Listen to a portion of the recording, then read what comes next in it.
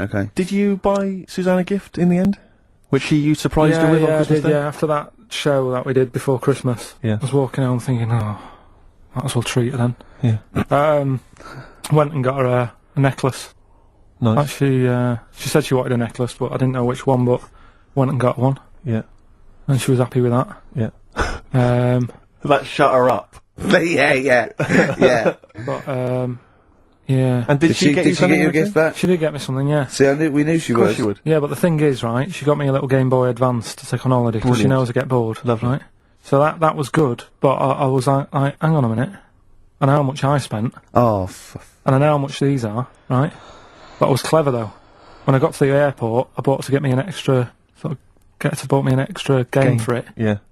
Got the value. of course. When you were growing up, did you wait to ask your mum for sweets right at the counter so the woman would embarrass her into getting you it? What, you mean just slip it in the basket? Well, no, just wait till there's some, a stranger watching before you ask for sweets. Can I have a Kinder Egg? Did you sit in front of Suzanne when it got to Suzanne, can you get me something else? Because remember I spent more on that necklace than you did on that Game Boy Advance. And the woman in Dixon's goes, oh, you better get him something else. She goes, oh, bloody hell, all right then. Nah. She did well, though. You know what I mean? She's done well to keep you, hasn't she? Did well. Because you're such a find. You're quite a catch. Yeah, she must wake up every morning and go, ooh, I am the luckiest girl in the world. Well, she told you that the other night. What? She said the other night how good it is living with me. Oh, yeah! I said to Suzanne, it must be great, because I only see him 2 hours a week, and I like to squeeze his little head. You can do that all day, every day. Does she ever squeeze your head? No. No? No. It's like that thing, though, isn't it? It's like when you work in a chocolate factory. You get sick of it, don't you? If it's there all the time. Yeah, she must think, well, I could squeeze that head any time I wanted. It's not worth it. I just, Yeah. What about your Christmas? Is it better than Rockbusters? It's alright. I did it in a bit of a rush, because I was only in yesterday, wasn't I? Sure. Well, yeah, if you take 3 holidays a year, then there's not enough time for the work. Me and Steve like to, put our priority into, doing the work, coming up with a good product, and getting a holiday when we can. I haven't really. I'd love a holiday, Rick. You know. I'd love a holiday. But I don't do the holidays for me, it's for Suzanne, isn't it? She's the one who likes going away. With you? I'll just go, so I'll go with her, do me bit. When you were playing Game Boy, right, and you'd looked in the hole, and you were reading your book, what is she doing? She'll make things seem more interesting to me. Do you know what I mean? So, like, when we're at the hole, and the bus driver said, you've got an hour here, I said, why have I got an hour here? I go to a funeral with someone who I loved in the ground and don't spend an hour around it. So I don't want to... Do you know what I mean? Can I just ask Karl how he got on over Christmas? Because the last time I spoke to him, you hadn't bought a present for your girlfriend. Yeah. I have to say, I was on tenterhooks all Christmas. Well, you changed it. After that show, I felt bad, even though I shouldn't have done, because... Because you hadn't bought your girlfriend a Christmas present? I said to you, I booked a table at a hotel in Covent Garden, had Christmas dinner there, which was nice, right? It's good food and everything. It doesn't feel like enough to me. Well, then I went out and treated some stuff, and then... No. A couple of days before Christmas, he went, I took Suzanne to that hotel we're going to go to for Christmas dinner. We had tea and cakes. And I went, oh, you treated her? He went, no, she paid for it, but I was just showing her what it was going to be like. That was her extra treat. She paid for it. I love that. Brilliant. Yeah. Well, it was like 150 quid for a meal for 2, which is pretty dear. So I'm not going to buy her cakes as well. I love that! Alright, love, have anything you want. You pay for your own pudding, I'm not mental. Yeah. So you treated her to some other stuff? Some bits and bobs. What, so she chose them and you paid for them? What, the presents? Yeah. No, you chose them and she paid for them, but, it's the thought that counts. I got them on the way home that Saturday. Well done. And what did you buy? Well, just some bits. It might be personal, Steve. Well, I don't care. Just some bits. Yeah, just but bits and pieces. Leave out the personal bits. What bits? Just little things. And then yesterday, right? A monkey wrench and a new washer for the shower. Yeah. Some recordable CDs that you need for your job. Oh, dear. Now, when you gave those presents to her, did her face light up? Right. I don't want to tell you what they were, right? But she wasn't that impressed. You're going to tell us what they are now, tell us what they are. You even know what they are, she told you, on Christmas Day. Hold on, wait a minute. But it doesn't matter what they are. It does matter what they are. It doesn't matter. Karl, it's you, mate. Of course it doesn't matters. matter. Oh, God! Have you just remembered? Yeah! Right, but don't... there's no need. I've got to tell him, Carl. I really want your permission because I don't want to be I know it's not, but we know it's not that embarrassing. It's really quite sweet. Yeah, but in a way, right? The way I look at it is, right, Christmas, even when I was a little kid, right, is not... Please let me tell him, Carl. Well, let me just tell you first, though. Let me tell you why I didn't go all out on the old present front. Alright. Justify yourself. Right? First of all, I've covered it up since then anyway, right, with that present, because I bought her some shoes yesterday, and she did say, I'll give you the money for them, but when I get home I said, it's alright. I said, you can have them, right? So not only did I buy her some food on Christmas Day, I got her shoes. She's probably had a terrible... And they treat you like a horse. Yeah. It's not like, there you go, there's your shoes, there's your food, right, bed down, see you later. Yeah, but what I'm saying is I she's have done... fed and clothed Yeah, her. did you comb her hair? She's done well this year, right? So... The thing She's done well this year. It's like you're a single parent living on a council estate with a smack problem, and you still managed to buy them some Lego. When I was a kid, right, it wasn't about what you got. I remember one year when I was about 8, right? This is going to make me cry, isn't it, this? No, it's not. I'm just saying the way it is, right? I woke up at about 4 in the morning. And I was like, what have I got? And I couldn't sleep, I was that on edge. It's the excitement of Christmas, isn't it? It's like, what's wrapped up, I need to know. Sure. Yeah. And it's the fact that people are saying, no, you won't know until tomorrow. Yes. Sure. That annoys you and winds you up. Okay. So I got up at 4 in the morning, opened my presents, and then went, right, I know now, went back to bed, had a great sleep. Yes. Right? So it's nothing to do with the excitement of what you get, it's the excitement of not knowing what you've got.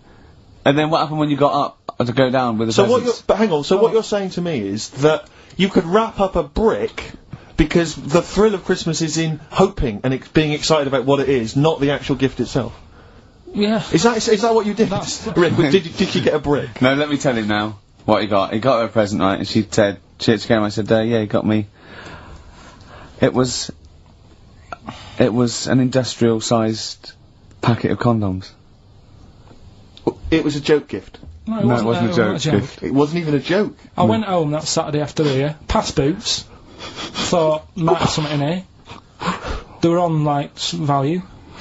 Right, you passed the Were makeup. they used? Right, The makeup, you passed all the other... Past the makeup, stuff. past the lovely vanity cases, Yeah. the foot spas, Exactly. yeah. The bathroom Hold products. on. How much are these, love, for 100? $4.99. Yeah. Do I get them reduced if I buy in bulk? So how many did you buy? What was it? I don't know, probably about 100. Right, okay. And is she allowed to use those with anyone? Did you wrap them? Can she just go out and have a wild time? Well, you don't need to wrap, they're already wrapped, aren't they? Oh. And then what did she say when she opened them? No, wait, Carl, what did she say? Right, play a record and we'll come back to this. You're worse than my father. Carl, just take us through the moment where you gave this gift. Firstly, so you went into Boots, right? You thought, alright, 100 condoms, brilliant. Okay, did you wrap it up? I don't know if it was 100, probably 80. Right, okay, yeah. Right. You don't want to go mad, do you? Wrap them up. I'm just resting easy knowing that he's not trying to breed. Right? No. Yeah. So, I got her them. I got her, Grease on DVD, because she's always watching that. Yeah. Right? Yeah. So just think of when her mum said, what did Carl get you? Some condoms and grease. I was going to say, I'm glad he said on DVD. Right. She was surprised anyway, right? Because yeah, I bet she was. no, when she got she was thinking like jewellery. no, right? That showed her. That surprised you, hasn't it? All right. So hang on, wait a minute. You thought it was a holiday, didn't you? Yeah, look at your face. You don't know me at all. So hang on. So did you give these on Christmas Day? Right. What happened is she got in from work that Saturday, right? And I said, look under the tree. Knackered. Oh, right? At least it's Christmas. Yeah. At least I'm going to get a little bit. I said, look, you got some stuff under the tree, right? So did you give her a sugar lump? Right. She was really chuffed with that, but she said she was a bit puzzled because I didn't know we had any wrapping paper, right? So I ended up using wallpaper. You didn't take it off the wall though. You had some. No, it was some left over, right? So she said, why have you used wallpaper? I said, well, I didn't have any paper and you were getting in a bit and I wanted you to have a surprise. So she said, can I have a feel of them? I said, no. Presents. He thought, right, I've got the right thing. Yeah. Right. And then Christmas Day, I said, no, don't get carried away. It's nothing really good. You know, we said we weren't going to buy each other much. So there you go, open them. Yeah, go on. And can I just ask, had you received your present from her yet? Yeah. So what had you received? What did he have? Had some shoes. Nice. Right. Getaway game for PlayStation. Nice. I'm just totting up the value of this. Those, Go on, yeah. And just also think about how much fun and pleasure you get from them. Yeah. Although, of course, condoms, I can see the Well, see the appeal. Well, right. Okay. So yeah, I think but I can also add to that bit 150 quid for a meal. If you're going to start totting up, 150 quid for a meal. I bought some shoes, 72 quid. Yeah, that was after the event, though. Doesn't matter.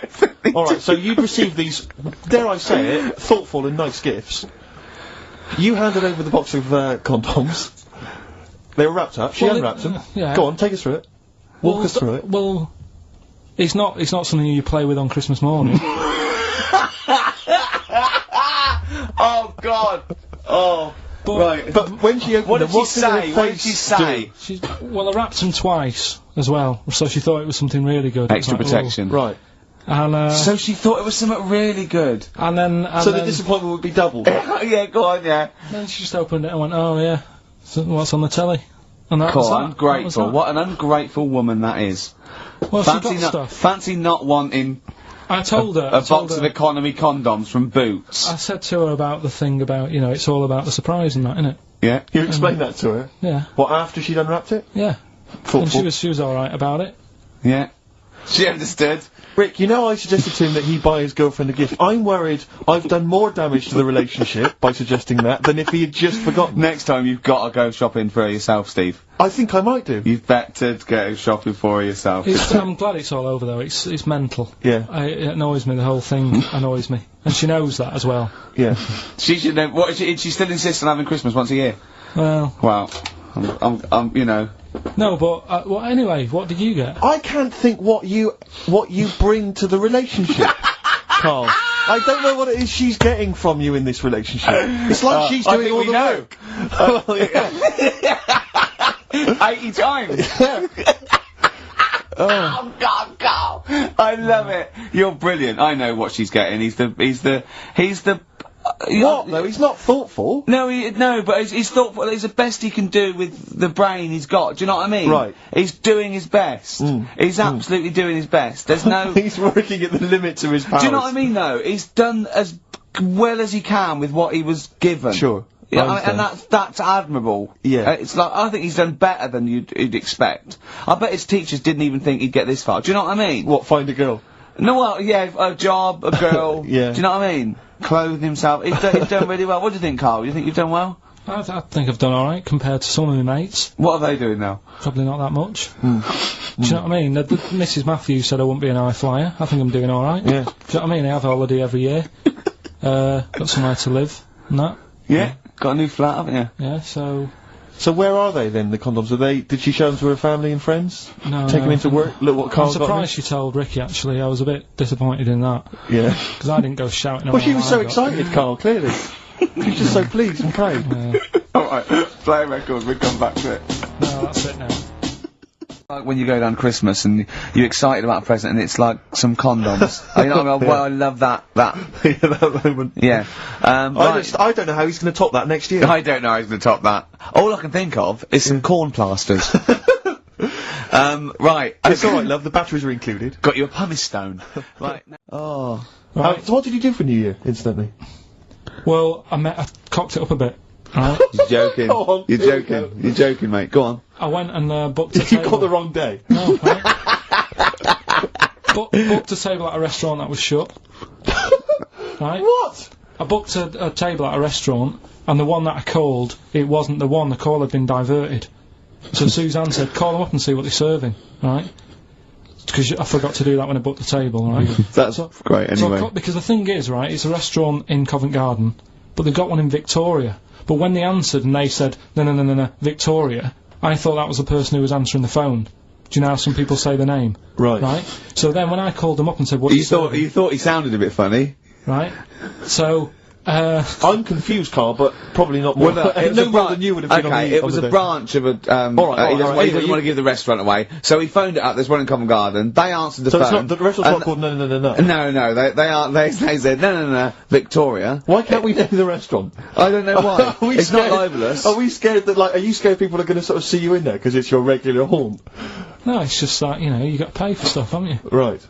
I mean, it's... Okay, anyway, so you've I got... would mention it before New Year, but it's not... So in did our you go favour all the now, way is to it? the restaurant to find out that it was closed? No. What happened is I called Was that the them name up. of the restaurant again? Right, the restaurant's called Christopher's. They've got one in Covent Garden, they've got one in Victoria. He Right. phoned up, he wanted to book, it's a lovely restaurant, I've been there often, I recommend it to him. He phones up, says, can I have a table for he said, no problem, sir. Right? And then, so Dan said, oh, you better call up, see if they've got any haddock on the, menu. And he went, hello, and they went, hello, Christopher's. Victoria went, Victoria? They went, yeah, he went, oh no.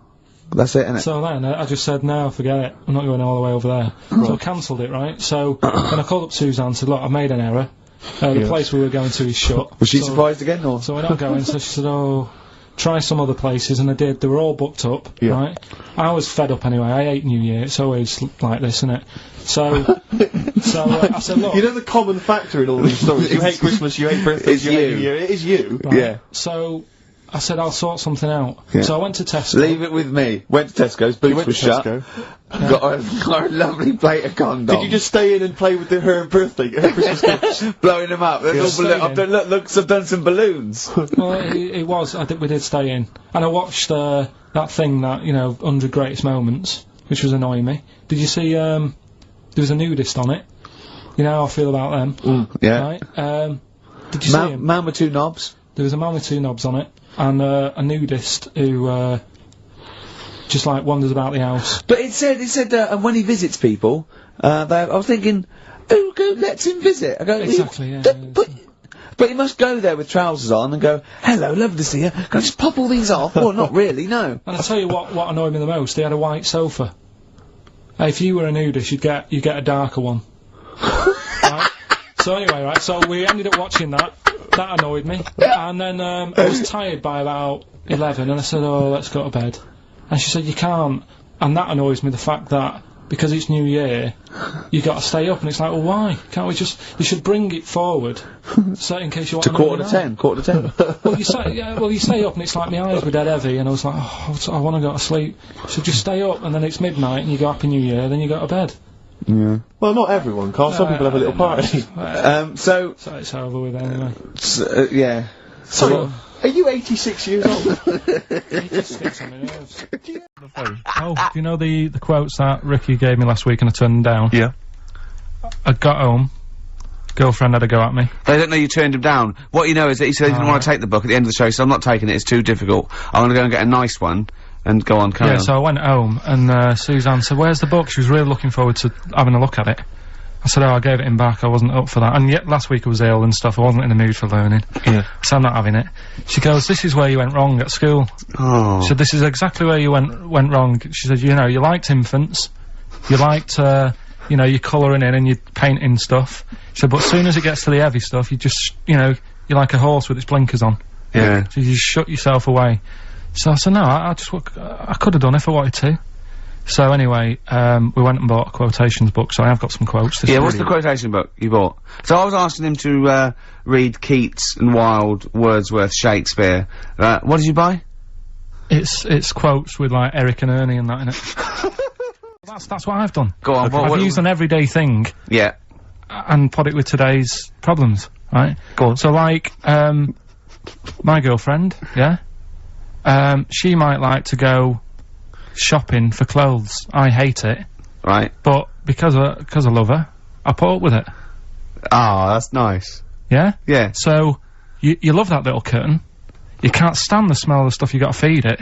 But because you love it, you go, well, I'll put up with this just for a few minutes, and then I can, like, squeeze its head later and give it a little... So, holiday, where'd you go on holiday? Sardinia. Good? Yeah, it's alright, yeah. Nice food and that, it's important, isn't it? Yeah.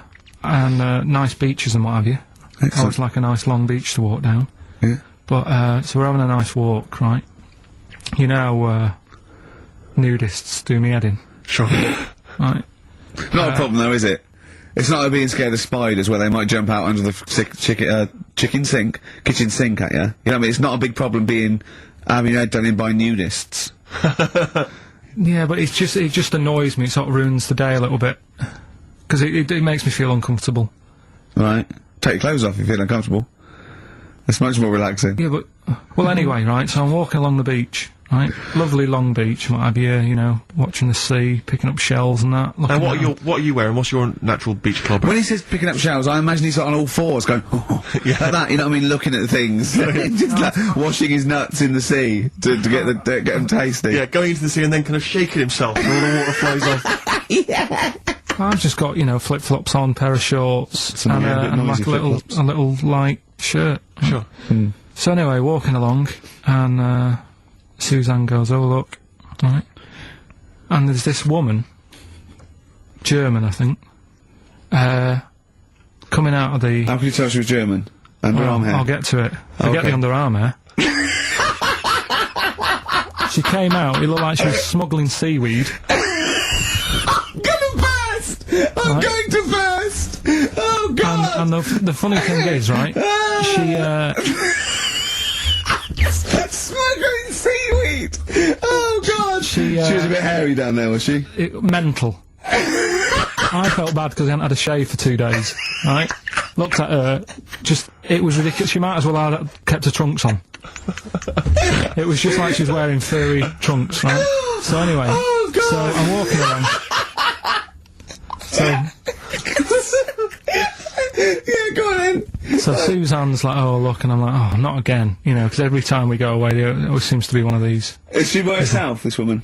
Well, the weird thing was, she was with her husband, right, but he had shorts on, he was happy, right, but every time, like, because I walked past her, and he sort of ran off, because he's embarrassed. Do you know what I mean? There's nothing normal about it. What can he do? He can't go, alright, mate?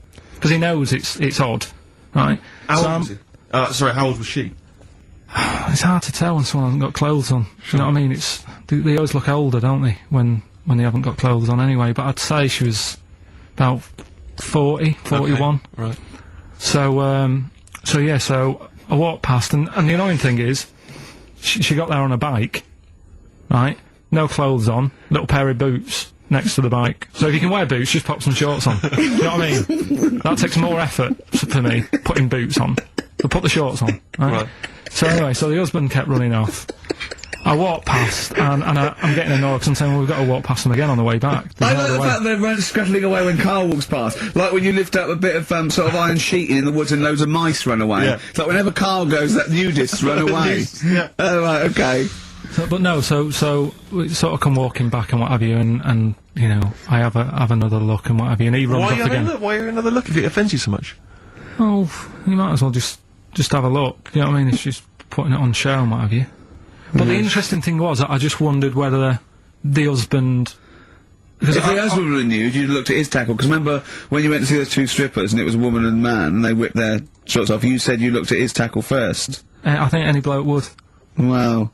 You would. You just check it out, it's natural, isn't it? You just go, oh, right. So it is normal or whatever. Because you don't know if you know what I mean? You don't know if what you've got's right until you see someone else's. No, do you know what I mean? Yeah. But anyway, so, but he got us talking, because I was... Then, as soon as I saw her, sort of, today's been ruined a bit, so I'm walking up the beach... It's been ruined! Walking up the beach with Suzanne going, how does it happen? Do you know what I mean? Why do people do this? What fun are they getting out of it, and what have you? And, I just was thinking, is there any chance that fella, right, didn't even know that she was a nudist until they went away? Do you know what I mean? Because I said to Suzanne, say if I met Suzanne, it's like we're getting on, yeah, everything's fine. Yeah. And then you go off on holiday and you go, you haven't got much luggage.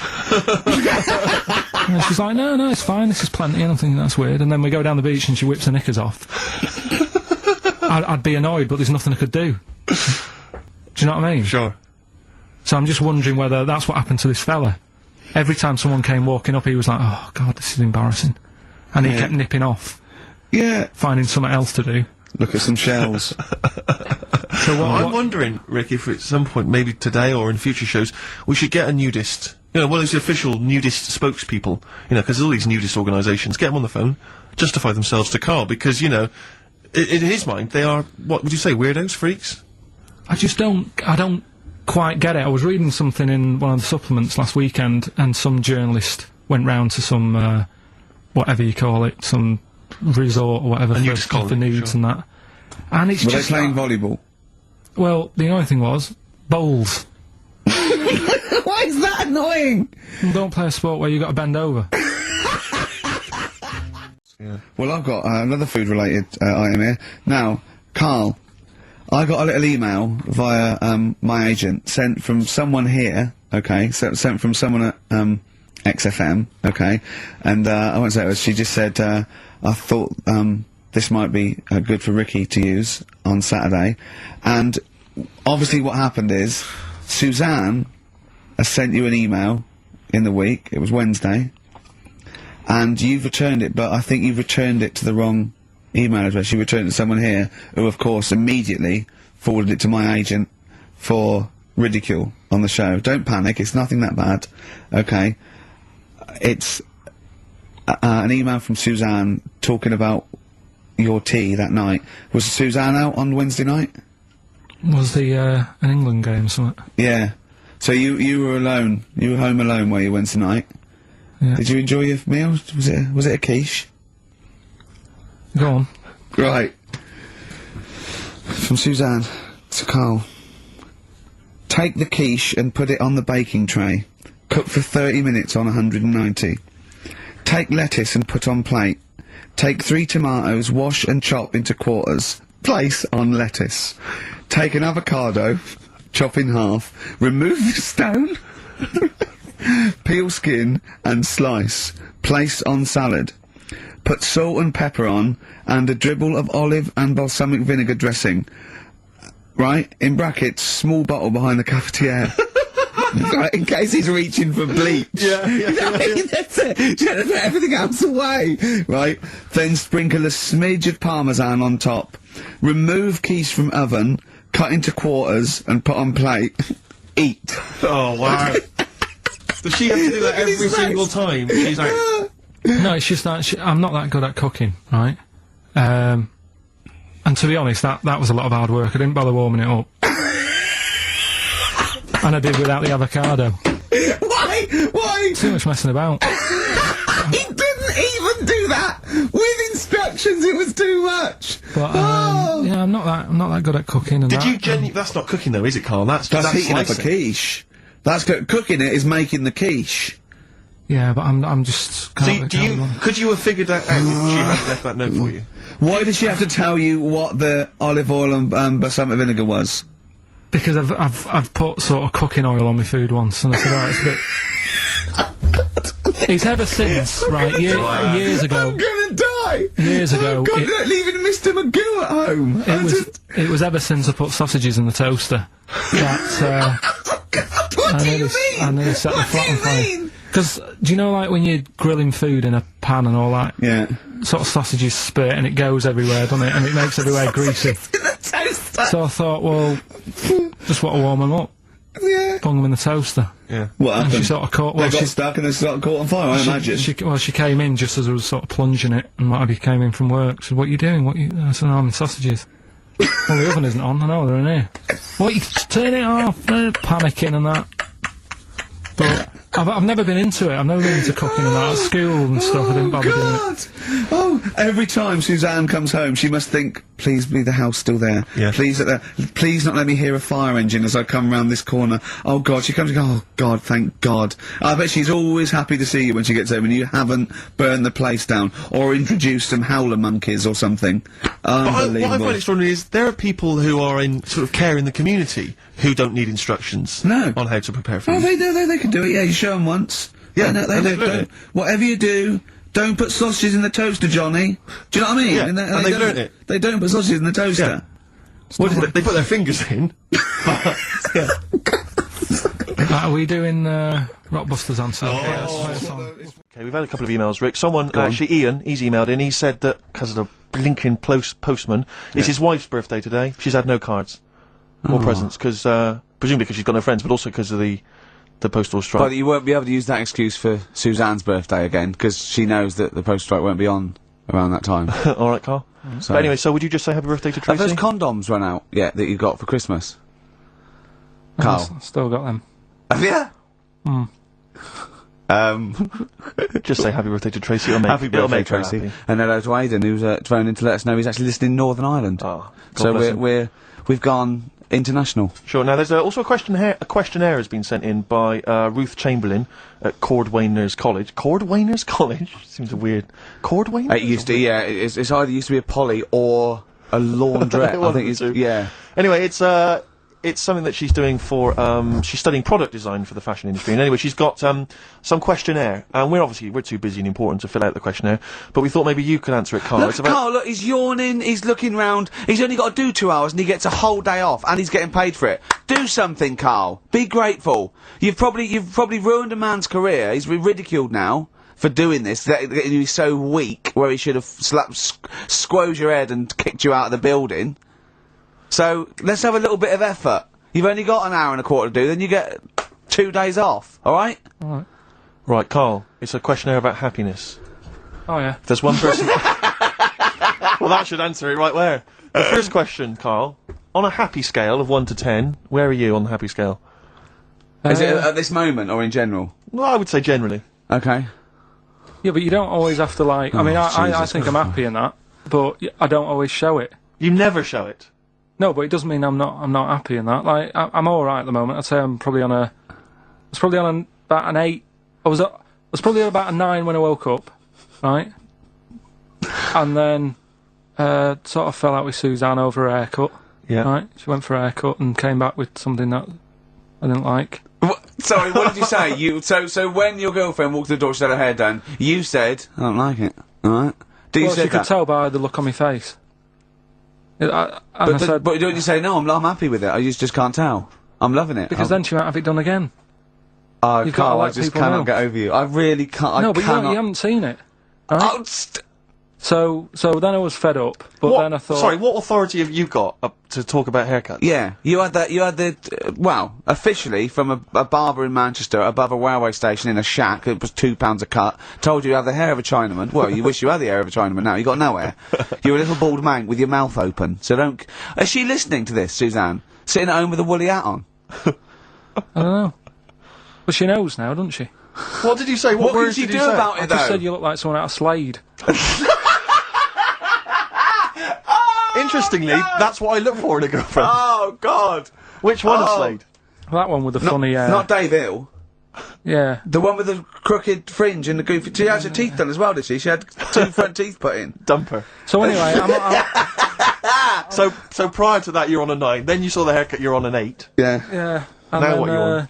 I'm probably on about a 6 at the moment. Why? What's happened? Well, while Star Sailor was on, bit more head squeezing going on. So yeah, about a 5 or 6. So generally speaking, what would you say you're on? About a normal? 4. You're on a 4 normal. Alright. What would you give someone who wasn't very happy? What would you give them? What are you thinking, Carl? Depends why they're not happy.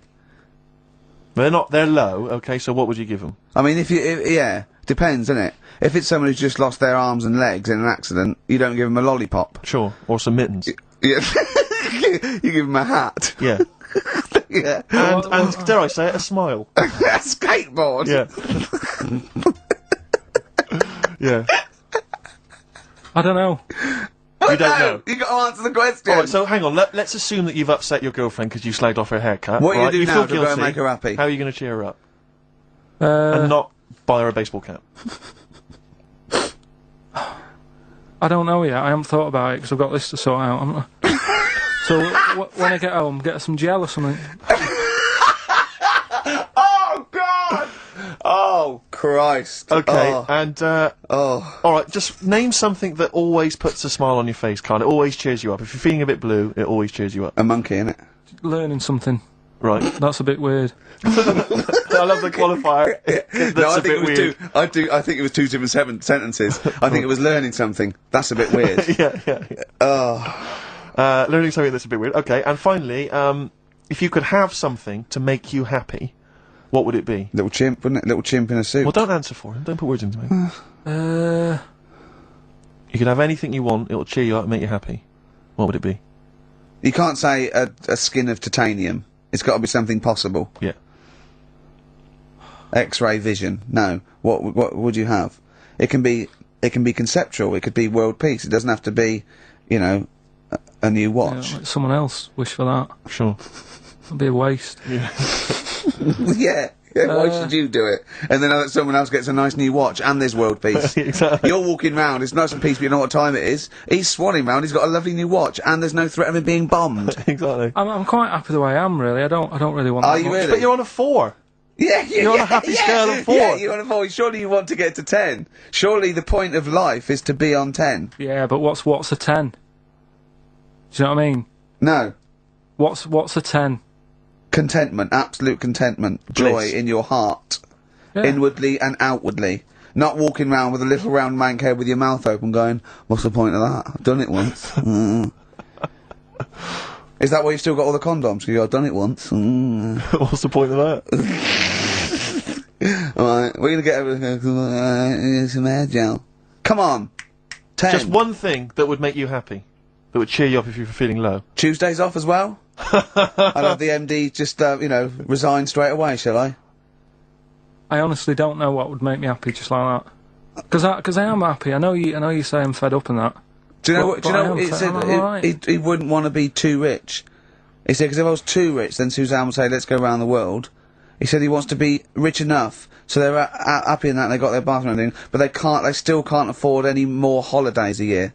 Think of that. Think of that wish. Think of that capping your wishes. Yeah. Do you know what I mean? Putting a ceiling Yeah. on your ambition. I love it. It's genius. Look at his face. Play a record. You're an It's idiot. like if you'd won that ticket round Charlie's Chocolate Factory, and he'd said, actually, Carl, I want you to take over the factory, it was a test. You'd have said, I just wanted to look around the chocolate factory. Yeah. I'm happy to go back and live. No, he just said, poor. I'll work it, but I'm not working Mondays. Exactly. Play a record. Imagine giving a chocolate factory to a kid. I know. Idiot. Give it to the fat one at least, he'd Yeah. enjoyed it more. And, what Carl, we're on happiness. Carl, Yeah. I'm Oh, trying to Carl- explain Carl's to Carl happiness. that the aim to, you know, is really to get on a 10. Yeah. For But I like happiness. the He's fact on that a he 4. started on a 9. But I love the fact he's happy with 4. Yeah. I love that. No, but what I mean is, right, I'm not looking for, like, happiness. Right. I'm You're not alright. looking for happiness. What? What's that for? What I mean is, right, I'm happy when I'm not fed up. So what I mean is, I'm happy... Is this in your new book, Psychology of the Mind? What is that? I'm happy when I'm not fed up. That's like an 8-year-old trying to explain happiness. Johnny, what is it when I'm happy when I'm not fed up, miss? Well done. Good boy. That's it. You're happy when you're not fed up. Talk like an adult. Yeah, but that's what I'm saying to you, though. I don't... What?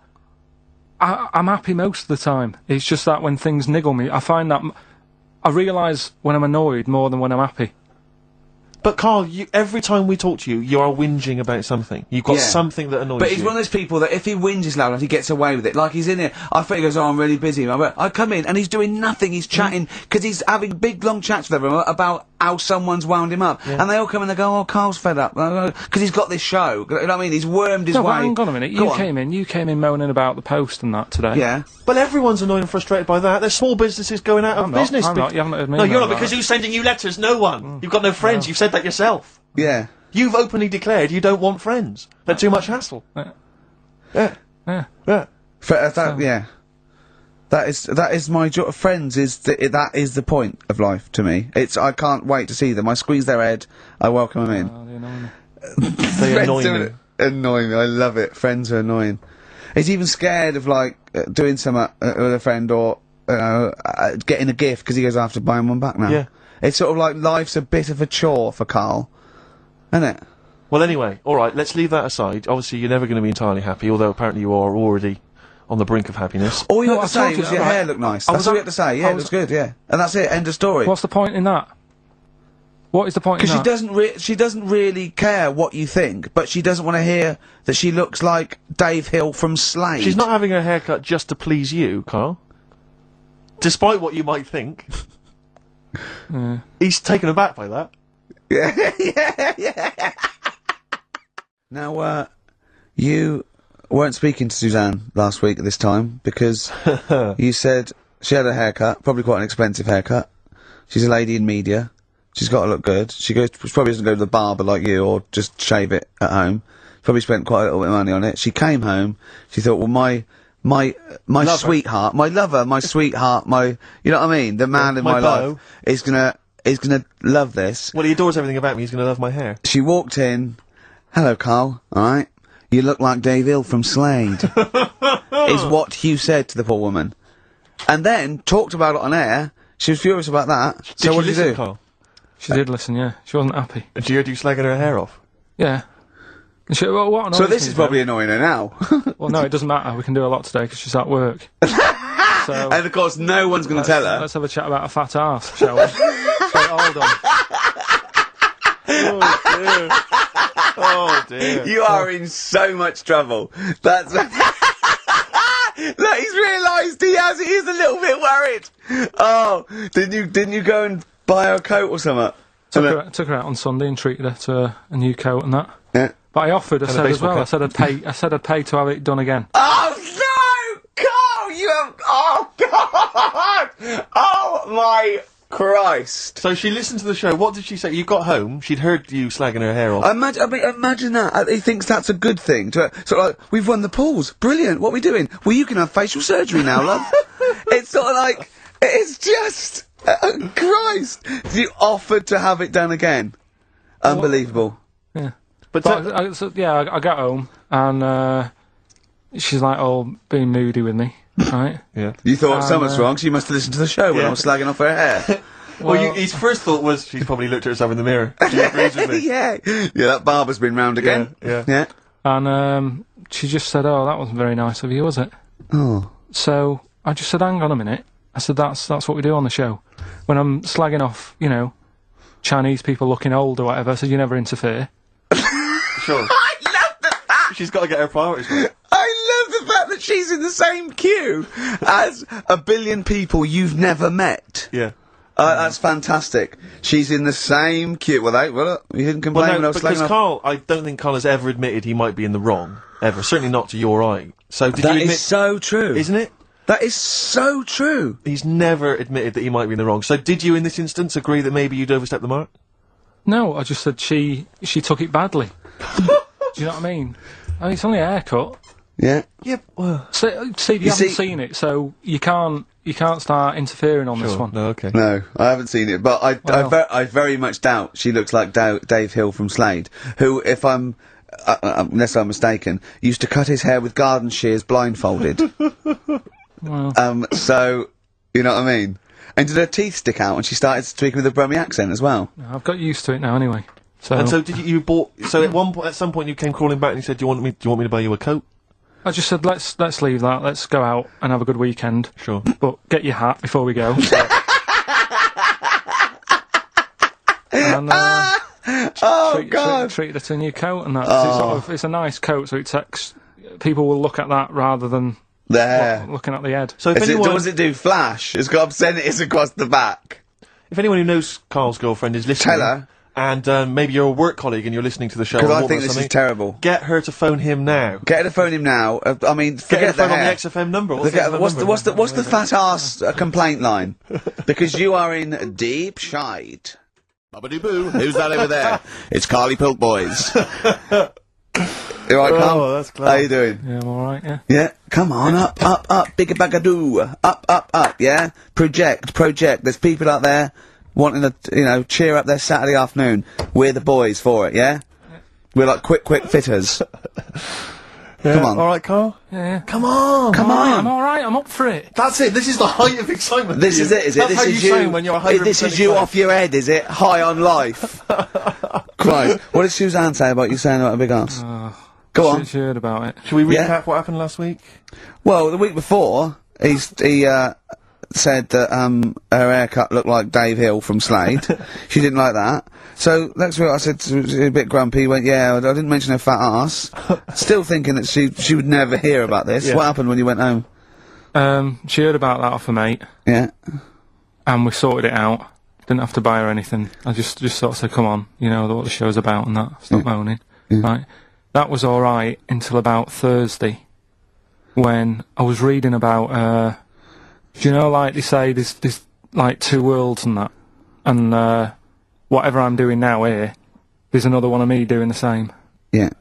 But Well, no, he's probably taking some time off. He's probably having a week off. yeah. But I was just talking about that, and she was saying, nah, that doesn't happen. And I sort of said, well, they definitely won't have a haircut like yours. Right? And that sort of started the argument again. It's almost like you haven't learnt your lesson. Also, it's like you're talking about it again on air almost, in a way, so our mates could hear again. It's very short. Learning You know, Carl, if there was if I cut a hole in a box and you knew there was an orange in there, right, and you put your hand in, would you be stuck there trying to get that orange out, do you think? Or would you just, like, let it go and sort of tip it upside down to get it out? What do you mean? I think that answers your question.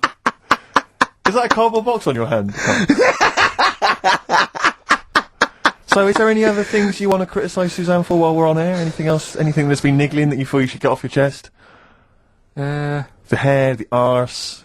Nah, leave it. Everything else is fine. Leave it. I think so. Okay. That's good. I think leave it. Well done. I mean, it's not what people listen for. So, right, redeem yourself. Have you got the film thing you're in? Right, yeah, I'm in a film. It's Pulp Fiction this week. Right. Right. Changed it a little bit, tweaked the storyline a little bit. Okay. It's just To make it better, yeah. It's just do you know I've talked about Suzanne's hair and that? Yeah. About when she got it cut, didn't like it and that. Yeah. So it's sort of about that. Listen to it, there'll be a question at the end. You can win some good stuff. Yeah, well. Right? So, and this is the scene where they're in the restaurant, do you know, when they're about to do the robbery. Yeah, play. Except it's not a restaurant, change that, it's a barber's. Right. Alright? Okay. Alright. There you go then. Is there going to be a question after this? Yeah. Okay. Right. Girlfriend came in here earlier. Had a haircut. I'm not happy with it. Look at the state of that. Well, don't laugh. Yeah. I mean, I don't want to cause any fuss, but just want you to sort it out. Afraid I can't do that. Well, you can do that because it looks a mess. Look, my friend, this is just where you and I differ. Well, you've got to do something because look at it. When she came through the front door at home, I thought Dave Hill out Slade had walked in. Funny, I was thinking the same thing. Look, I don't want to cause any problems or anything. She hasn't even seen it properly yet. She sort of had it cut and came straight home and didn't look at it. Suzanne, just look in that mirror. Look what they've done to your head. God damn it, what is it? Suzanne! We're not gonna do anything stupid, are we? I'm the manager here. There's no problem. What do you mean it's not a problem? Look at the state of her hair. Be calm, cooperate, and this will all be over in a minute. I'm gonna go home. Well, we're not going anywhere until they've sorted your hair out. I'm not walking home with your hair like that. It's embarrassing. So let's just get it... You die. No, forget having it dyed. Just get it cut. Colour's not a problem. Just sort it out. Just get rid of... Let's see what we can do. Right. Good. Look at it. Look at the state of it. I'm trying real hard. Suzanne, just keep your head still there so we can... Just hang in there, baby. You're doing great. I'm proud of you. Just sort that bit out there. Just cut that.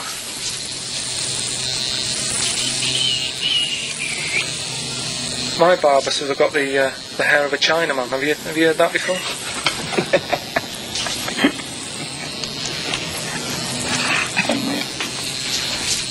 What?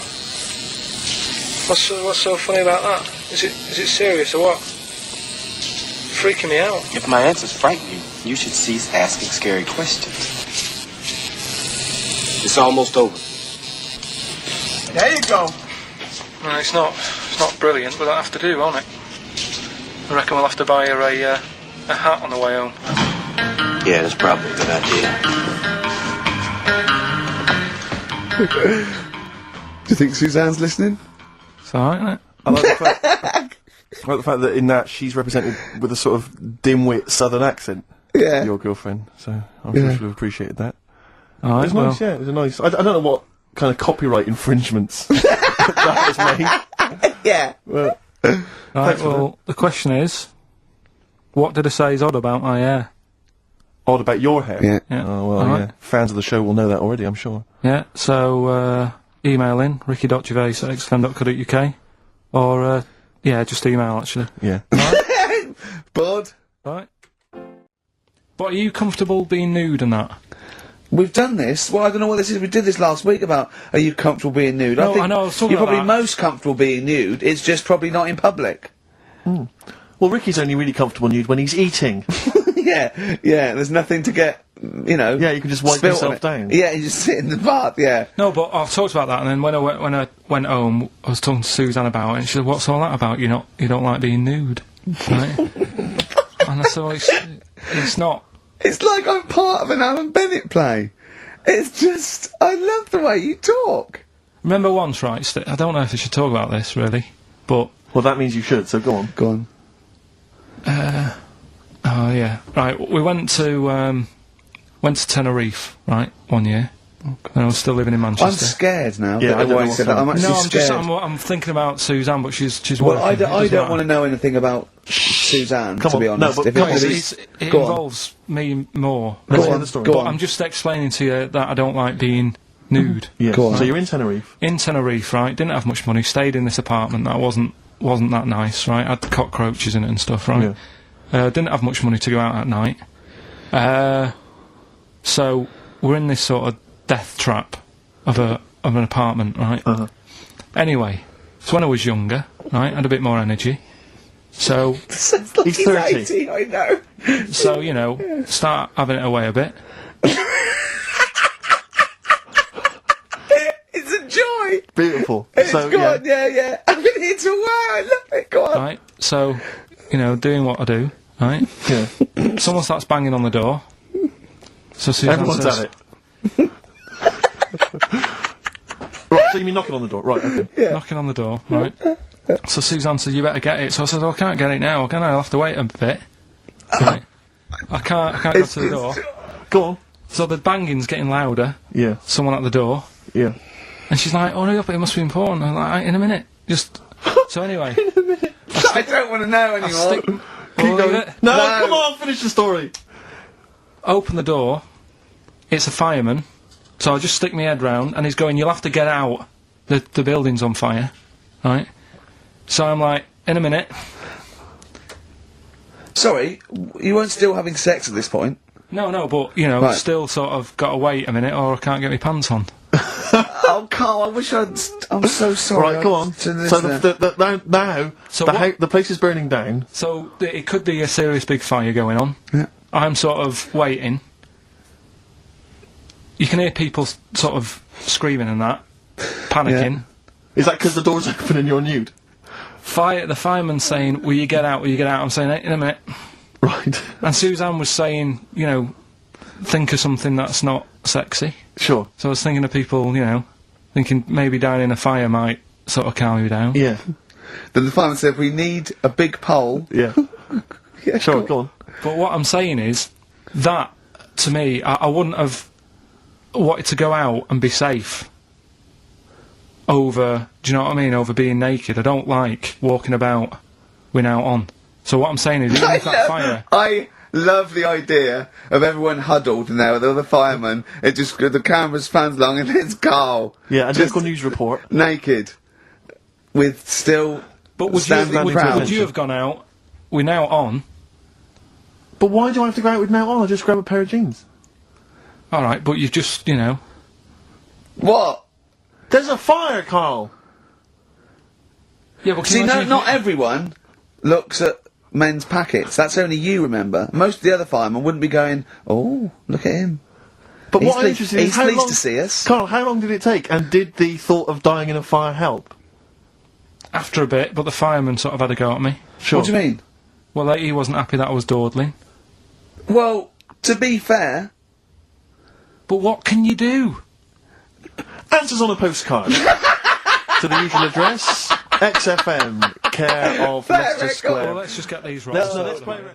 What do Right. you reckon, Carl, to being Ricky's friend? Did you find that an exhilarating experience, something that you enjoy and look forward to? It's alright for about an hour, and then anything over that is when he's just messing about and he wants to hit me on the head with a tray. we or, went for lunch yesterday, didn't we? That was more than an hour, wasn't it?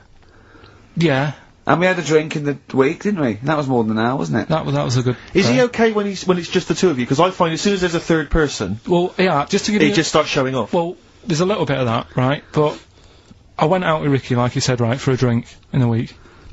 And, you know, I went home. and Suzanne, my girlfriend, said, where have you been? I said, I've been out for a drink with Ricky. Hey, you've been out for a while, what have you been talking about? I sort of sat there for a minute and thought, there's nothing that I can tell her we've been talking about that she'll show any interest in. She said, well, you must remember something. I said, I can't. She goes, no, something, just anything that you were talking about. What are you talking about? I said, right, the one I remember, one of the topics that came up was, imagine that the only way to have a kid was you had to sleep with a squid. How many kids would you have? I would say it was the future and the squid's taking over, but the only way they could do it now is like a filter. You had to sleep with a squid. I was going, would you? He was going, what do you mean? I was going, would you? He said, there's not a time he hasn't gone home with a conversation, buzzing in his head that he got confused about. Would anyone want a kid that much? Does the child look like a squid when you have it, or is it No, a it's regular not. kid? I was going, no, it's normal, but it's like a filter with a system. The only way you can do it to make sure, you have to impregnate the squid, and it's a filter, and then you can, test tube baby in the future. Did the busted lads mention that in the song? He did, but he live underwater, that's where I got it from. I said, well, you probably sort of like get quite friendly with them eventually. You probably would be breeding with the squids and, So what prawns. does Suzanne make of Gervais? Has she met him a few times? Yeah, she just said, she can understand why we sort of get on, because we both sort of come up with daft stuff all the time, and... Yeah. But I'm quite happy to have a discussion. I love the way that it talks about his partner like the adult. Well, like we're that's the how I two see kids it. that go out playing, talking about squids. That is exactly how I see Suzanne. It's like, if she wasn't there, I don't think you'd get out of the house in the morning. Well, you'd have tied your shoelaces together. Yeah, you'd have your earplugs You'd have forgotten in, to put your trousers the on. fire alarm would be going off, and, someone would have left a frying pan on, the builders would be sort of like throwing you round. Yeah, I imagine she makes you like a put round me of down. sandwiches. Well, she's noticed that I don't ask as many questions now. Because, like, last night was one of the first times in ages that I'd asked her something, right? What did you ask? Where's the bathroom? No, right, do you know, like, I'm always thinking stuff when I'm bored, right? if it's when I'm washing up or what have you. Yeah. And, last night, she was watching, that Midsummer Murders. Midsummer Murders, right? I don't like it, I think it's rubbish. Right? So, Another thing you've got in common then. No, but do you know what I mean? But I'll let her watch it. Yeah. Do you know what I mean? She really likes it. He was standing, he's watching the microwave, she was going, Carl, no, this is the telly. This is the telly. Wait a minute, this chicken's gonna come I've round seen any this second. before, it comes round again in a minute. Carl, what's the washing machine, Carl? So she's watching it, loving it and that, and I'm bored, because it's just, it's a boring programme. So I'm sort of looking through magazines that we've got. Trying to find animals without heads. And, it was in one of her magazines, and there's this article, right, about these identical twins, brothers, right, and one of them meets this girl, right, and it turns out she's got an identical... I've heard of this is true. Right. They get married. She's got an identical sister. Right. So, they both go out. So two identical twins, male, going out with two identical twin sisters. Yeah. So I was looking at it going, oh, that's weird, because you see them, like, they're always wearing the same cardigans and that, and that's like... But then, but if you're an identical twin, then you probably would fancy the same sort of person, wouldn't you? But then, I was asking, she was going, it's getting near the, the plot, the murderer. If they had a kid, would they look the same? Yeah.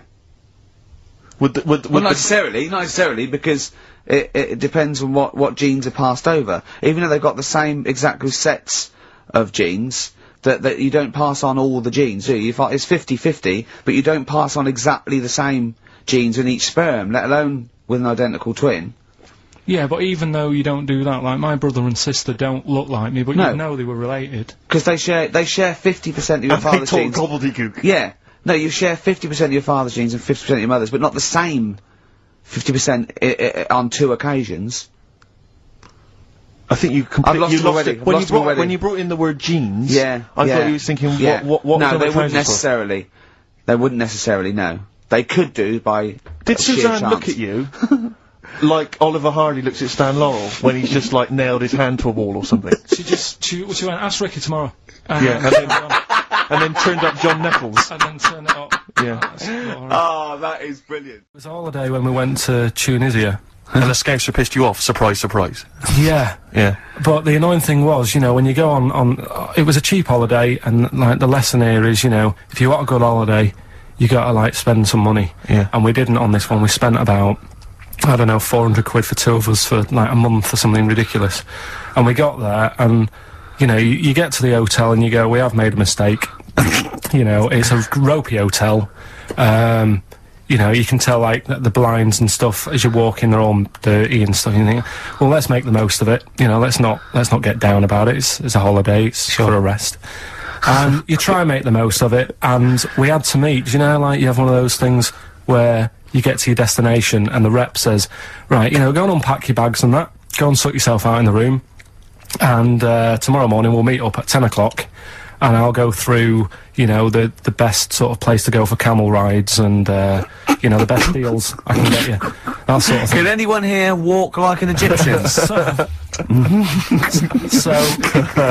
So she says, right, tomorrow morning, meet 10 o'clock in the discotheque. So we get up and we have breakfast, and it wasn't a good breakfast. The kitchen was, like, bit horrible, the food wasn't good, and it was run by sort of midgets. What do you mean it was run? Not there's anything wrong with that. There was little fellas running around, and the annoying thing was one of them sort of started to fancy my girlfriend. How did he manifest his affection for No, you're not saying there's anything wrong with midgets, though, are you? Just saying it was strange that there was Yeah, but even midgets shouldn't be cutting in on Karl Pilkington's territory. I know, no. But it's also that thing of, you know, they've got little fingers, and it's sort of ruined. I'm so sorry. No, I'm not. It is a bit of a phobia of mine. Okay. Do you know what I mean? They are nice people and that. Sure. Oh, God. But the annoying thing is... So what was he doing then? How did he... I don't understand how he was chatting up your girlfriend. Was he crawling under the table so you couldn't see? He just kept... Whispering to her from underneath there. Stop it! Just sort of, you know... Wait, I don't want to get a complaint on our last show. There's not many midgets What's going to happen? Can we just finish this and start up again in a couple of months? Oh, yeah. What are they again? Is the tip included? Yeah, go on, that one. Right. In Turkey... Nice. It's not, actually.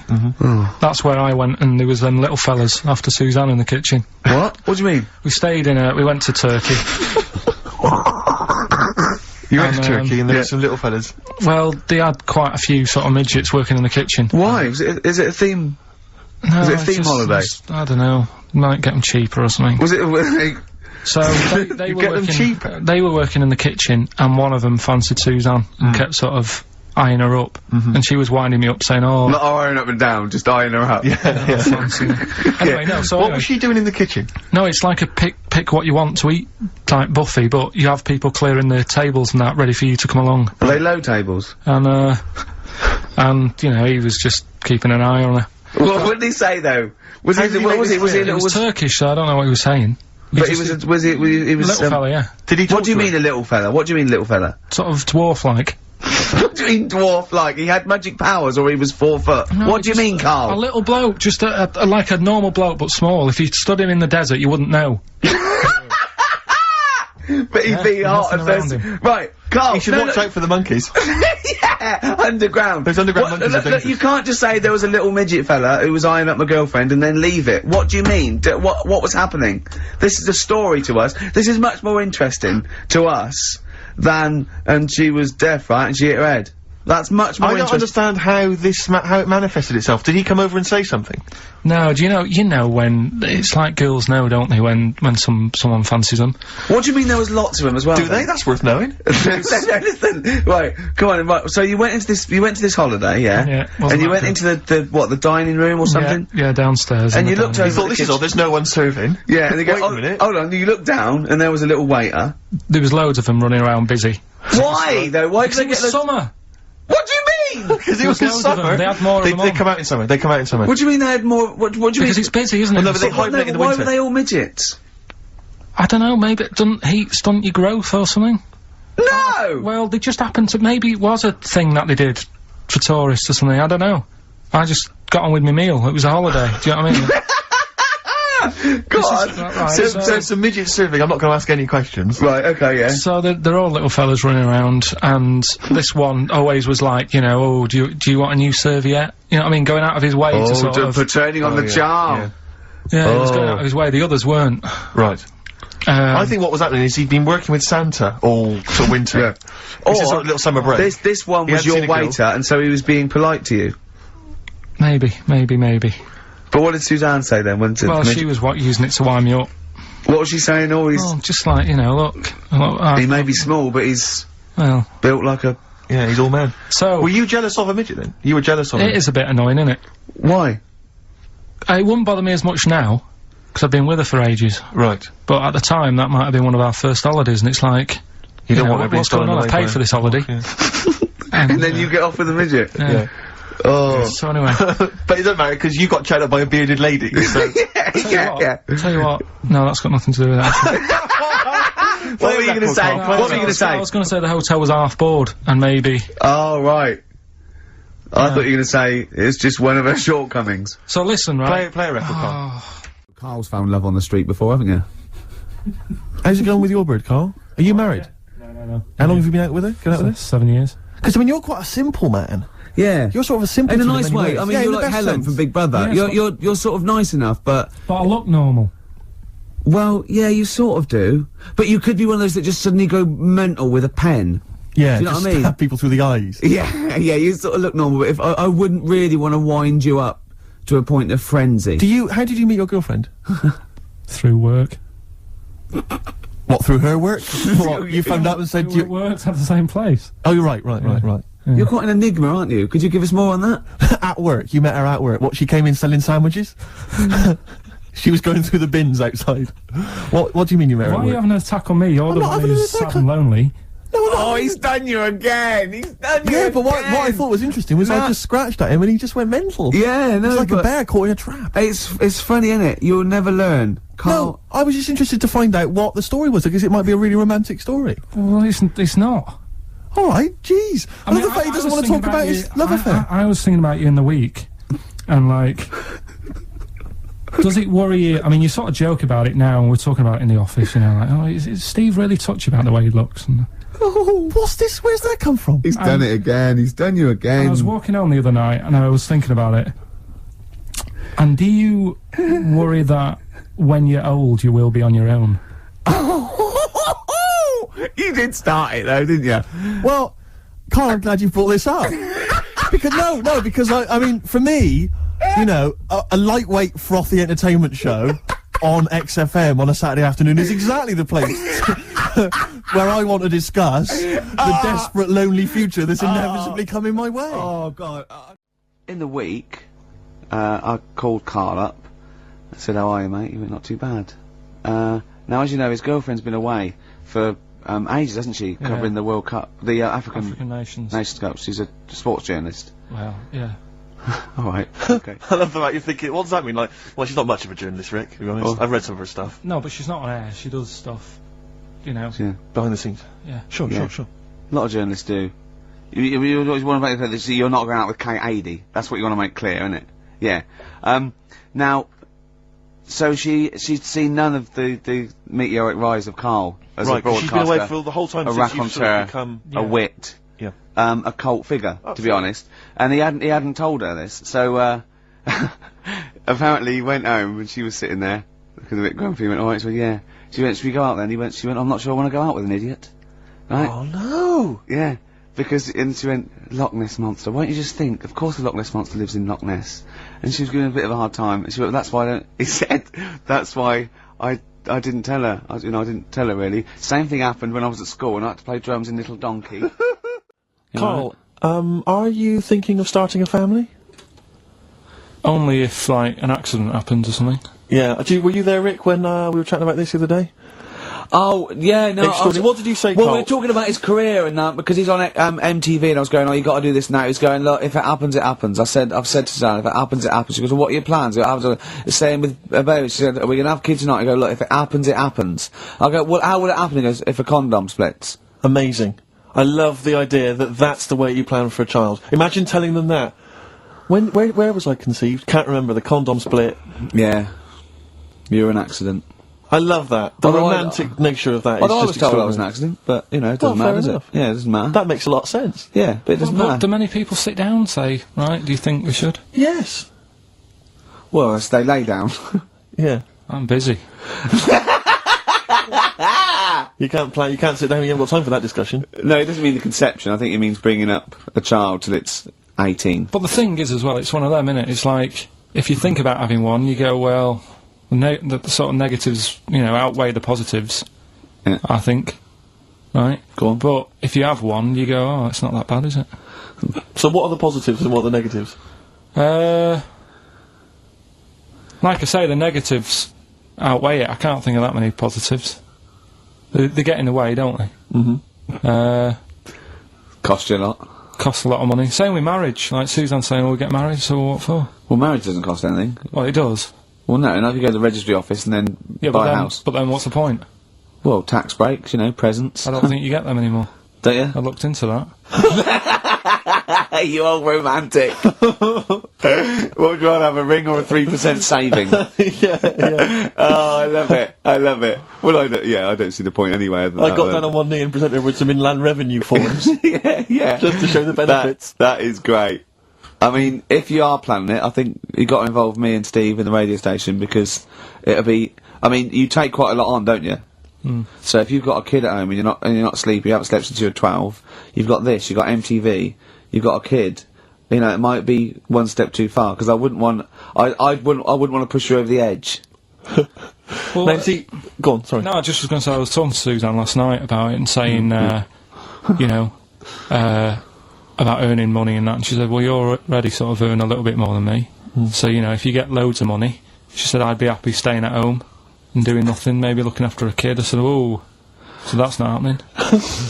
Right. I said, I could have a load of money now tucked away, I could have won some money and I wouldn't tell you. I still want sort of that check offer every month. Because I get a check offer to sort of pay the bills. Yeah. And I think you need to keep that in a relationship. Sure. Do you know what I mean? Work as a team. Yeah. Yeah, that's not working as a team. Of course it is. Well, no, you share everything. Sharing everything is working as a team, whether you earn most or whether stashing some 35 grand back.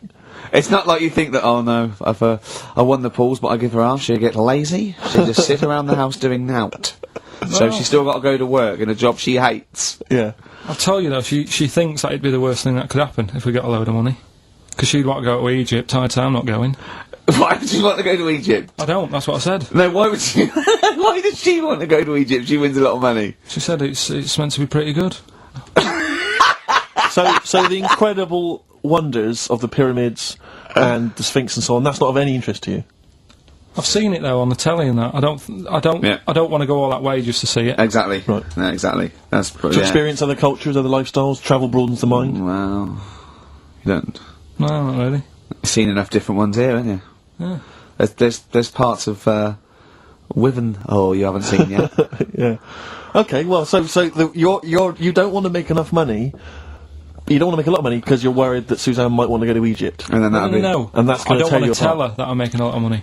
I can still tuck it away. Right. And what will you do with it? When are you going to spend it? When you turn up in a big converted limo, it goes da da da da da da da da da da da da da. Come on, we're going to bingo. Where'd you get the car from? Never thee mind. Right? Won't she be suspicious? When you've got a pet chimp. You know what I mean? What are you? I mean, yeah. What would you spend it on? Is there nothing that you want for? No, I've never. No, there's now at the moment. Honestly, it's. I'm quite happy. Do you know what I mean? I don't ask for much. But you're not happy. You're always whinging and moaning. Always whinging. Clearly, there's something wrong. What if someone gave you? Okay, right. Let's be serious. We're not talking about billions, right? But if someone gave you a cash injection, just a one-off cash payment of £250,000, okay, what would you do with it? I mean, that's too easy, because that should obviously be a house. That should be the best house you can find in London. I'd probably want to go and see a tornado. Carl's in a bad mood already. He's been in about 3 minutes and he's in a bad mood, getting stressed. If you can't hack it, leave. What's the matter with you? No, I'm just saying. It's been... I was meant to enjoy last Saturday off and I didn't. Why not? Why is that our fault? Because you weren't here? Just because... I don't know, but... Are you not in the Christmas spirit? Why didn't you enjoy last Saturday? What did you do? I went all the way back up north again, right? Because it was Suzanne's dad's birthday. Right, I was busy last week, didn't have time to get him a present or anything. Didn't have time to get him. So I got to Euston Station, bought a card for him, which was a Christmas card, so he wasn't happy because he was saying it's my birthday, and I said, well, I won't be seeing you again. So I've got a joint card, and then we went out... Did you get him a present? Well, no, because we went out on Saturday night for something to eat at this pub that he likes, that does nice steak and onion rings, right? Lovely. So he should have been happy anyway. Yeah. But... What, you paid for it? No. But you should have been happy anyway. Suzanne paid for that because it is her dad, right, not mine. So I said, all right, what can I do? I said to her. So she said, just buy a few drinks or something. Anyway, I didn't get around to getting drinks. I can't believe it. Didn't get round to getting the drinks. Right, so I said, right, I'll pay for the cab. Right? Oh, what a lovely Christmas gift that is. Yeah, £2.50. I paid, no, it was like £3 there, £3 back. So £6 you spent on him? Well, no, I spent more, see, that's what he said. He said, get the Bolton and back, can't you, for that? He said, oh, you've spent on me £6 for my birthday. I said, no, I haven't, because I gave the taxi driver a tip. I'm a little bit worried about his attitude as well. Because even if, I mean, that is a stingy present, but you don't say... Well, I mean, let's be honest, that's the worst Christmas gift ever, because, I mean, you're pretty bad, like we discussed in the past, but at least you spend a bit of money. Yeah. It's just thoughtless. Yeah. This is nothing. I know. You haven't given him any time. I mean, I would... And I knew my demographic. They loved it, my family. They couldn't believe their luck. You know. Well, a tenner. You spent a tenner on him? Well, the cab fare was £6. But the thing is, it's not I don't think he's saying that. I think it's the fact that this is like, you know, frittering away in everyday life. Kind of thoughtless, he would have loved to, I'm sure he would have been appreciative of a lovely £10 gift that you cared about and bought. A book he probably likes fly fishing, doesn't he, by J.R. Hartley. If you'd have bought that, he'd have gone, that's what I was looking for. Well. Or what I was looking for, Karl. Bloody hell, Karl, you little bald twat. That's just what I wanted. So... Alright, so just calm down. So what have you got planned for Christmas? Is this what, I mean, are you doing the same French with Karl, Suzanne? Excellent, you've paid me milk bill for this week. That were nice. I'm spent this year. So have you planned anything for Suzanne, or are you just I'm taking her out Christmas Day for something to eat. Well, does she know that? Was that? She's working today, so she, you know, so... Right, okay. So what Christmas gift have you got? That's it, I'm taking her out. What, you haven't got a present? No, because we spent a lot. Don't forget, that's half yours, though. You're gonna be eating, you're not gonna just be sitting there watching her eat, going, oh, I'm hungry, but I spent all of it. You're gonna be eating as well. That's half yours. So she's got nothing to unwrap. It looks like a cat who's been hit. She's got nothing to unwrap. There's nothing. She's gonna hand something over to you, because I've met the woman, she'll hand something over, you'll open it, you'll love it. I might get something today. You shouldn't take me to begrudgingly persuade you to do it. God. Yeah. Right, so... yeah. Well, it's time for White Van Man. White Van Man. Yes, for those that don't buy The Sun, they think it's beneath them. White Van Man is a column they have, I think, every day, actually, and they just get sort of some, you know, Joe Public to kind of comment on the week's news. Just seemed to me, you know, that it might be interesting to get Karl's views on some of the big events. Not because we think that Karl hasn't got a valid sort of viewpoint. No. Because Karl sees the world differently to some people, that's all, and that's what's interesting. You know, like an artist does, or a... Exactly, yeah. He's very bohemian in his outlook. Yeah. Do you feel that you're up to scratch on this week's news? I don't like this bit. Don't you? Don't, just relax. Why not? It's pressure. No, because you just have to give us your first opinion. For your honest answer, that's all we've ever asked of you, Karl, and it's all you've ever given us. Your honest, your first from the heart view, yeah? Don't worry, just relax. Just chill out. Are you worried that people are listening and thinking you're an idiot? If my girlfriend's listening now, go and have a wash or something. Go and have a wash. Not very nice, is it? Is it the opposite of Napoleon and Josephine? Yeah, go on. If you're going to visit me again, Josephine, for Christ's sake, wash. Well, I'll ease you in with something fairly easy, a music-based question. Kylie Minogue versus Dido as Queen of the Brits. What's your view there? Go and have a wash. It doesn't really matter, does it? It doesn't really matter. What doesn't really matter? With the Brits. What do you make of the real-life Mowgli who's surviving in a Transylvanian countryside? Apparently, I don't know much about this story. I don't know. You know Mowgli, he's the guy from the Jungle Book. Yeah. The little kid that grew up with bears and animals and stuff. Apparently there's a real-life one in Transylvania. What were the things in Gremlins? What were the what? In Gremlins they were... Wait. Okay, this is an example. This is what your girlfriend said. Think. What were the things in Gremlins called? I can't remember. Just, I mean, really... It's something like that, isn't it? No, wait. Just really think now, Karl. Just with everything you've ever... With all the brain power you've ever used, think what the things in Gremlins were called. It's not there. There's a clue here. Oh, no. Yeah. By the way, you know when he was talking about Mowgli? You know he was going to talk about Mowgli and you said, oh, what are the Gremlins called? Yeah. Were you thinking of, Mogwai. Yeah, but they were still fair, they were called Gremlins. Yeah. Yeah. I know what you're thinking. I know, to be fair. But my girlfriend won't be listening now, so she'll still think I'm a bit daft. Why would she ever think that? How long have you been going out with her? About 8 years. Well then, why would she ever think you're daft? That's the only stupid thing you've ever said, the Mogwai thing. Why would she ever think she's going out with a, to be honest, a retard? I think it's a very beautiful relationship you must have, you know. Because it's odd, like, I mean, she's a professional journalist or whatever. Yeah. You know, and she works for, is it, Radio 5 or something? BBC Sport. BBC Sport. TV. And so you're a man who never even, got her your exam English results. quite good. Is English quite good? Her? Really good. Yeah? So, And did she do her exams? yeah, she's quite bright. Sure. So what do you bring to the relationship? I think, take the pressure off her. Take the pressure off her, to do what? You know, like, when she's had a stressful day and she comes home and talks to me, I think... Yeah. You would relax me, and that's the truth. I honestly, if you know, Karl, he can just go, wow, it's alright. Do you know what I mean? He don't get stressed. He sits in his little booth now, he doesn't talk to anyone, his little sound booth, all the week. And you're in your own little world, aren't you? Steve? Yes. Karl came round to my flat. It was Tuesday night, wasn't it? Nice place. Now, thanks.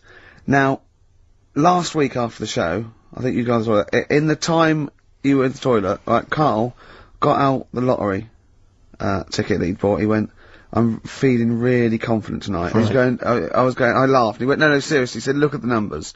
And I looked at them, and I think they were 4, 6, 8, 20, 36, 48, weren't they? He was going, I just got a feeling about those, I went, sure. He went, although, you know, my girlfriend said that, you know, if I won the lottery, we'd probably split up, because we like such different things, meaning she likes to travel, and he doesn't. And so he said, so what I said was, well, if I win, then I won't tell you. I'll just treat you a little bit more. Brilliant. That's brilliant logic. That is great. Anyway. I'll look after her. Oh, I imagine you take care of her, yeah. Yeah, you're a good guy. How would you do it then? You just sneak little gifts in, slowly over many years? Yeah. You don't think she'd rumble, the fact that you, like, don't work anymore and drive a Lamborghini? Well, I'd still do this, I think. What, just, like, as a kind of beard, as a cover story? Yeah, just pop So in you'd there. pretend to come to work, but maybe off partying and stuff in the daytime? Yeah. Clever. Now, he didn't win. Okay. I phoned him up Saturday night, he went, one number. One number. I think it was 8, wasn't it? Yeah, It was well, there was a lot of 8s on my piece of paper, wasn't there? So I think it was either an 8 or an 18 or a 48. And he went, and he was disappointed, he said, waste of time. I went, well, he said, no, waste of time. He said, I've worked it out. I went, go on. He went, there are 26 letters in the alphabet. I went, yeah. He went, think how many words you can make out of them. He went, there are 48 numbers on the lottery. I went, yeah, 60 million to 1. He went, yeah. Not worth it. I looked into that in the week, right? And there's even less letters in the Welsh alphabet. They've only got 20, and yet they've got loads of words as well. So even 20, the chances, if there was 20 numbers and you had to pick 6 winners, it'd still be really Unlikely. yeah. Yeah. Yeah. You should be a mathematician. And anyway, so we got talking about it. We got talking, that was me, him and Jane around there. And I told Jane that he said about, oh, if you won the lottery, you know, he doesn't like travel. And she went, why do you like travelling? And he went, well, I don't like planes, I'm really scared of planes and that. And she went, well, if you won the lottery, you could have a world cruise. And he went, no. She went, you don't fancy? I went, no. He said, if you go on a world cruise, what do you do next year? I know What, gay people? I Go know out a few late. gay people, and they start to party late on. That's Yeah. what, in Soho, right? Girlfriend got in a cab, right? Suzanne was in a cab, and the cab driver was taking her to an early start, right? She works at the BBC. Yeah. Early start, 4 in the morning. It was going down, it was mental in Soho at 4 in the morning. Yeah. They were all still, like, starting the night out. How do you know Whereas- how do you know they're gay? It's Soho, isn't it? Obese. It's always when my girlfriend's working away, I always think about odd things, Do you? odd times. Doesn't she leave you shiny things or videos in so you don't get too depressed? You can. Well, last night, when I sent you that text. That was... Right. Right, let's play a record. This sounds intriguing, because I'm worried it that is Karl's a intriguing. bit- It's incredible. Right, play a record. Right, wait for this text that Karl sent me. Woke up this morning, yeah. Feeling fine. It's not a blues song. And, I turned my phone on, and it was from Karl, and it went, forget it, I've made my mind up. And I thought, Wow. what is that? And I phoned Forget him. it, I've made my Yeah, I mind. went, Karl, what is it? He went, oh no, it's about the text I sent you last night. I went, well, what was it? I just got this text. He went, I was just wondering, as I was thinking last night. He said, supposing you had to have your hands removed. Sure. Right? And the doctor said, well, you can either have them stay like that with stumps, or I can sew feet there. What would you have? And I was bleary-eyed, and I went, the stumps? He went, yeah. I went, alright? He went, yeah. And then what was his follow-up text to that? And then I got the text, it was obviously before it, and it went, and it was like quite serious. What would you do if surgeon's not doing your hands? Would you have stumps or the feet? Right? Now the way, when I said, he's made his mind up, and I went, the stumps, he went, yeah. I think secretly he decided on the feet, but was too embarrassed to tell me. There's a little bit of what would you do? Because But why did you think of this? Why did you think of this? Girlfriend's away, right? Yeah, no, that's not why you start thinking bizarre surgery devices. Right? I'll let you into my little mind, right? Last night, I had some beans on toast, right? She was away. It's good already. She was away, she had some beans on toast, she went wild. Yeah. Right? Now, I was stood up, I live on like on a high street, right? So I'm washing up, I'm looking out the window. First thing that had my attention is, I can look into other people's flats, right? Yeah. And it was weird how all these different lives were going on, I was watching them, and everybody had the telly on and was watching Volcano, right? Which was on last night. Right. And I thought, oh, that's weird, right? I can see them all watching it. And it was like a little Chinese lad who was dancing around in some underpants. Yeah. And then there's a little old woman who lives downstairs who was reading a book, and she's always reading a book every night, and it's like, I have a better life than her. And then there's like some sort of bouncer who's always getting ready to go out late at night with all the black on. He looks like a bouncer. So I was watching all this life going on, I thought... Did you witness a murder while you were doing this? Yeah. It was like that sort of Sliver film where that bloke had loads of tellies watching people's lives. So that was going on in my mind. And then I was washing up, and I picked up the plate, and I thought, oh, it's amazing, isn't it? The human body. The way you can just sort of, you know, I want to pick that up, and you do. Yes. And the way your hands work, right? Yeah. You've got 5 little digits, but it's just the right amount to do what to do what you've got to do, right? So I'm cleaning the plate. Sorry, Carl, stop. It's just the right amount. Might be one of the most genius things I've ever heard said. I would love David Attenborough to phone you up and say, Carl, how do I word this about the evolution of the mammalian front limb? Just go, we'll just say it's the right amount. But it is. One extra would get in the way. Yeah. And one less would just make it a little bit more tricky when picking up a bit of a slippery dish. Sure, or buying gloves. Yeah. A slippery dish. So then, I was thinking, alright, imagine, like, going to the doctors and he's saying, yeah, everything's alright, your heart's good and everything, but... Your heart's good? What, your Larry's, or...? Yeah, your heart, you're in good form and what have you. It's good news, you know, I had Giano in earlier, he's not looking good. Yeah. I had Fats Waller. But you're alright, but your hands need to come off. Right. Blimey. That's bad. Like, I'd get a second opinion initially. But I better good news, I've got a nice pair of feet I can sort you out with. Yeah. And he puts them on, and then I was thinking, right, first of all, washing up, what would that be like? I thought... Steve! That'd be tricky. Right. Yeah. And then the second thing was, it'd probably ruin the sort of the shape of your jumper. Because you have to keep putting the feet through there. Yeah. And then I thought, but I could still cycle in. Okay. To work. You could run in. Well, that's the thing. You'd be really fast. Well, that's what I was thinking. I thought I could still cycle because I could balance, and then I thought, but the only thing is I probably couldn't pull the brakes. Because of the little short things. Yeah. And then, like you, I thought, but then again, you'd running in half the time. So that's what was going on in last night. Right. That's what I was thinking about. Sure. But so, you know, my girlfriend's always saying, you know, what impresses you? Yeah. You know, because she was saying the other day, do you want to go to Egypt? And I said, no, not really. No. She goes, well, don't you want to see the pyramids? Not interested. It's like, I've seen them on the telly. Okay. You know, sure. Are they going to be that much more amazing when you see them in real life? Good point.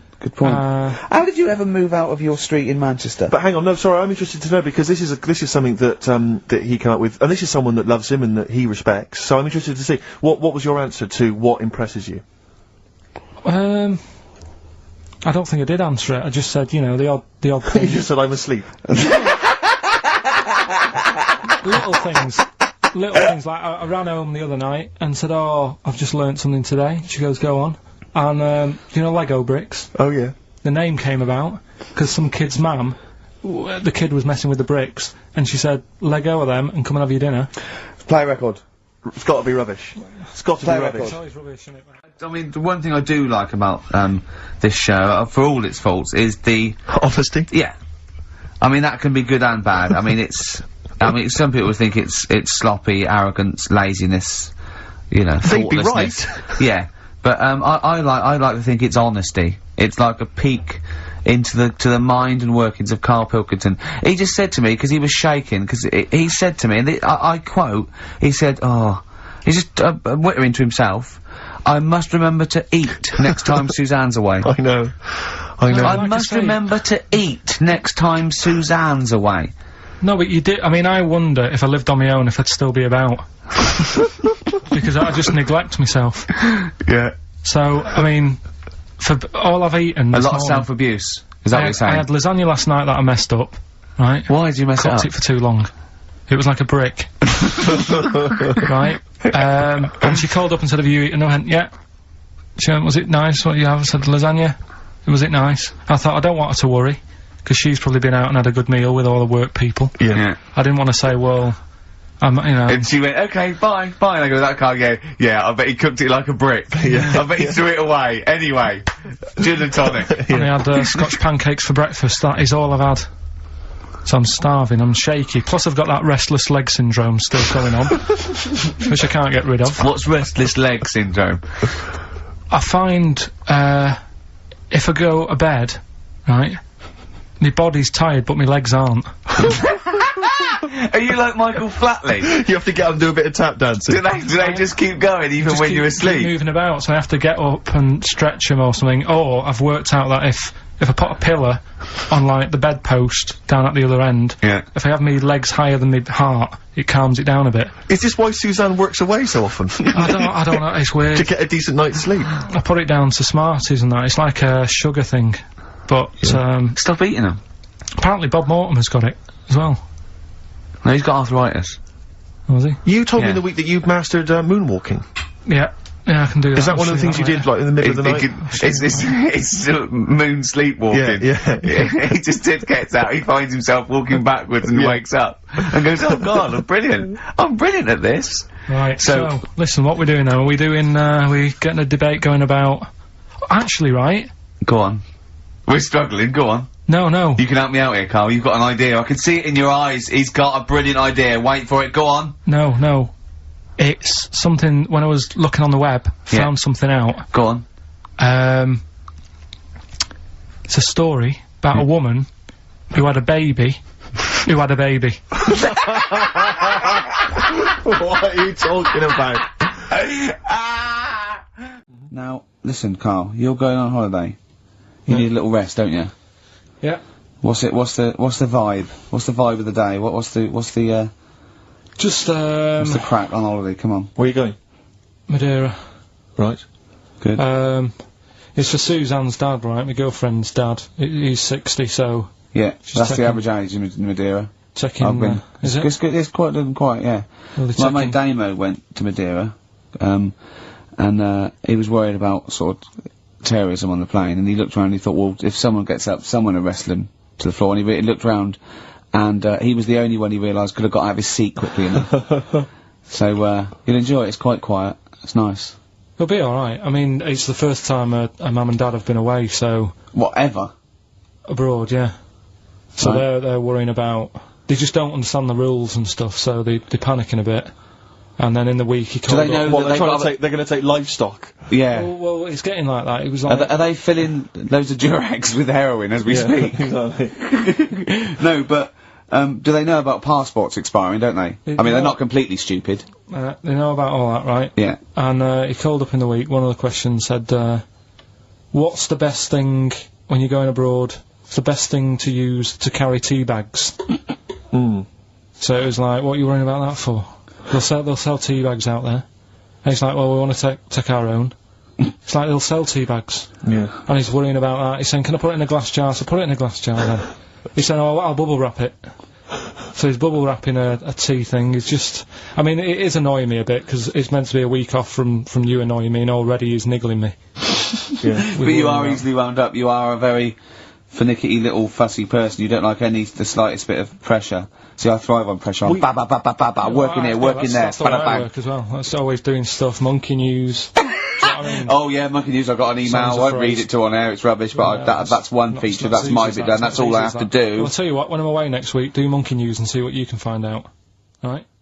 Karl Pilkington is on holiday as we speak. Where has he got? Mauritius, was it? Madeira. I think with his girlfriend's parents. You remember last week he was worried they'd never been abroad, and her dad was saying, what's the way to pack tea bags? Yeah. Carl's going, you get him over there. And he's going, put him in a jar. He goes, put him in a jar. I phoned him up in the week, just before he went, I think Friday, said, have a nice time. And, Sunday, and he said, guess what he's doing now? What he said? He's packing margarine. Of course he is. Steve's a bit quiet. He's got a bit of a sore throat. Oh, a bit of a sore throat. Murder. All week. It's been murder, Rick. We couldn't work all this week, I've been because, off sick. Steve's been in Bristol. Carl, you're not impressed? It's just, I don't understand why having a sore throat sort of... Oh, he's done you. Right, what if the sore throat was so painful, it was like you've got broken glass and razor blades in your throat? You can hear now that I'm not even speaking from down in the throat, I'm speaking from the very top of it like that, so it sounds a bit weird. But you're right. What? Your hands are alright, aren't they? Yeah, but we talk when we're writing, don't we? I can barely talk. It was agony. I couldn't sleep because it was so painful. Even when I was just lying there, motionless, it was hurting. I just was surprised because we got back off holiday and, called Ricky and said, alright, is Steve alright? And he said, he's had to go back home or something, and he's stayed there because he's got a sore throat. Yeah. I didn't understand why you can't, like, just go home. I mean, how old are you? What? I don't understand why you got to be at your mum and dad's when you're feeling a bit ill. I happened to be at my mum and dad's. My mum and dad's. Now I'm talking like you. When this sore throat really kicked in. So I thought I may as well stay and get a bit of the creature comforts of home. Do you know what I pictured though when he told me? See, my parents aren't like yours, Carl. Your father would have popped down to the phone box and maybe looked to see if there were any kind of throat lozenges. Strepsils. Yeah. Whereas my mum phones up the doctor first thing she can. I'm straight down there with my dad. They're snapping into action. They're trying to sort me out. It's a bit like that Ronnie Corbett thing, isn't it? Sorry. That sorry thing. You're right, Carl. Yes, you're absolutely right. It's just like that. Oh, No, dear. it's just because You just went on holiday with your parents. Well, not with mine. No, with right. Suzanne's, and it won't be happening again. So, Well, that's sorted. we'll have more Didn't work about out that a for little you? bit later. Oh, interesting. But it's just that. I mean, we were talking about it last night because we were saying to Suzanne, I said, "Oh, Steve's, he's been living at home all week." She said, "Oh, is he I really?" like the way he talks right behind your back as well. Fine. And, go on. and she said, "What's up with him?" Malingering geek. And I said. said, "Oh, he's got a sore throat or something." She went sore throat. So, she said, "Well, you don't know how serious it is. Don't be offhand with him tomorrow, because, if he's coming in and he's still not right." Because she always sticks up for you. Yeah. Right. And she said, You've anyway, got some sense. she said, and anyway, you're no good when people are ill. I said, hang on, what are you talking about? So, apparently, when we first sort of started going out, the first time she was ill, she kind of thought she saw the real me. Because she was ill in bed and that, and I was saying, oh, get up. And, of course you can drink alcohol with these. And I just was like, you make yourself feel worse if you lie in bed. I said, come on, we need to go shopping. And she said, you go shopping. I said, no, I'm not, because I'm rubbish at shopping for food. Do you know what I mean? I'm alright at getting that night's food, but once it starts, like, you've got a plan. Sure, yeah, you're dropping the bananas, I forget all sorts of stuff. So she said, all over the floor. Well, she was like feeling hot on that. She said, I've got a temperature, so we'll come to the supermarket and not hang about in the frozen chicken section, cool yourself down. Yeah, sure. And, it made her worse. So now she was like, do you remember that? And I was kind of like, yeah. Who's that hot woman sitting in the chicken fillets? Yeah. That's Carl's girlfriend. No, She's obviously ill again. Even when it was... Oh, can I ask, because after last week's show, when you had your breakdown, you went off to Hastings with your girlfriend, stroke carer, Suzanne. Now, what does she... Because whenever we meet Suzanne, we bumped into Suzanne recently at the BBC, Ricky and I. She's always very nice to us, very polite, we have a nice little chat. But I'm always wondering, what is it that she thinks of us, really? Because I'm assuming you immediately go home and whinge. No, but they tortured me. You saw they tortured me on air. Now, what does she make of us? Did she listen to the show last week? Yeah, she did, yeah. She knew I was annoyed. Right. So, she sort of gave me a look like, you know what I mean, like that, when because we went to Hastings. That wasn't because you had, like, Marmite or something over your face? No, it was like, so we didn't talk for a bit, I just was like, you know, getting over it, thinking, I'm sick of this. Yeah. Right? You know, is the new kitchen really worth it and all that? I phoned him up, left a message after the show. I said, "You seemed a bit quiet when you left. I just want to make sure it wasn't anything I said." Well, no one. You're still doing your Samaritans work? yeah. And did it ring, or did you just ignore it? Let it go to answer machine. I think I turned it off. I left it off, didn't I? Yeah. Just left it off all day and But that. what does she make of us? Does she genuinely think, does she not really like us? It's weird, because there's no one who she doesn't really like, which annoys me, because she says to me, I'm the opposite, do you know what I mean? I'm like, oh, everybody annoys you. Yeah. And it's like, well, but that's my choice, right? Sure. And that's why I don't bother getting mates and that, 'cause Sure. it's just hassle. Yeah. Right. Yeah. But the problem is, sometimes me being like that affects stuff that she wants to do. So, you know, if a mate... Like see her family and friends. Well, let's not say her family or friends, but say if one of her mates had a baby. Right. Right? Right. I mean, you know... Naming no names. So this happened? Well, I've just got to watch what I'm doing, haven't I, now? Because of all... The builder who knows you're slagging him off and saying he nicks stuff. Yeah. So, you know, she's got a few mates who have had kids recently. Right. Yeah. So one of them had a kid, yeah, go on. Right. And, she wanted to go and see it, right? And she said, you can come with us, and I was like, you know what I feel about babies. Sure, you've seen one, you've seen them all. Yeah. So they all look like Mel Smith. Why do I need to see another one? Yeah. Right? And she's like, yeah, but come and see it, you know, you get on with them. Come and see them. And I was like, it's a long way away. Yeah. Do you know what I mean? That's probably narrowed it down again. Yeah. You know? So, and that annoys her, because I can't be bothered. Do you know What what I did mean? you say? Did you say, oh, no, I'm not coming to see him, I don't like him? I'm not going all the way to Swindon. What did she, did you, yeah, or Birmingham, or Cornwall. Yeah, wherever well, you know who you are, if you had a baby, Yeah, sort of in the but- last, but sort if of, they are- and if Carl they didn't are- show up, and Suzanne said, what Suzanne, what excuse did she say? You're working or busy, or? No, well, to be fair, I was working, right? And they are nice people and Oh, stuff. now you're backtracking, because No, now, I'm just do saying, they yeah. listen? Yeah, but Do they listen to the show? They might do. So you know they listen to the show. So once again, you've got an anecdote where the people who you've admitted to not liking to see their baby or No, care about no, them no, are no. listening to the show. No. Maybe it's, I don't know. Maybe the builder's listening once They're again. nice people, I like them. Just sound like their baby. just sneeze in the chili pot. When the kid's older, I'll go and see him. Yeah. It's just, do you know what I mean? When it's got its own little character. As a baby, it could be any baby. Do you know what I mean? It's got nothing to offer me. I know what you mean. It could be a toy baby. But you know what I mean? It could be a bag of sugar. No, I know what you mean. Yeah. Yeah. When it can start talking and you know. And lend Play you around money. with it. yeah. It's yeah. got good toys and stuff. It's well worth going, but at the Yeah. moment, Yeah, nothing. I'll see it when it's about So you 6. go, oh, you want to go? Yeah, brilliant. Put it to bed. Let's have a game of Scrabble. Yeah. Do you know what I mean? Yeah. But yeah, that's what we were talking about on our way to Hastings last week. For me, that's where I went to chill. Well, do you want a bit now, or what? What we're doing? What? No, I wanted you to tell Steve about your holiday because you told me in the week. Go on.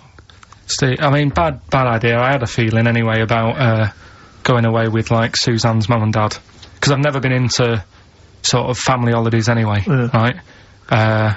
Even when you see it, whenever I've been on holiday and you see like families on planes and that, and they're all having a laugh and a joke, loving it, and then on the plane going back, you can see that they've gone off into groups, and like, the dad isn't talking to the daughter and all that business. So I thought, asking for trouble, but I do everything once. Do you know what I mean? Boxing, dancing, going on holiday with parents and that. Yeah. Give it a go, see how it goes, right?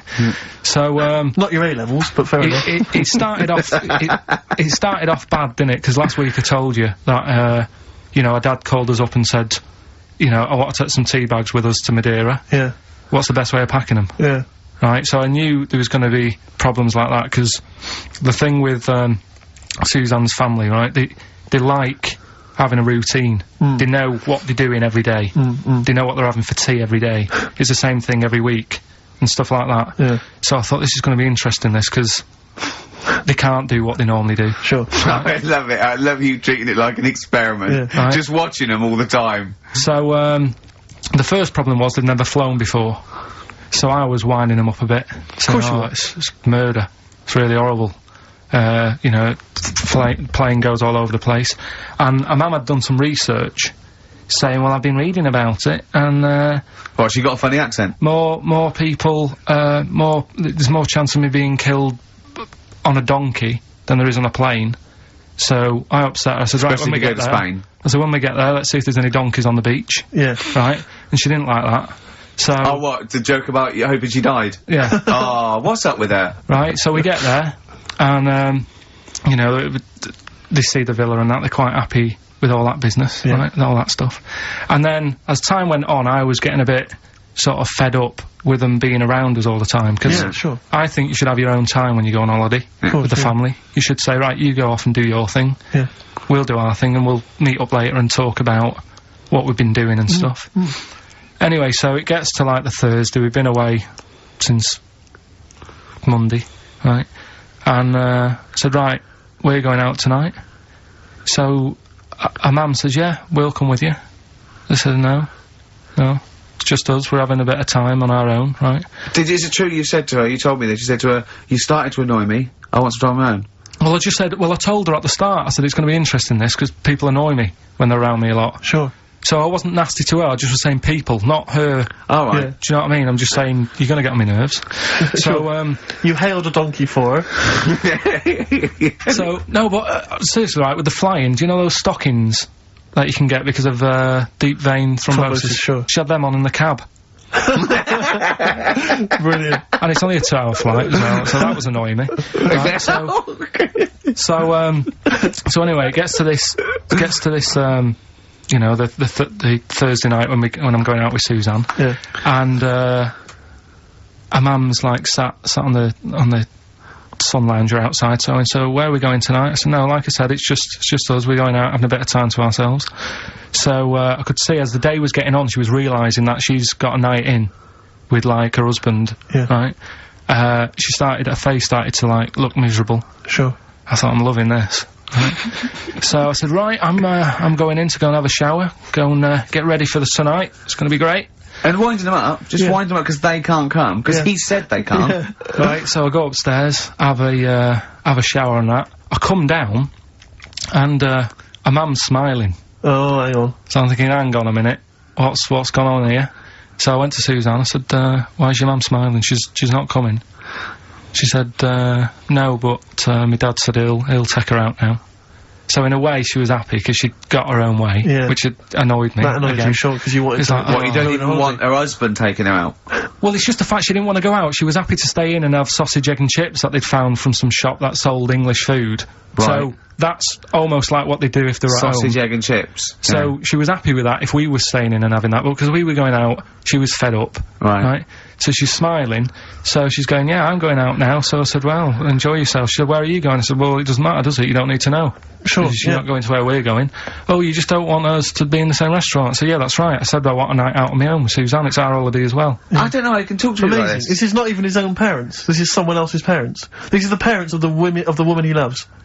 But even Suzanne sort of agreed with me. There's only so much time you can spend with your parents, that's why you leave. That's why when you're ill, you don't go home to them. Yeah? Sure. Yeah. Of course, the slight difference between me and you, Karl, is that not everyone in the world annoys me. Well, not everyone does, just... I can see what... I felt a bit guilty that week when he said I was annoying him, but I realise it's not my fault now. No, everyone annoys him. Yeah. So, yeah, it was an alright holiday. It was good to get back. Brilliant. Won't be doing it again. So. No. And what now would you say is your relationship with Suzanne's parents? Is it a frosty one? No, I just think they know that I don't like to put up with them for a long time. Yeah. I mean, when we were packing, a man was upset because, like, she really liked the place where we were staying, right? Because it was quite a big villa, because there was a few of us. There was a brother as well with us, right? Yeah. So, our mum said, oh, I love it here. She said, I'm definitely going to book this place again. I said, it's a bit, you know, a bit big for two of you, isn't it? Just being sarky, like, we're definitely... I said, because, you know, I won't be coming again. You're like, I don't know what you're like, Karl. You're a monster. You're an absolute monster. You're one of the people that goes, I say as speakers are fine, I say as and gibbered what the wibble. Yeah. And never the way will slap. You're like a middle-aged man. You're like an old man. You're like an old man and you're what, 30? I'm just imagining you scraping along in clogs and a flat cap going, oh, that tree's got to come down. Yeah. Yeah. Puncturing a kid's ball if he kicks it into your garden by mistake. Yeah. Refusing to give it back. Yeah, gather round. Yeah, there were once Chinese kid as hairy as that cow, which is weird, because there's not many Chinese people that are hairy, but this one, I tell thee, it were back in 1990. Grandad, are you eating a Twix? But why do owls have to turn 180 degrees to look the other way? Because they've got big eyes. Yeah, and what's that mean? What do you mean, what's it mean? Can I just... I don't think you should have children. Well, Suzanne's always saying, she'd like to hear tiny feet running around the flat. Stuff. Yeah. I just said, let's get a little midget cleaner. Okay. If you'd like Carl to humiliate himself for money, email in. Well, Suzanne was surprised that I was like, last night I told her about it, and I said... Oh, why did you do that? I don't know what I feel now. That's not good. Well, I don't know, that's not good, is it? And she just said, well, you don't like chucking money away, and that. And it was funny, because we got talking about, when we bought our first flat in Manchester, right? I bought a bed, right? I didn't have much money. And, what annoyed me is, I bought the bed and it turned up, and I said, where's the mattress? And they said, well, you don't get a mattress with the bed, you've got to buy that separately. And I was like, well, that's not a bed then, right? So I didn't have any more money. Suzanne's at work, so I thought, well, I don't want to stress her out at work and that, telling her we haven't got a mattress for the bed.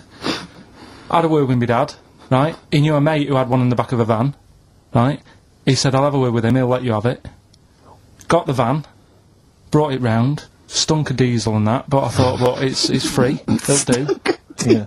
They brought it up, I stuck it in the spare room. Suzanne got home, she looked at the bed, she said, that looks alright. She where's the mattress? I said, it's in the next room, but I thought I won't tell her because she won't like the idea.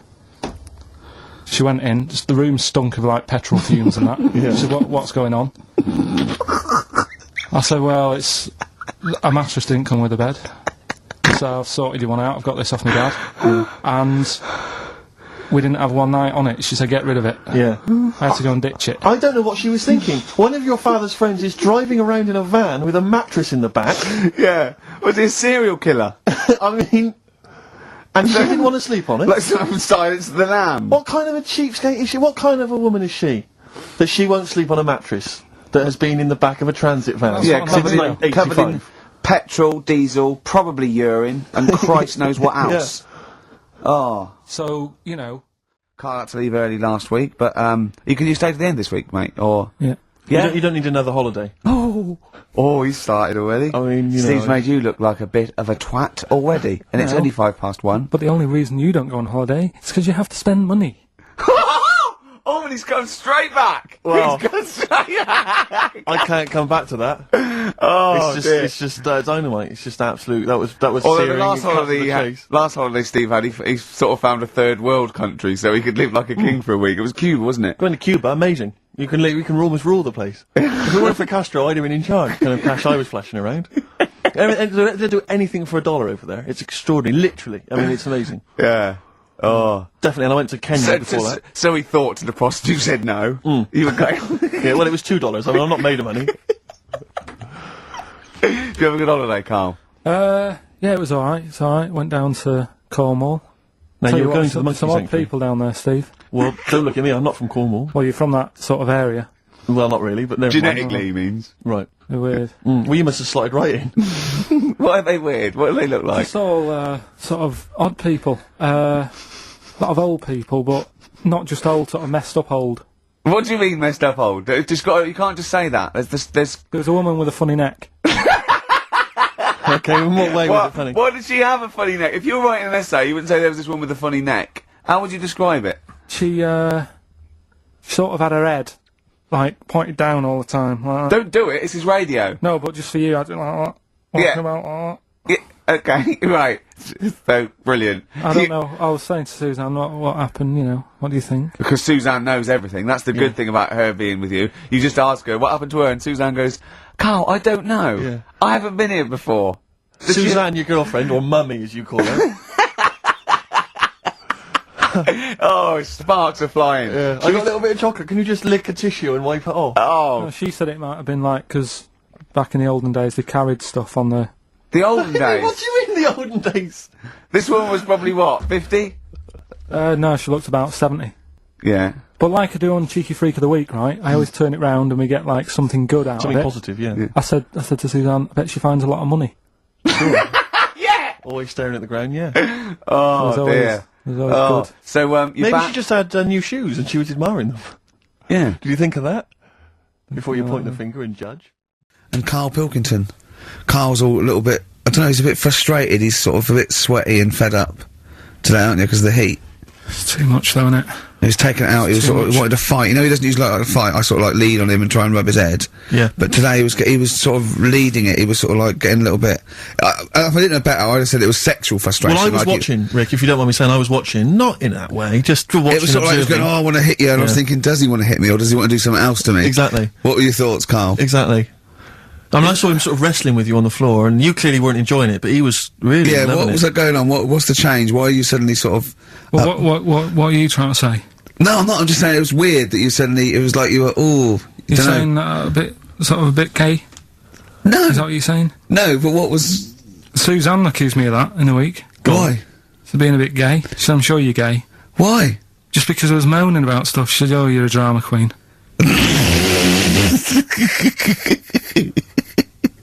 Right, well that's what were you moaning about?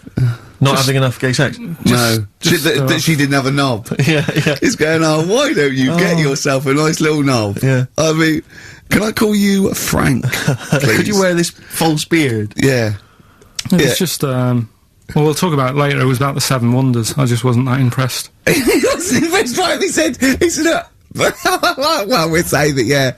Well, we got a top show coming up, haven't we? But if you are a little bit, just a little bit sexually, you know, don't be afraid to let it out. I mean, if you want us to relieve you of it. I'll tell you what. Let's have a little bit of Maggie May by Rod. It's some Can't beautiful we play day. Killing a Georgie? That's your favourite song, isn't it? Oh. That's yeah. weird, isn't it? Strange, isn't it? That's weird. I'd like to hear Rod Stewart singing about a lovely lady, please, Karl. As would I. Listen.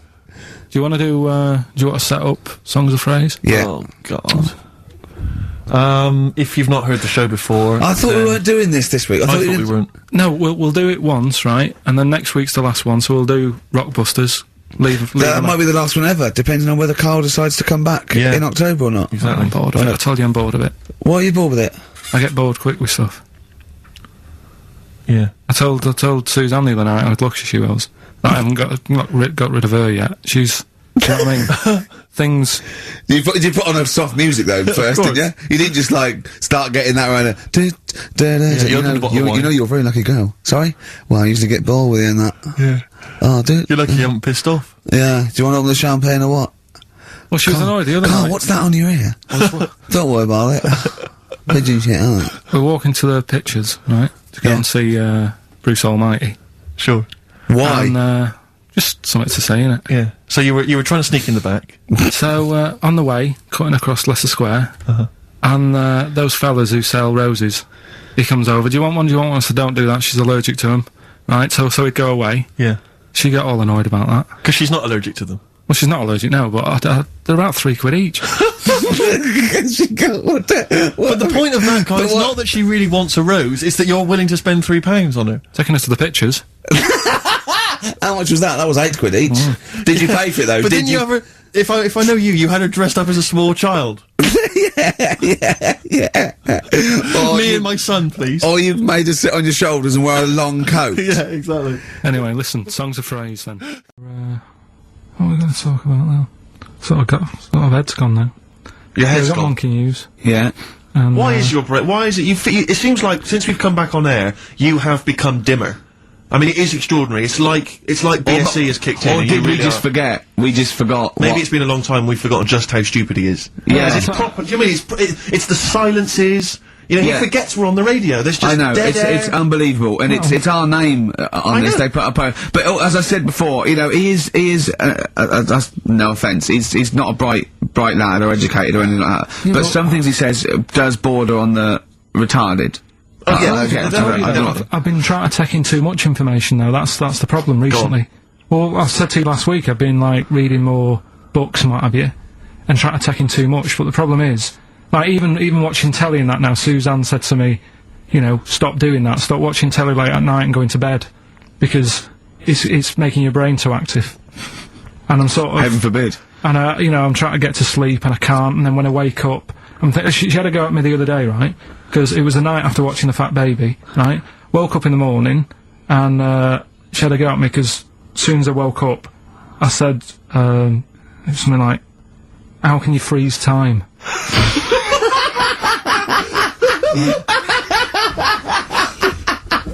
And she says, "Are you going to say good morning or whatever?" I'm gonna burst! Just imagine it, right? It's that the sun comes out through the window. Oh, she's Carl's like that, his little head. His eyes open, he goes, One of those floppy night hats. how can you freeze time? Oh, God! But it's because, like, whatever, the night before I might have heard that on the news or whatever, and it's just been sort of whizzing round my head. Sure. And, you know, it was a big debate. I think have they found a way of doing it or something? What are you talking about? They've done something about freezing time and all that. See, this isn't information, this is nothing. That is nothing, that.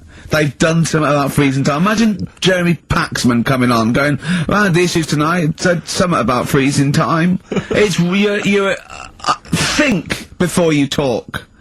No, but I don't worry about how to do it. I just think about what effects that will Oh, have. they haven't asked you to get involved? Well, this is what I'm saying, though. You can't explain it. It's a tough thing, isn't it? But what's the point in me worrying It's not about a question. Do you know what he said to me the other day? This is unbelievable. This is one of the most stupid, incredible things I've ever heard. He was talking, and he suddenly stopped, and he was thinking about it, and he went, oh, I don't know what, he went, you'd never see a black ghost. Extraordinary. True, though, isn't it? I've never seen a ghost, full stop. There are no ghosts. There aren't ghosts. No, but I mean when you just see them in, like, magazines and that. Play a record! So, Karl, you were going to a wedding last week. Was it last week or the week before? No, it was last Saturday, wasn't it? Yeah. And he said, looking forward to it. He went, no, it's going to be boring. Suzanne was listening, knows that the couple, were taping the show, so she had to get in there before you, didn't she? She went up to him and said, look, when you're listening back to the show and he says it's going to be boring, he didn't mean you, he meant weddings in general. I love the fact she has to run round and clean up after him. It's great, isn't it? How was it? Do you not like weddings? You're not a fan of them? They're only good for the people involved, aren't they? What are you talking about? You're getting free food, free booze, free music? Yeah, but it's not. It's just all hanging about, and there's loads of people there you don't know. Absolutely, I stuff. agree. Do you know what I mean? You've got to make an effort. And, Yeah. And even the bit that was important, right? When they were getting married, right? There wasn't enough chairs because it was, you know, all the family gets the chairs, don't they? So I was sort of stood at the back. Stood at the back of that watching, and I couldn't hear what was going on because a woman was breastfeeding the baby. Oh! But what, how loud was this baby? Because no way, you couldn't hear what was going on. So it was slurping and that, and she was like, I just thought, how hungry is it? Could it not have waited? Because you've all got to wait for the buffet or whatever later. I know. But also just in this. Well, there was day and two, age- wasn't there? Why didn't you The only thing that annoys me with weddings is the gift thing. Because, like, you buy these gifts, right, you spend a little bit of money, maybe, you know, I like to be a little bit lavish if I go into a wedding. Well, no, come on, you get a gift, right, you package You're it having a up. laugh. And I don't know about you, Rick, but I like to see the response. When I give a gift to someone, I want to see the feedback from that, you know, this is very much, you know. I want to see what it is that's Jane bought them on you know, and put exactly. my name to it, yeah. Yeah. Because sometimes I have to, oh, thanks for the, I go, oh, no worries. No worries. No yeah. worries. But, you know, certainly, I mean, we talked about it before, but certainly, you know, it's the amount of money spent and the amount of time given to the gift should be correlated by the amount of the response you get. Absolutely. If I give a book token, a shrug is fine. But if I give, you know, a sizable, I want them to be showing it to friends. If it's a bar, I want them to show it to the barman. You want to go, look what Steve Merchant got me. Yeah. He's the greatest man in the world. Yeah, exactly. Yeah. You go to a wedding, you turn up with a gift, you could have spent, you know, upwards of £15 on it. You turn up, you walk in, you say, excuse me, where's the bride and groom? I want to give them this gift. And some bloke, normally the brother-in-law says, oh, no, the brother-in-law's mate. Yeah, sorry, they're too busy to see you right now. Just stick the gift on this big table with all the other ones. Yeah. And, they'll get back to you. In a week. It may be 6 to 8 weeks after the honeymoon, they maybe write you a note. They won't thank you personally, they'll write you a note. It'll be a general thank you, and your name in different type. Yeah, but it might have some vague reference to, you know, to what you did, but it won't really be personalised. Yeah. The set of mugs, again, will be in different type. Exactly. Thank you, Steve Merchant, Yeah. for your wonderful gift. We love mugs. Yeah, yours. Yeah, exactly. and a photocopied signature. Exactly, yeah. Yeah, it's not right, is it? Oh dear. And also, of course, as well, if there's a baby involved, you know, perhaps they had a kid out of wedlock, and that's why they're getting married. There's normally the little baby signature as well. Like the baby signed it. From Paul and Sharon and little Billy. Be Ben these days. Ben. I reckon. What do you think, Carl? How was the wedding, by the way? Did you buy a gift? Suzanne sorted something out. Yeah. What? I don't know. Oh, actually, no, we're going away, having a week away with them. But that's your gift? Yeah. What We're going away. No, we're going away to Cornwall or something, and, yeah, that's it. We've sort of paid for a place to stay and, coming along and that. And their gift is to spend a week with you in a confined space? They'll love it. They'll have a great time and that. Will they? Yeah, it's fine. Can I get a pen? I'm making a note of how many times you say "and that" during today's show, and so far there's 3. I've noticed 3. I'm just gonna just make a note because I think we can have a competition here. If you can predict how many times he's going to say "and that," the closest one wins some of the crap DVDs that we've got on offer. Hold on, tell me we've got ladder 49. Definitely. Is this the book that you nearly finished reading, but you realised all the pages were in the wrong order? Yeah. He bought a cheap book, right, at a second shop, started reading it, loving it, then he started reading about this bloke, and he went from jail to school, and then he looked at the page numbers and they were all out of order. How annoying is that? I mean, never read books, do you? I never read one, right? And Suzanne, it was a weekend when we were going to Hastings, because you two had done me head in, right? She said, I'm going to take you away so you relax and what have you. So, ended up not relaxing, because it was like putting a jigsaw together. I'd started reading it on the train, thinking, loving this. It's a really interesting story about this fella who, you know, didn't have a great life as a kid, starts getting into a bit of crime, what have you, turns out to be the governor. But it wasn't as easy as that, because like you say, it was, started off at school, then he was in prison, and he was like, oh God, he started young. And then, next thing, he's like married, and he's like, hang on. He's like 12, and then he's had a heart attack, and then, like, but I just thought it was part of the thing, because I read chapter 1, and then it did say chapter 12, but I thought, right, it's like that sort of done in that stylish way that everyone's doing. What kind of a biography starts messing with the medium? I was born in the East End. Take one onion, add some, this is But it's the idea that an East End villain's going to write his autobiography, but think, yeah, I'm just going to play with the form a bit. I'm going to get quite postmodern with this. No, but you know what I mean? Barely able to write, probably. Yeah, Oh, but they you did it can say that about him, Steve. I wouldn't. I think he's an educated man. Go on, next, Carl. But yeah, just because it was like 2 for a tenner, that shouldn't be like, oh well, you know, you got a good offer. So No, that's rare. is, I'm yeah. sure the bloke selling it did not know that the pages were out of order. Let's face it, Carl. You read it and didn't realise. Yeah. So you I can't love really the fact blame that him. you got almost half the way through before you realised. I know. Yeah. But anyway, you know. Still, that teacher, and that's put you off books for life, hasn't it? Well, I don't like getting into books now. I just read snippets of information. Play record. Play record. No, I was just going to tell you about a bit of information that I was reading. Okay. And I can't. Well, we play a No, record I've got first, time for a bit of drivel before we play next tune. Well, I'd rather hear a tune and come back for drivel, because I think people are tuning in for drivel, so let's tease them. Okay. Let's have a record, then some absolute shite from Karl Pilkington. Alright, Carl, what did you learn?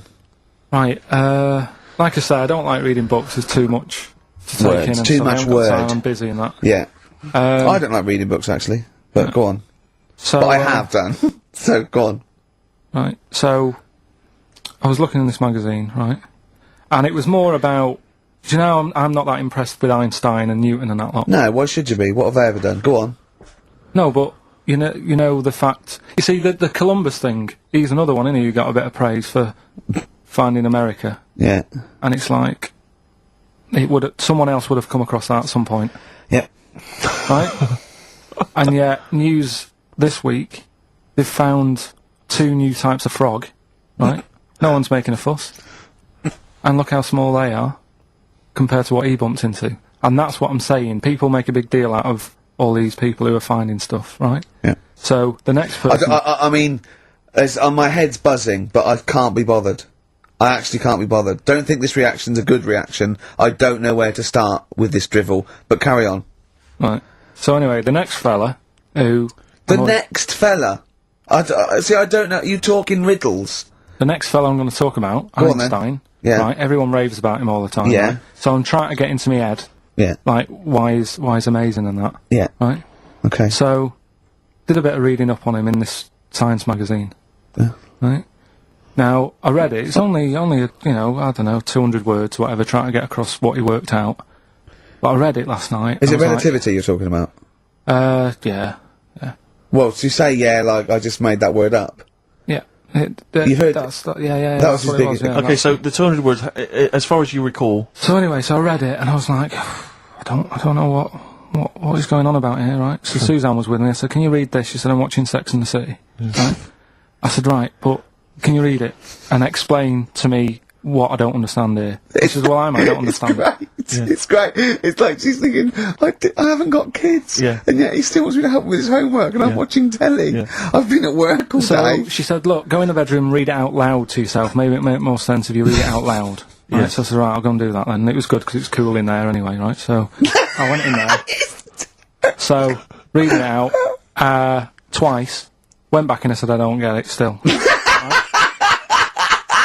So she said, right, wait 10 minutes and I'll sort it out. So I was sat there looking at it, trying to work it out before she had to look at it. I was like, no, forget this. Now, what he was saying is, Yeah. if you send a man to the moon, Yeah. right, Yeah. he was saying, to the fella in the rocket, Yeah. it would seem like 20 years to him. Yeah, not the moon, but yeah. No, it was, that's what it said the moon. Well, it wouldn't, because it's only about... No, but listen. So it took 20 years to the fella, yet people who are on the Earth, it would seem like 2000. Yeah, because time is relative, not... I don't... What do you mean? Right. Well, listen, the fact is that it's tending towards the speed of light where it really makes a difference. They've even done it with atomic clocks, where they've sent one up, even in Concorde, and it's like 0.01 of a second difference. What is the watch? Yes.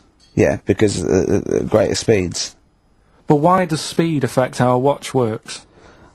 Right, I don't Well, think this is a conversation... look, speed is... Sorry, See what stop. I mean, though? Just See stop what for I a mean, moment. Steve? Right. See what I've done? I don't think this is a conversation to be had on a Saturday afternoon on a radio show. But I'm just saying, though.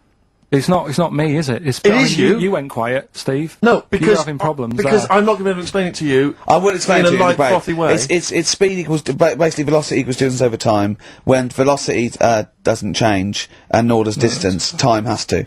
That's his theory. Yeah. Well, we just got What's your point, Rockbusters then, again. Carl? What's your point? I'm just saying. Because you don't understand what he it, said it's about- worthless. I was trying to explain to Newton that basically formulated the laws of the universe, the 3 laws of the universe. Even playing snooker, I'm trying to drop something. I was going, well, equal and opposite reaction and all these sort of stuff, right? And he was going, what did he do apart from the apple on his head with the gravity? And I went, well, what do you mean? And he went, well, why was it a problem? If we had been floating round, yeah. I'd have called him in. But since we're not, we don't need him. Yeah. That's what he said. Play a record. You're a buffoon. Don't forget, a transsexual, it's not a transvestite. This isn't just a builder in a dress. They have the hormone replacement as well, so they get estrogen, so they and electrolysis, so they have, their face looks different, they don't go bald, they're slighter, they you know what I mean? They're the real thing. A transsexual is now the real thing. Biologically and politically and... But they'll still be a man, won't they? Well, it'd be embarrassing if they don't tell their new partner and there's pictures of them, you know, down the pub when they were 24, but you probably sort of get over that, don't you? They go, "Who's the fella with the beard drinking the yard of ale?" That was me. Well, interesting story. Probably should have told you this before the honeymoon. Do you know what I mean? It's like, you can have all that done, right? There's stuff, you know, you could have your bits done, right? You can have, like, false teeth, but you know that when you see an old person with a good set of teeth, it's like, well, they're false. There's no way you've got good teeth like that if you were brought up in, like, the 30s. But what would you do if Suzanne said, "Look, I've got a terrible secret," and she showed you a picture of this kid, this little boy, growing up, you know, playing football, and then the pictures stop at 20, just before you met her, and, she goes, and she shows you a nice pair of bollocks in a jar, she goes, "They were mine." Well, first thing is he'd take back the gloves you bought her last week. Would you go, "Oh, I can't go out with you now"? Or would you say, "Well, you're the same person"? I've blown his mind. Yeah, I really have freaked him out there. She is into sport. Eh? Should we play a record while you give her a call? No, but look, what I'm saying is, right, it doesn't matter what you have done. We can wrap this up here, because I've got it sorted, right? Okay. Doesn't matter what you have done, at the end of the day, it's obvious that you've had it done. If you're a fella and you've been changed to a woman, I could spot you, right? If... You can't, though. I tell you what, I was at Suzanne's mum and dad's, right, up north last week, and I went to the off-licence, right? Yeah. And I went in there, never seen this fella before, right? Soon as I walk in, I eye him up behind the counter, go, "Alright, mate." Oh, hello. Oh, I notice he's got a wig on, right? Yeah. Now, it was, I kinda looked and I thought, yeah, it's a wig, whatever. And then, I thought, I wonder if it is, and as I got to the till, I said, "How much is that?" He said, you know, 50 pence, I said, "Great." And as he turned to the till... Were you buying Suzanne a gift? As he turned to the till and he did that sort of angle, you got the profile, you see the bit sticking out of the back, you go, "That's a wig." I know what you mean. Yeah. I know what you mean. And it's like a little, it just, the last inch just lifts away from the neck. Yeah. Yeah. Now, everybody who goes in that shop will probably know him as having a wig and that. It keeps him happy, but everybody knows. So, what I'm saying is, it's like... But could I just say, transsexuals put in a little bit more effort than a fella who's plonked a rug on top and held it down with some duct tape. Do you know what I mean? You know, the only giveaway often with a transsexual is the big hands. They can't do anything about that. That's the only thing, you know. Right. But I mean, transvestites are different, you know, they are builders in the dress. You go in a supermarket, you turn around, you see a 6-foot woman, huge head, you go, "Alright, love." You know what I mean? You know, down below, she's packing more than us three put together. That's what I'm saying. But, you know what I mean, that's one thing. If Eddie Izzard, right, you're meeting Eddie Izzard, right, who likes to pop on a dress now and again, right? What's the politics with that? Do you go, as he walks in, he's all in evening gown, and he goes, "Alright, Carl," and you go, "Alright, Eddie," and it's in a busy pub, and you go, "Oh, why is he?" And you go, do you say, "Do you want a pint of bitter?" and slap him on the back like you would a mate, or do you go, "That's lovely, that's a lovely dress"? Do you know what I mean? What do you do? What do you do with a transvestite? Would you compliment a transvestite on their lovely dress? If he was wearing a nice dress? In the same way that you would if Suzanne was wearing a nice Probably in a different way. I'd probably say, "That dress, you know, looks nice. Be even nicer on a woman." Right. Do you know what I mean? So you try and change the way they think. Yeah. Yeah, you'd want to teach them a lesson. Yeah. Sure. In a way. Yeah. It's just, it's one of them things I can't get my head around, to be honest, right? I can handle hairy Chinese kids. Yeah. Is it true to say that you've never been able to handle a transvestite? Listen, Carl, you're going on holiday. You need a little rest, don't you? Yeah. What's the vibe? What's the vibe of the day? What's the crack on holiday? Come on. Where are you going? Madeira. Right. Good.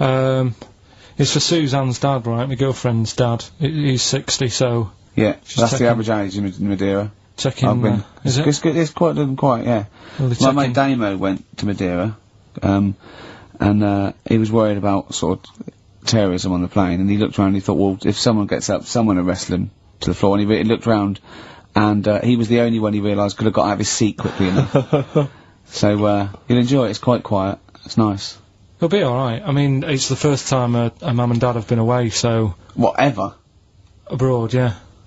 So Right. they're worrying about... They just don't understand the rules and stuff, so they're panicking a bit. And then in the week he called they know up... Well, that they're going to take livestock. Yeah. Well, it's getting like that. It was like... Are they filling loads of Durags with heroin as we speak? Exactly. No, but, do they know about passports expiring, don't they? I mean, they're not completely stupid. they know about all that, right? Yeah. And he called up in the week, one of the questions said, what's the best thing, when you're going abroad, what's the best thing to use to carry tea bags? So it was like, what are you worrying about that for? They'll sell tea bags out there. And he's like, well, we want to take our own. It's like, they'll sell tea bags. Yeah. And he's worrying about that. He's saying, can I put it in a glass jar? So put it in a glass jar then. He's saying, oh, I'll bubble wrap it. So he's bubble wrapping a tea thing. It's just, I mean, it is annoying me a bit, because it's meant to be a week off from you annoying me, and already he's niggling me. Yeah. But you are easily wound up. You are a very finicky little fussy person. You don't like the slightest bit of pressure. See, I thrive on pressure. I'm working here, working there. That's the way I work as well. That's always doing stuff, monkey news. Do you know what I mean? Oh yeah, monkey news. It was my birthday, right? Went home after working with you a couple of Saturdays ago, right? Girlfriend was like, open your card, and I said, no, it's my birthday on Monday, I'll open it then. You obey by the rules, don't you, of birthdays? Birthday rules. Well, there's no point. Well, exactly, chaos leads that way. Yeah, right, so, Not an anarchist, never has been. So anyway, she was kept going on, and it was doing me head in, so I said, alright, I'll open it. Yeah. So I opened it, ticket fell out, surprise holiday to one of the Canary Islands. So... And what was your reaction? I mean... First one was, we haven't got enough money. Right. For this. But I didn't want to ruin it, so... No. So I didn't go on about that, and I said, oh, it'd be great. So I can't wait. So, did you say it in that tone of voice? Well, it was good timing, because I was tired and everything. And I'm not a big holiday fan, but the timing was right. Yeah. Do you know what I mean? It's the same as last night. I don't always like a curry, but last night... You're in the mood. You get that sort of, oh, yeah. Curry, you had a feeling. Yeah, you had a feeling. You thought, oh, and then, lo and behold, later you were eating the curry. It's weird, isn't it? Isn't it weird, the paranormal? Isn't it weird? They work in mysterious ways, ghosts. Yeah. So anyway, right, the island, if I was on with you here, I'd probably say it's a bit barren. Okay. Not much there, but if you get a hotel, you're guaranteed good weather. Right. Are you? No, what I mean is, it'll be a good holiday. If you get a hotel, right, the weather's always good, so you'll have a nice time. Yeah, that was a comma, yeah, it was a, yeah, go on. And all that, and the food was alright, and everything was going alright. I was just having a nice, relaxing time. And how do you sort of spend your time on a holiday? You just lie around? Is that sort of holiday, just lying around. I bought a book. You bought a book? Yeah. Okay, ghosts? No, it was short stories, right? It About was like, ghosts? no, it was about like special days in our time and time before me and stuff. Oh, yeah. And it was like, it was telling you about how in, I think it was 1814, the Thames frozen up. Yeah. And all these stories are told by eyewitnesses. Yeah. Right? So there's some fella who was around in 1814, and the Thames was frozen, and people used to put market stalls on there, and they'd do the shopping. It was like like an Oxford Street. Was that Mad Liar Charlie? No, because he's famous for that. Well, yeah. I'm sure, you know. No, I think that was Mad Liar Charlie. Right. Yeah. So I was reading that, and then after a couple of days was a bit like, oh, boring. Yeah, you can only do sort of so much lying around And so much reading. So Suzanne said, well, let's go on the beach, have a walk. You ain't gone on the beach? Where had you been up to this point then? In your room? No, just like round the pool, just relaxing and having a swim and that. Yeah. So she said, let's go on the beach. I said, all right then, yeah. So wandered down to the beach, and first impressions are, yeah, it's all right, it's clean. Your criteria is so basic, it's brilliant. Right. Hotel, yes. Roof, good. Food, adequate. Beach, clean. Next. So I'm walking along, and everything's good, and you know, there's a woman feeding fish bread, which I thought that's different.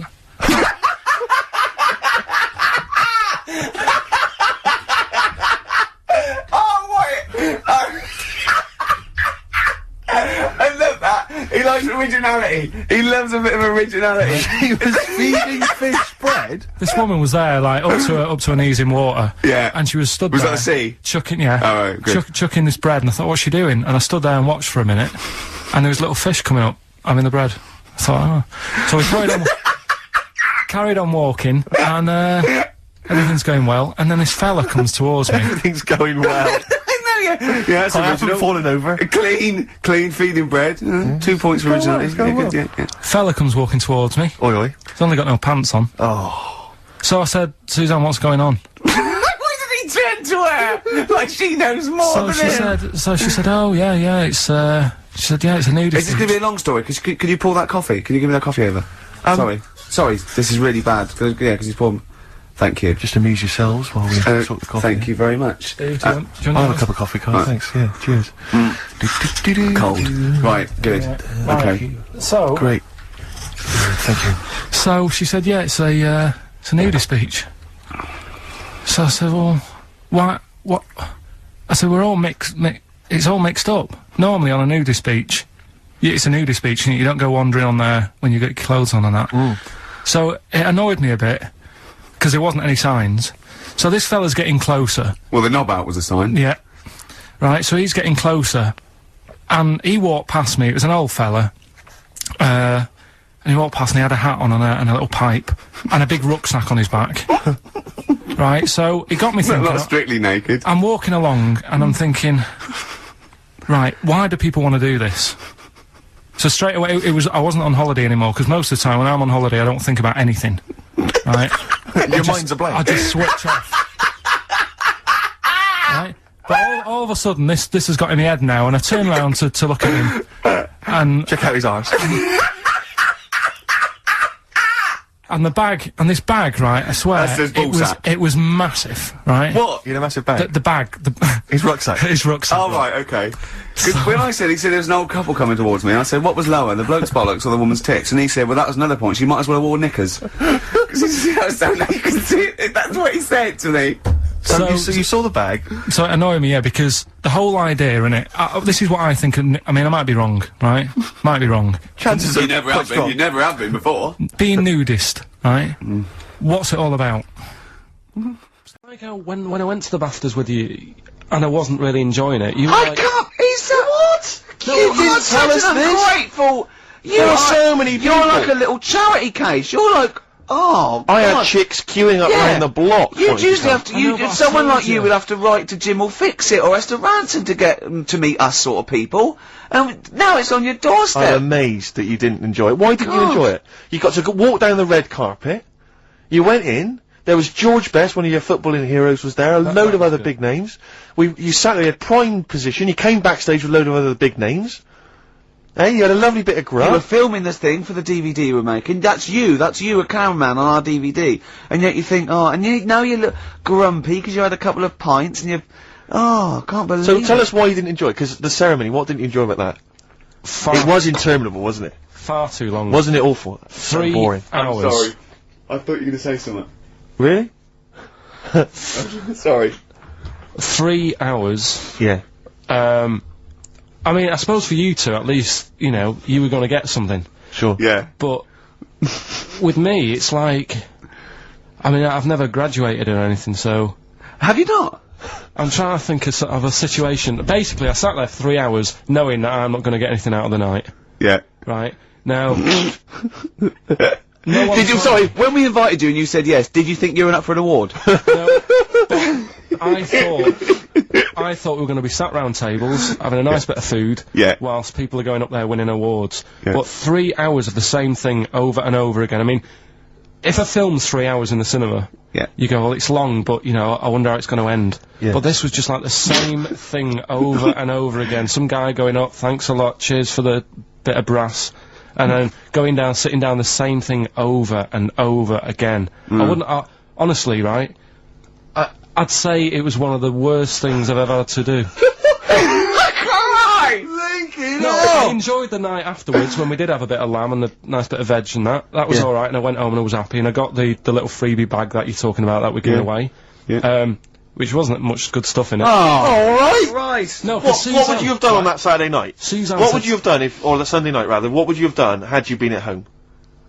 I would have stayed in with Suzanne, right, watching telly, having a nice bit of pate on toast or something, cup of tea, watching 24, but instead, I had to buy an expensive suit so I didn't show you up, right? This is what we did. Yeah. How much did you spend on your suit? Well, in total, right, because, you know, the shoes and the suit and the shirt and the tie, it was about 600 quid. That's the most expensive evening ever. That's what I'm saying to you. And the daft thing is, it's dark in there. I don't know why you've got to wear a nice suit. You can't wear a tracksuit, for goodness sake. It's dark in there! No, just the shirt and that. It doesn't make you a better person wearing a suit. No, doesn't make you a better person, no. We're not claiming it made you a better person. No, but that annoyed me. Yeah. I mean, it was an experience, innit? That's why I went, because you think, if I didn't go, if I would have said to you when you invited me, no, Steve, I don't want to go, then I would have never known, right? Yeah. And that's my sort of thing in life, right? Yeah. If something comes up, you should take it, even if you're not going to like it. It's a bit of an experience. Right. You know what he said to me? I phoned him up because we had to meet up, and obviously he had to pose as my gay lover. Yeah. To get in, right? Yeah. He phoned, what? He said something to me like, I bought a suit, I'm looking good. He said, I'm looking good. People will think, how on earth did he end up with that good-looking guy? So he got into the role. That was what he said to me. He started getting into it. Such an insult. Play a record. I just must say that we've had an email from Darryl Foss. Lots of people have emailed in and said, well done on the BAFTAs and well done on your Room 101. They really liked that. Thank you. There's one guy, and it's Darryl says, Ricky, has your dad only got one D-mob suit? Because I know you noticed that Ricky wears the same suit every single time he appears on TV, because he spent a fortune on it getting it tailor-made. I've only got one. It's a good suit, and now he wears it all the time. And it's winter as well, it's like a pure wall, so I'm sweating everywhere I go. Anyway, usually it's too much cheese. I won't be buying another. Huh? I won't be buying another one. Ever. Yeah, that's it. Yeah. Yeah. Suzanne told me today, right, because I've handed it in today to have the trousers turned up a bit. Why? Because it was a bit of a bodge job for the night. Yeah. Right. It was just some pins sort of holding it up the other night, but you didn't notice, and I didn't tell you because I thought you'd be getting on the stage and saying, "Look at that freak over there with his pants hemmed up." But I took it to the place to get it done. Suzanne tells me that I'm going to start shrinking now and getting to that age where you start going small. So just go back to insults briefly. Go on. You know, Goofy. saying. Oh, no, see, that's... Goofy, that's not fair. No, because that's what he said, it's in my head. What do you mean he said that? When did he say that? No, I mean... When did you call me Goofy? No, he didn't. He said about once in my head. Hey, no, when it's... come on. Come off it. Don't What? Who's start calling on me Goofy? No. I'm not even Goofy. Goggle-eyed's fair enough. Yeah, but you can sort your look out, I can't. What do you mean I can... How can I sort my look out? I'm not even Goofy. That's not fair. You've got the proper features. What? Just needs sorting out a bit. I can't help it if my hair's not good. I noticed the other day when Karl was sitting on your knee having his picture taken. It's a long story, right? He's got a completely spherical head. It's slightly too small. I'm not being funny, because, I mean, you know, I'm not perfect. But he's got a completely spherical little head. He looks a little bit like a baby Hamburglar. You know Hamburglar off McDonald's? Sure. He looks like a little baby Hamburglar. And it's sort of quite put upon. It's... Suzanne thinks I look like that thing in that Dulux advert. Do you know when the woman pulls the head off that? That little plasticine Yeah, morph type and then they thing. make a new head for it. And it's like a little head. Really? And that's your girlfriend saying it. I know. Anyway, listen, let's get back to business here.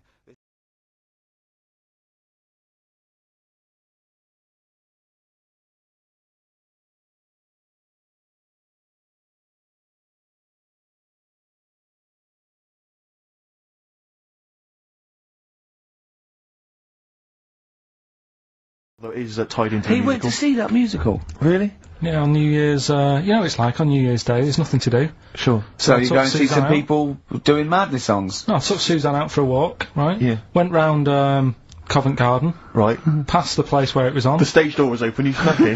Well, I said Madness are alright. And because when you think about it, Madness songs are quite sort of musical anyway, aren't they? So you can't They're quite do- musical. Do you know what I mean? They sort He of... means they're Oh, like I a see, right, they're musical, like a- yeah. like a musical. Knees up Mother Brown. I thought it was alright, enjoyed it. Blur the musical would be good, wouldn't it? Blur the musical will be excellent. Yeah, little so, Cockney so Sparrow. what, you bought tickets there and then and just went in? No. They're not selling, are they? It was fairly quiet, because No. we only paid the lower price and we got upgraded for free. Nice. So... You enjoyed it though, did you? No, I'd loved it. And I'd would say, anyone like to come on stage with us? Yeah. The little bald fella. Yeah, go on, I'll give it a go. And what home are you from? Where are you, what are you doing tomorrow? Well, I'm going back. No, you're coming here tomorrow. Come here tomorrow. We've got... How do you get so many breaks and holidays? Because you went away with Suzanne's parents. You've just been away with your parents. That's a couple of weeks, 10 days. So that's probably about 3 weeks in all. You had that you went to Manchester, you had that day off because your trousers were wet. I mean, and I suppose because you've only got one job, and, I've got a lot more. This is just one of my jobs. But, I mean, don't you ever count your blessings? Go, God, thank God I can have time off, I don't work too hard, I'm not stressed too much. No. It's just all to do with, when you do work, do a lot. So I get a lot done. Yeah. What do you mean? I'm always doing stuff. I mean, even though, when I was in Cornwall, right, I'm sat there on the grass. I'd love to just sit on the grass. Yeah, you're too busy. I know, yeah, well, Me dad and Suzanne are playing crib, right? I'd sort of fallen out with him at Your that dad point. and Suzanne are playing crib. Why did you fallen out Because you do with live who? in the 1940s. Yeah, why did you fallen out? Because with crib, have you ever played crib? Yeah. Right, you've got to be pretty good at maths. Sure. Well, you've got to make your cards add up to 15 and all Well, that. yeah, I was just gonna correct you on you've got to be good at maths. Yeah. What, algebra, quantum physics, what? No, just adding up. Adding up to 15. Brilliant. I mean, You can almost do it on your fingers. my dad's, You could in Cornwall. Yeah.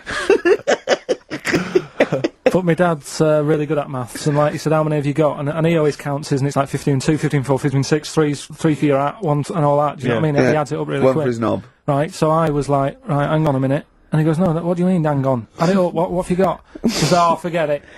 I said, this isn't fun if you're going to start getting all arsey with me. Sure. So, Forget it. Yeah. I love it. But I don't know him, but I'm sure he's just winding you up. His victory is you going, forget it, I'm not playing.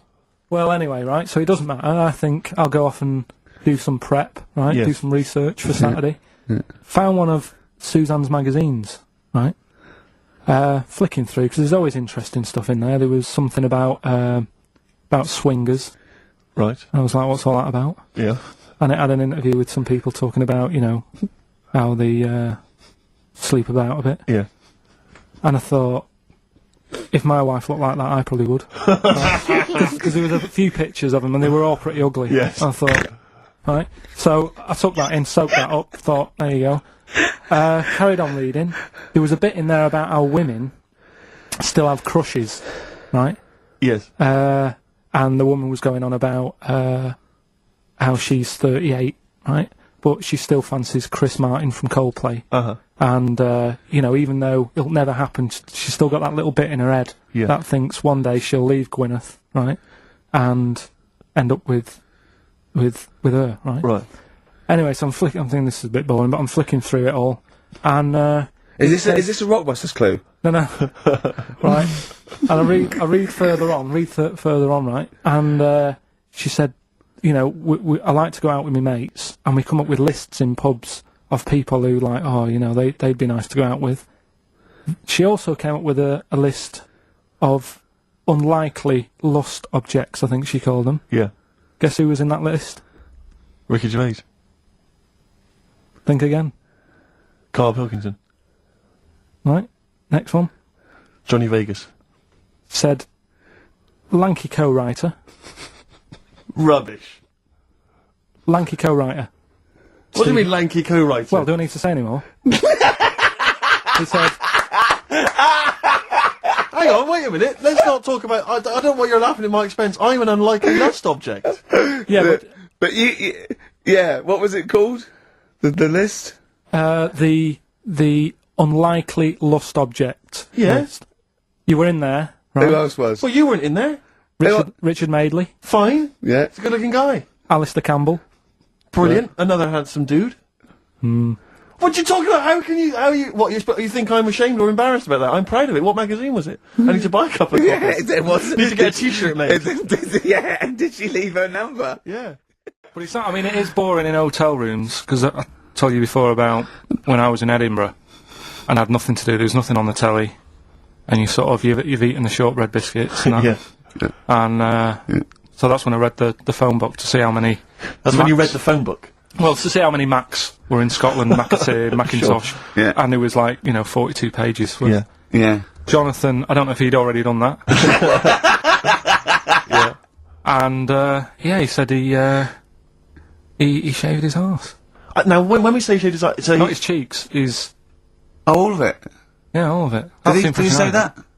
Well, I think that's... But other than the cheeks, But then there's not much left, is But there? then we got to the fact that me and Jonathan, if we pulled our wealth, we could have shaved Karl's arse for £1,000. Right. And he said, yeah, for £1,000 you can shave my arse. Suzanne said, can I say this bit? Your girlfriend said what, Karl? She was annoyed. She said, well, I'm not allowed to go there. Why is anyone else? And of course the whole table stopped and leant in and said, what?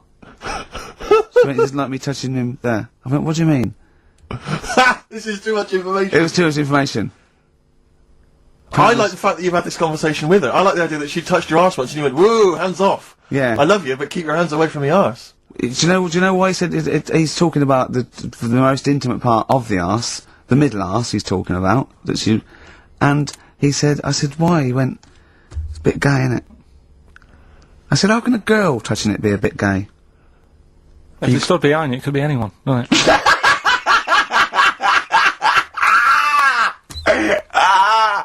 Oh God! And it seemed, I mean, you can imagine the conversations we were having, right? And it's that thing that the waitress heard something every time she came over. She heard the word, like, cock or... Jonathan Ross saying I shaved my arse. yeah. And, oh dear. But it was, yeah, it was a good night, wasn't it? So, it's the £1,000 now, isn't it?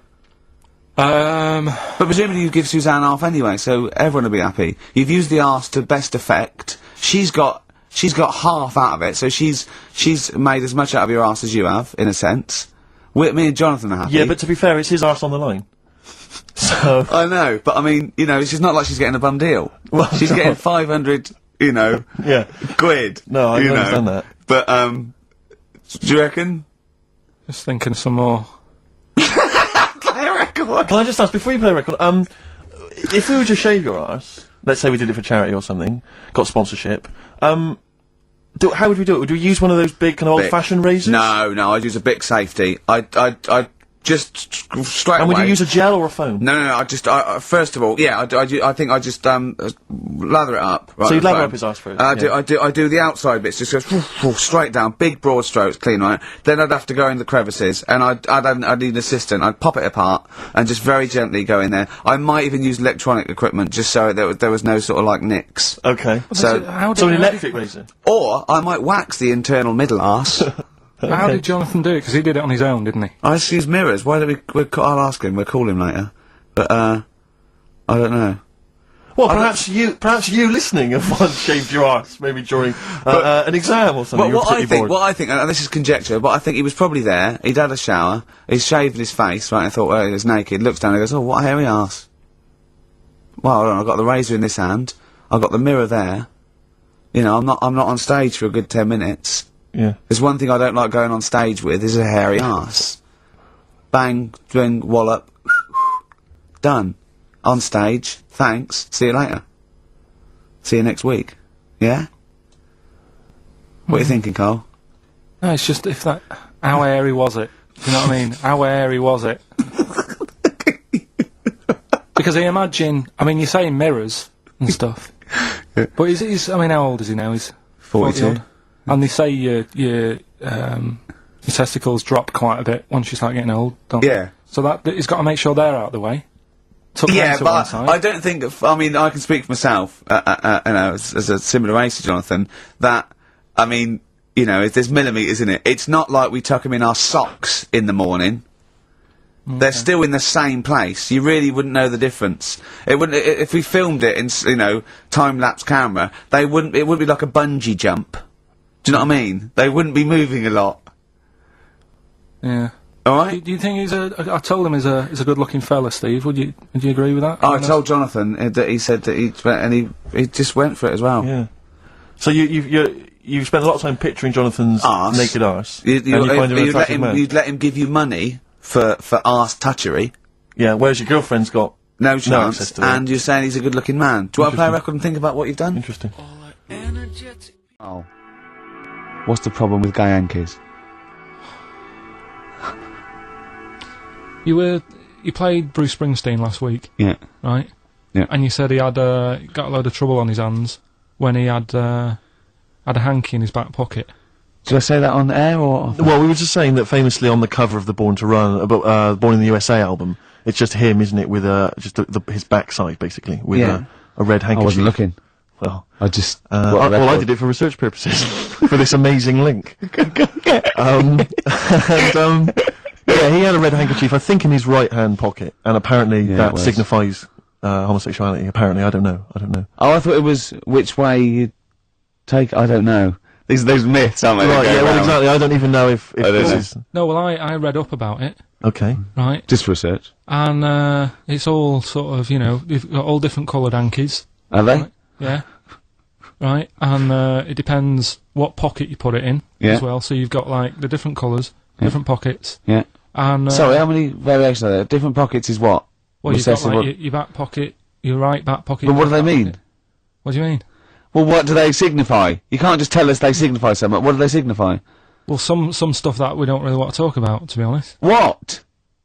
Sort of, stuff that gays are into. Right. What do you mean? Barbara Streisand records? Yeah, yeah, Eurovision. No, like, a couple of things that were there that I know we can mention. He said something about... I love that, what he thinks he can't mention, I love it. Decency, what is this, 1956? No, but I mean, it isn't just, you know, having it away. This is... Having it away, I love him! No, having it away! You get up to some weird stuff.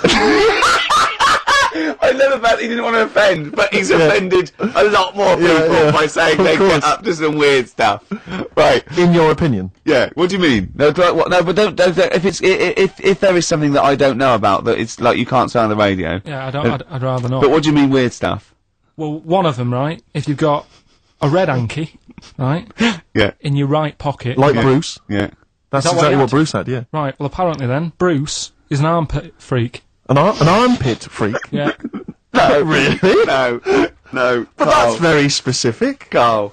Seriously. Well, what? Right, okay. What else is there then? Sorry, is there some kind of homosexual body that sat down and came up with this at some point? Well, you said we've got, well, this is getting crazy. You've got, like, a blue handkerchief in your top breast pocket. I don't know what that means. You need to sit down. There's some kind of summit, figure out what it means. Yeah. It's just that you're not free from it either. So if you were to go in like a gay bar, which, you know, you might do if you're straight anyway, because they're, you know, good places, I think. Right?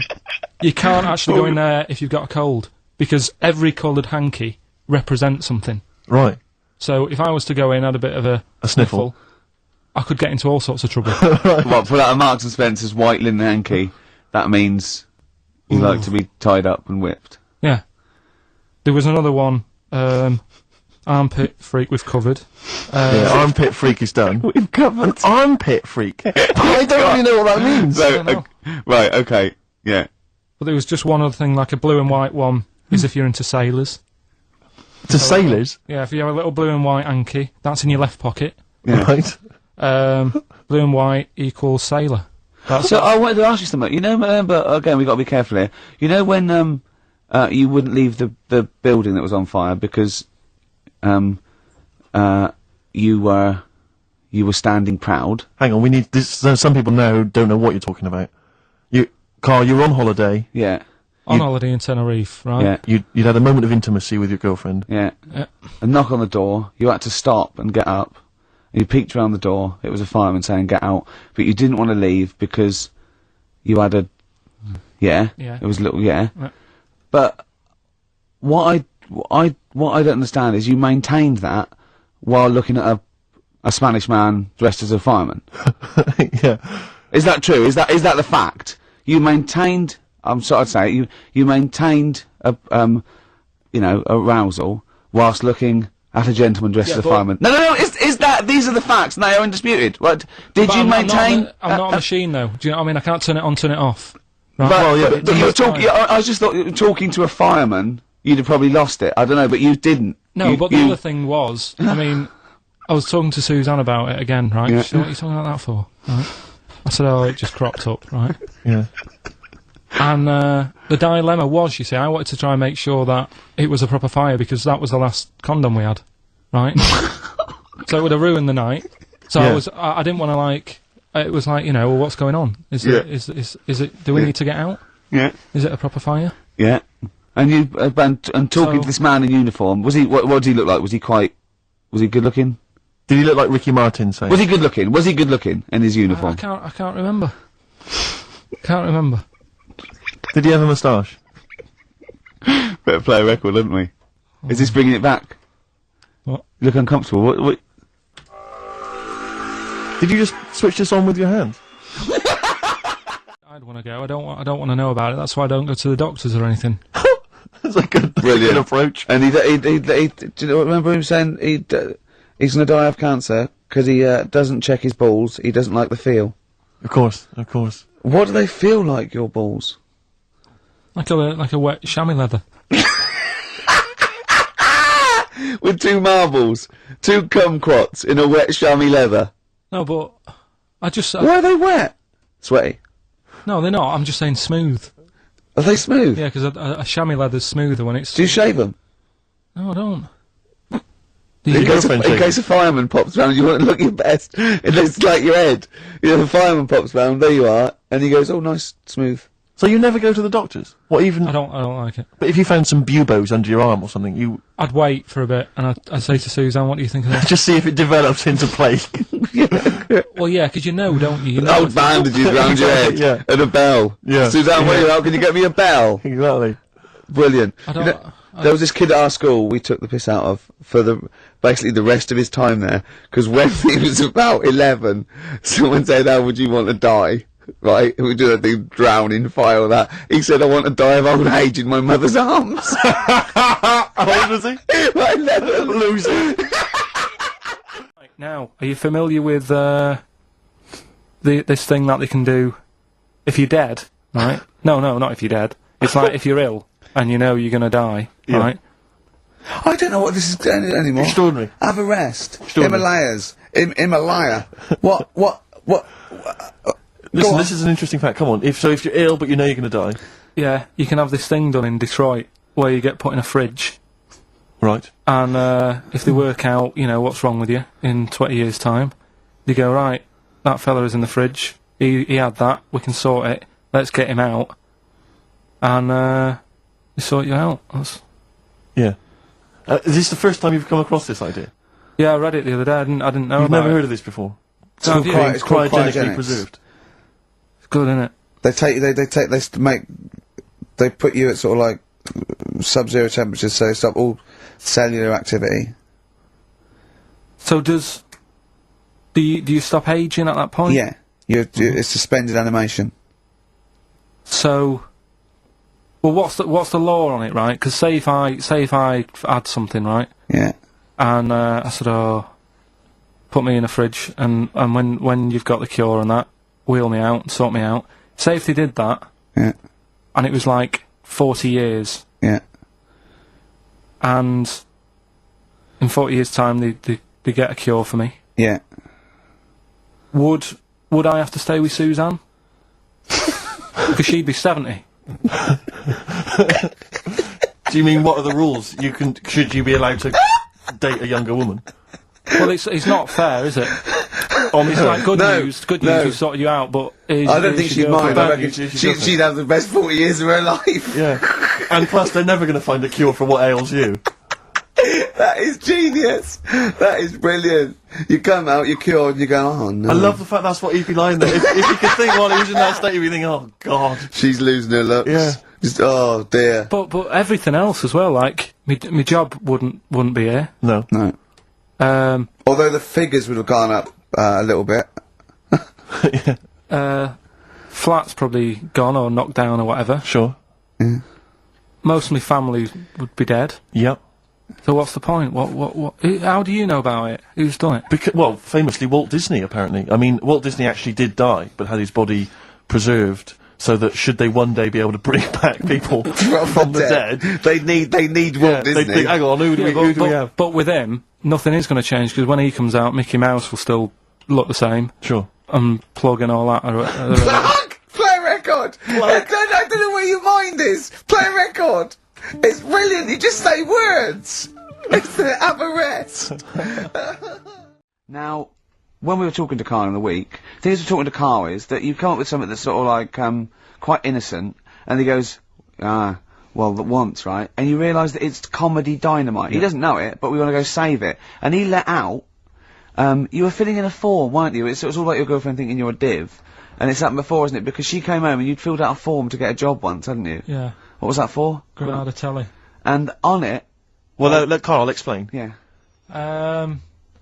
You see, this is what annoys me with job applications, because rather than just saying, do you want the job, and what can you bring to this business? Yeah.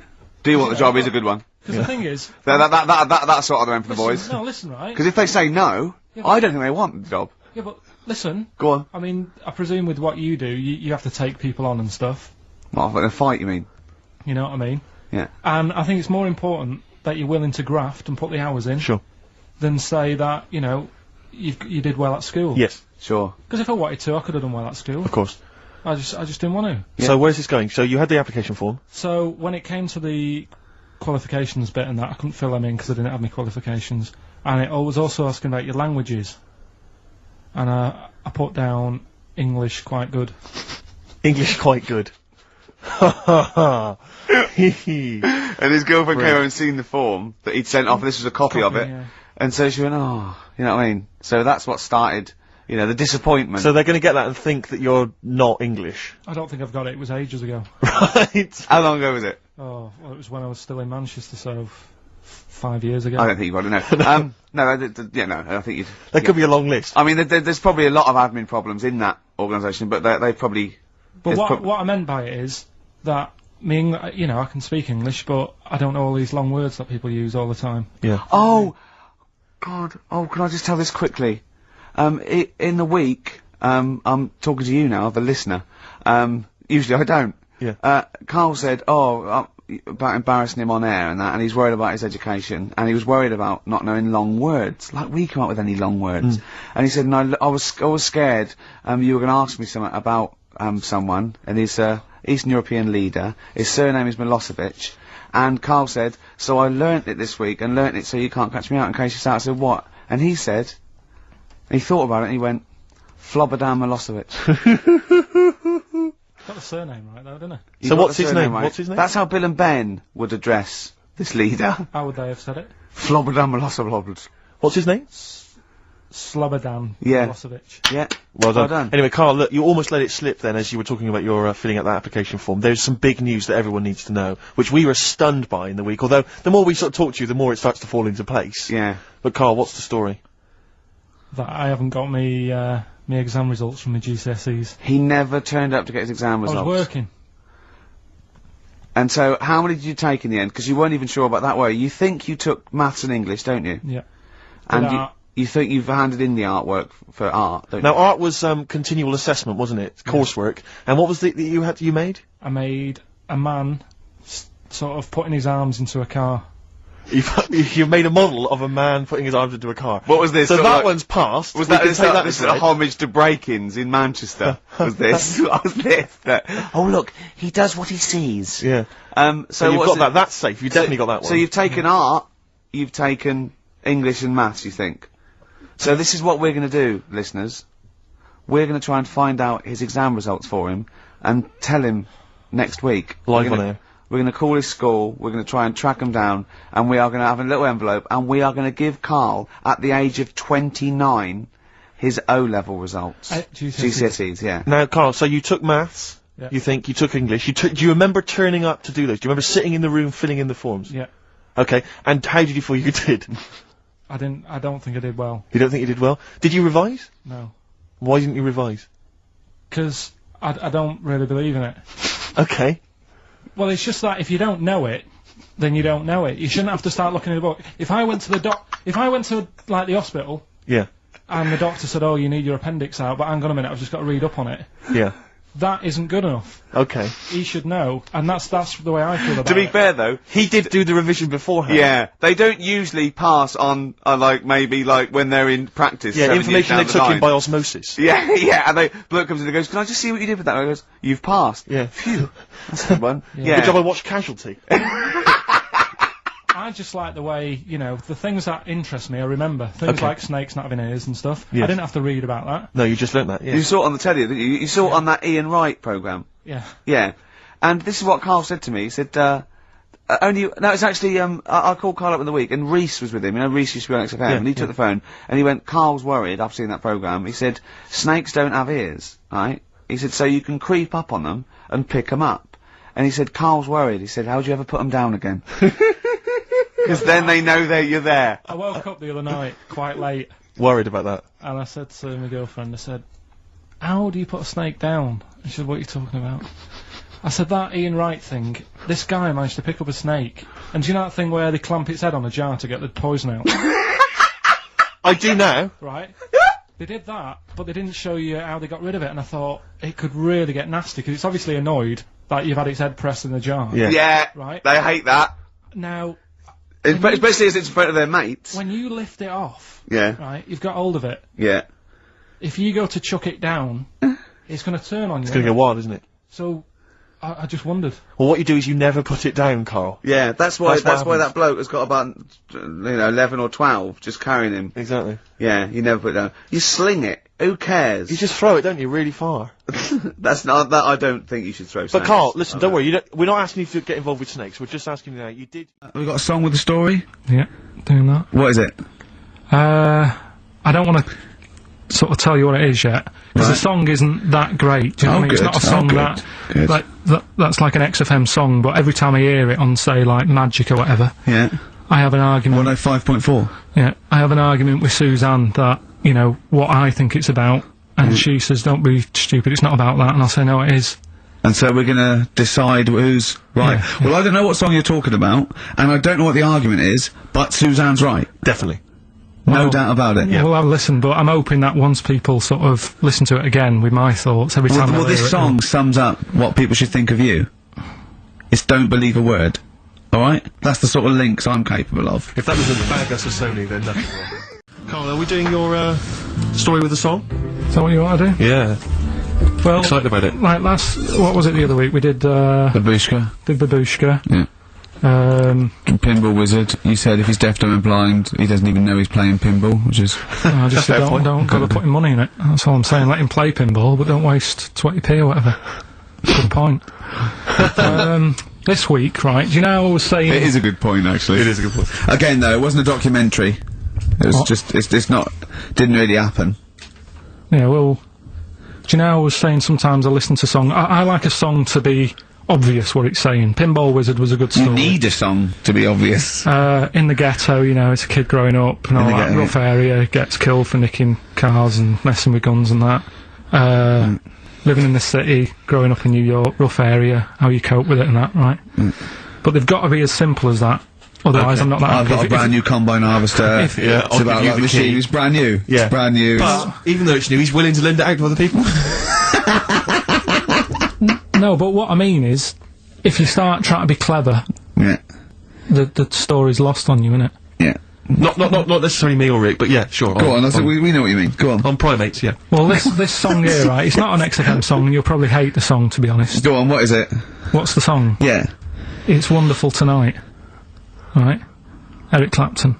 Okay, it's alright. It's a bit it's a sort of bluesy sort of ballad from the late 70s. Yeah, it's alright. But I'm always arguing with Suzanne, because every time I hear it, I'm getting different pictures in my head Yeah. of, like, what's going on, right? Okay. And I'm convinced it's about, like, this little cripple fella in a wheelchair, right? And he's knocking about with his wife. And We don't say cripple anymore, do we, Steve? Do we say cripple? I don't think we've said that since, 70s? I think it's the 70s when we stopped. Alright, just a little fella in a wheelchair then. Okay. And the story is all sort of, you know, how he's being pushed about by his... Again, that's not literally. By his wife, she's wheeling him about, what do you He's mean? wheeling him about, they go to a party, everyone sort of looks round and looks at him. What makes you think that he's in a wheelchair? What's the clues? What's the words? There's loads of little things. There's on. like, well, like I say, something about his wife walking around with me and all that. Well, of course she is. She's pushing him about. But whoa, walking around. If someone said, "Oh, she was walking around with me," I'd think they were both walking round. There's a few. But that's not. Well, there must be another. There must be a reason why you suddenly thought that fella's in a wheelchair. Right. My wife's walking around with Put me. on your makeup, and I feel alright. No, and she's always saying, "Do you feel all right?" And that she's always asking him how he is. Yeah, but she's Just listen. Let me play it, right? And try and picture the scene, right? But now I'm only thinking of a little fella in a wheelchair. Well, have a listen to it, Oh. and you know, just everything that's being said. Okay. Understand why I'm thinking what I'm thinking. No, never. that it? Yeah, there's no clue. But the thing is, that's what I'm picturing. But that doesn't mean it happened. You picture people that are half man, half moth. It doesn't mean it's possible. Do you know what I mean, Carl? What you think is usually not true. Suzanne is totally right. There is no reason. I have never, ever thought that Eric Clapton was singing about a little fella in a wheelchair. And the one clue in that, there's two, isn't there? Are you alright? Oh, let me say that, little cripple. Right, and, so I'll give her the car keys. Oh, why's she driving? You got any legs? Pushing him around and that. No, pushing him around. So we'll do one more next week then. Okay. I'm just finding more and more things are annoying me. Really? Like, even, like, at that Sony's night, right, you've got a lot of, respectable people going to that thing, you know, people who are high up at the BBC and that. Yeah. And just the way, you know, it's a posh night, there's people there with dinner jackets on and stuff. Mm. And then I went to the toilet for a wee. Old fella in there. I thought he looks like he's been in the, you know, the radio game for years, probably done loads of award-winning Sony stuff. Yeah. You know, all the BBC documentaries to do, in-depth stuff, and I thought, you know, I wonder if I'll be like him when I'm older, I wonder if I'm as good as him. Thinking all that, he's having a wee in the next urinal. Farts. I know. Yeah. He just farts. Old fella in a dinner jacket, probably hired. And I thought, But is that like they try to? They think, well, I better do it in here, and it's sort of like a trumpet, and everyone just goes, yeah, that's fine. What's up with that? You know, yeah, I know what you mean. It's just the arrogance of doing it. He just did it. It sounded like a lost whale. And he didn't sort of go and try and clinch it. He carried on, and then he went, oh, that was a good one. Really? Old fella, must have been about 70. Oh dear. And Well, better out than in. Yeah. but it's not though. I wasn't brought up like that. You see, Right. because I did it.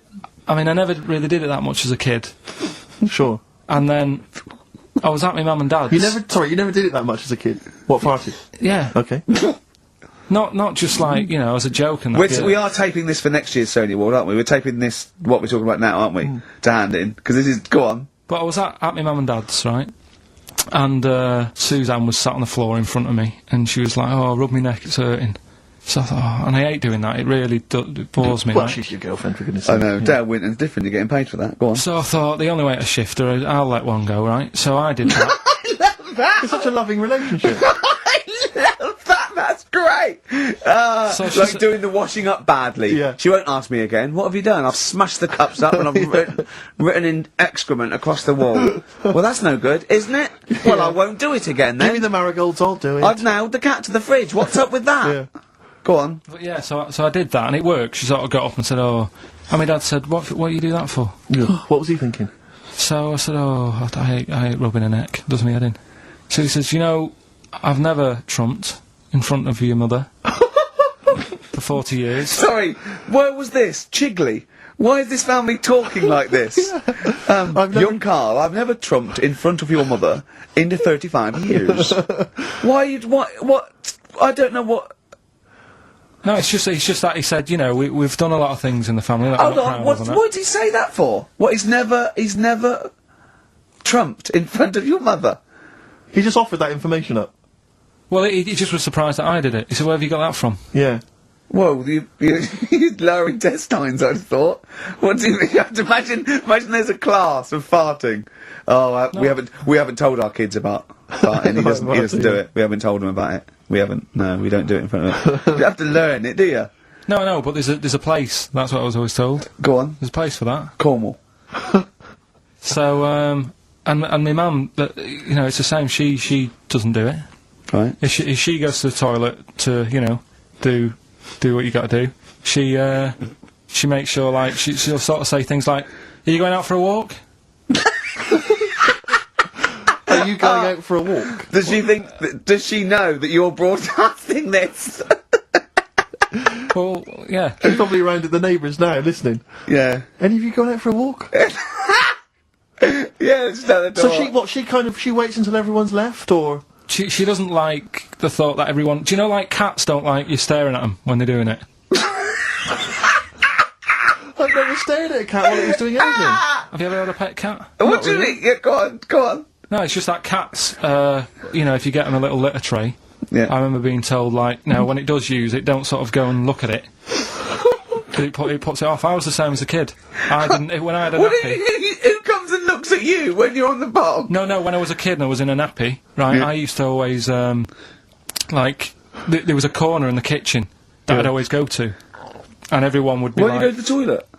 Because I had a nappy on. Oh, yeah, right, how old were you? 14th birthday? About 3 or something. Yeah. Right. And I used to always go to this corner, and Yeah. everyone said, right, he's going to the corner, don't watch, don't stare at him. The thing is, I can so imagine you because you've got the same head. Yeah, you look like a baby. It's just the baby's head. Put it there. Would you put a nappy on for 50 quid? Now. Yeah. I'd just sitting, do your work, Well, right? anyway, Just sit in the right, corner. So I'm not doing that, right? What? So yeah, my mum's like that, and something else she's good. I mean, people might want to know. At dinner party, oh no, it's Mrs. Pilkington just in the corner, just don't look at her. Yeah, don't look at Mrs. P. She's just in the corner of our kitchen, don't just look at her. What's she doing? She's just doing her business. There she is squatting. Are you going for a walk? Sorry, you were saying, Carl. Another trick I've learnt from her, right? If you're using, say, a friend's toilet or something, and you don't want to leave your mark, just Go down the toilet and flush it. use take a box of matches with you. Yes.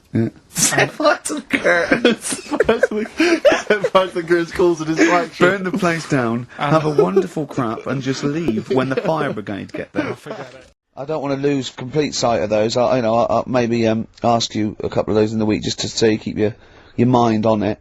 But Hitler, Tell us the story. What have you learnt? Do you want to ask some questions? No, not really. Just sum it up in a minute. What do you Can't do it think? in a minute. Well, can I ask some questions then? Where was he born? Austria. Tell us about his early life. Right, he was a young lad. He Brilliant. What in his early life? Okay. Yeah. what's the name? His mum was his dad's second cousin, which is a bit weird. Yeah. That is weird. They had 5 kids. He's going. Yeah, it's usually first cousin where I come from. Oh, that's unfair, isn't it? There's no need for that. There was 5 kids, but only 2 of them, including Hitler, including him and his sister survived. The others died at an early age. Okay. Right. Anyway, so they grew up, and the mum died and the dad died and that, and he thought, oh, what am I going to do? Because he didn't do well at school, didn't have many qualifications. No. Liked art. Did he have a GCSE in history?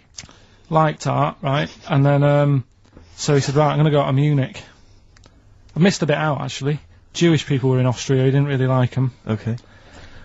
He thought they got, special treatments and stuff, and just didn't like them. So he went to Munich, and he joined the army. Right. Yeah? Yeah. And he was in the army, and he got injured. Right.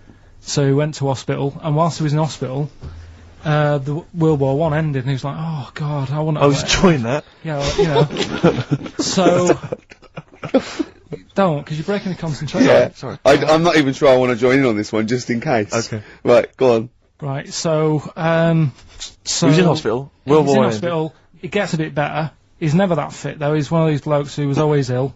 That was on something like 30 tablets a day or something. Comes out of there, joins some other army. Right. God, I knew it all this morning.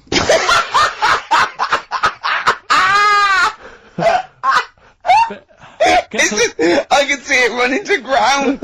I just see his face going, I'm not nailing the fact, am I? And joined another army, and he was Listen, let's try and help you. So, Here's a good bit. I remember this bit. He thought that war to men, right, was like childbirth is to women. That's how important he thought he was. All right. Right? So it's like, you fight for 9 months, and at the end of it, you own something, right? Yeah.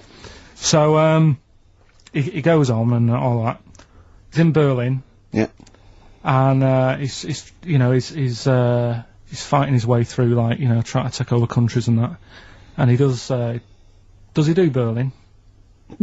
Does he? sorry, wait a minute. Is he Chancellor yet? What year is it? 35? Let's skip the kind of climb to power then. He's now the dictator of Germany. Right, he's in charge, yeah. And this is when, you know, he gets his own back on the Jewish people and that, and he's got his own little armies, and he's setting fire to Jewish businesses and all this. And, anyway, cut a long story short, he, Please do. He, when he came to, like, fighting Britain, yeah, came a bit sort of unstuck. Yeah. Right? Started fighting Not back. so easy, is it, this world domination, Adolf? Britain was there. France was helping out. Yeah. Americans were helping out. Yeah. So he thought, oh god, so a bit late, but yeah, he goes into a bunker in Berlin. Yeah. And it's all kicking off. Yeah. And apparently, like, Germany sort of surrenders. Yeah. Says it's all over, forget it, we can't beat you. He was really annoyed with this, and he thought, oh, I can't show my face around here. So he because it would be embarrassing. He's with his missus, who nobody knew was his wife. Right. Eva, in this bunker. Yeah. And, so he said, I've had enough of this. He shoots himself. Yeah. She poisons herself. And the chauffeur buries them or something, or burns them. Right. And, in all the time he was in charge, 50 million people died. So that's 1918 to 1945. Yeah. Between... It felt like that. Between Travis and the Red Hot Chili Peppers. Next week. That's fantastic. That's remarkable. I have to say that you sort of lost your grasp somewhere along the line, because you started off confidently, but you lost your way. I've had a really busy week, and last night I was like whizzing through it. Sure. And then this morning I woke up, and you know, Suzanne had been away for about 3 days, right? Yeah. I hardly spoke to her. She's been busy, I've been busy. First thing to say when I wake up, oh, just ask me some stuff on Hitler. You are romantic. That's great. That's how stressful it's getting. But I knew it all this morning, honestly. No, but that's fine. I think you've summed up the, you know, you've done that. Right, it's time for the newest quiz in town. This is where Karl inserts himself into a seminal film. Last week, he was the little kid in Sixth Sense. You remember, to great acclaim. The critics loved it. They said a triumph. This week, he's fiddled with The Graduate. This is the scene where, of course, he goes upstairs to the hotel room, and it's on the cards. She's a dead cert, Mrs. Robinson. Well, here we go then. So, are you ready for it? I've brought some condoms from home that Suzanne got for Christmas. Benjamin. What? Will you bring me a hanger? A what? A hanger.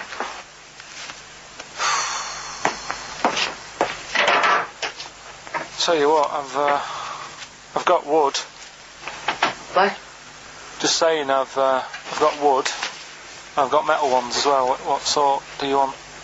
Either one would be fine. Alright. There you go.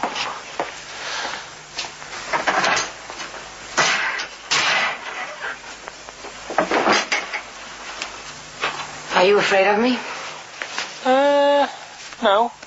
No, I've seen weirder things than you. Have I ever told you about the two lads I went to school with who had big heads? Webbed fingers as well, but not related, and weren't mates, but both had the same thing, which is a bit weird. Yeah, I never found out what was wrong with them. Can I ask you a personal question? As long as it's not about my head being round, because Ricky's always going on about that. He's saying I've got a round head. Well, you can admit that, can't you? No, it's. I'd say it's a normal sort of shape. It's just round. It is, isn't it? Yeah, but what do you mean? So is yours. Head should be round. It's nothing to be ashamed of. I'm not ashamed. It's just a normal shape. Mm-hmm. And you can talk. Look at your saggy arse. Anyway, get your knickers off. Hello, darkness, my old friend. I've come to Oh, that was a joy. Oh dear. And why didn't you sleep last night? I haven't slept well since I was about 12. Do you sleep well, Steve? But wait, you can't let that go! I haven't slept well since I was 12. What do you mean? Do you know, like, a proper I used to love going to bed as like a kid. Yeah. Whereas now it's like, oh, am I going to sleep tonight? And I sort of wake up about 4 times. Right. Whereas when you're a kid, I remember really loving, like, going to bed. There was one time where I actually laughed myself to sleep because I couldn't believe me luck. There's something wrong with him. What do you mean you laugh yourself? Have you ever had it when you're really tired and you get in bed and the pillows feel it's all cold. Yeah. And it's like, I can't believe this. Yeah. And it happened twice. Once when I just went to bed and I was really looking forward to it, and also when I helped my dad out once, like through the night. He worked at this paper company, right? And I helped him out, and I got in at about 4 in the morning with him.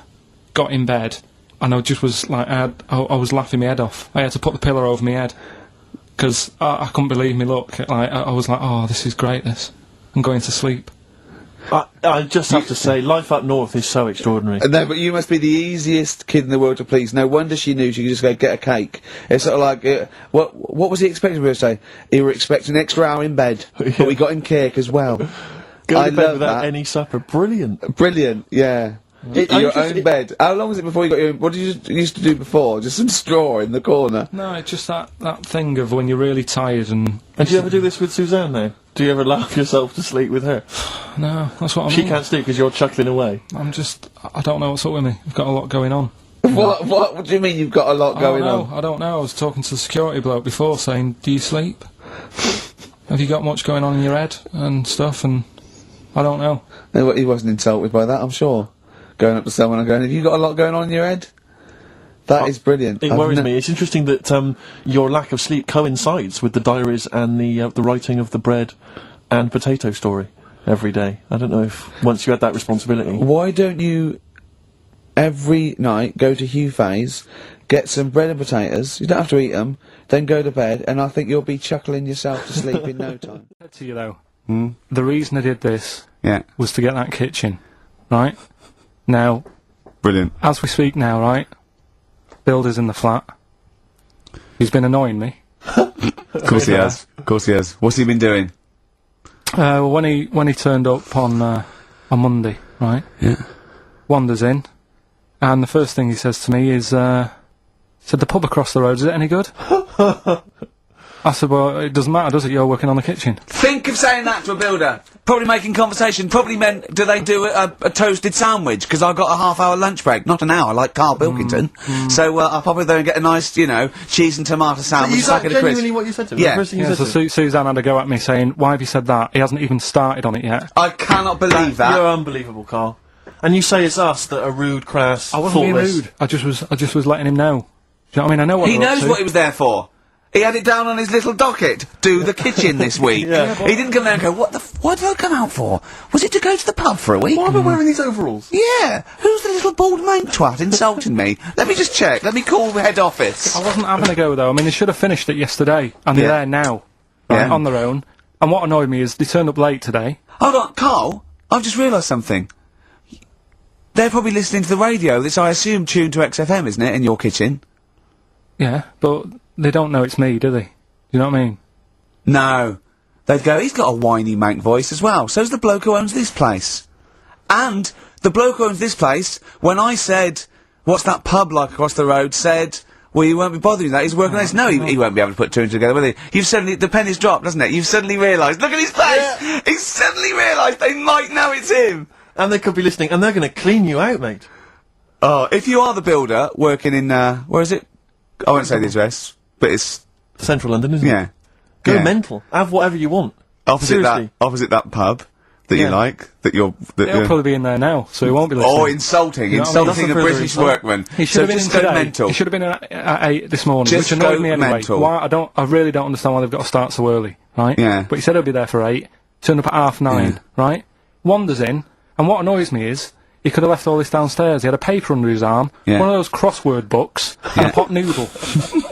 Now, I'm not being funny, but most of them take quite a bit of time. A crossword book, he's not happy with just the one that's in the paper.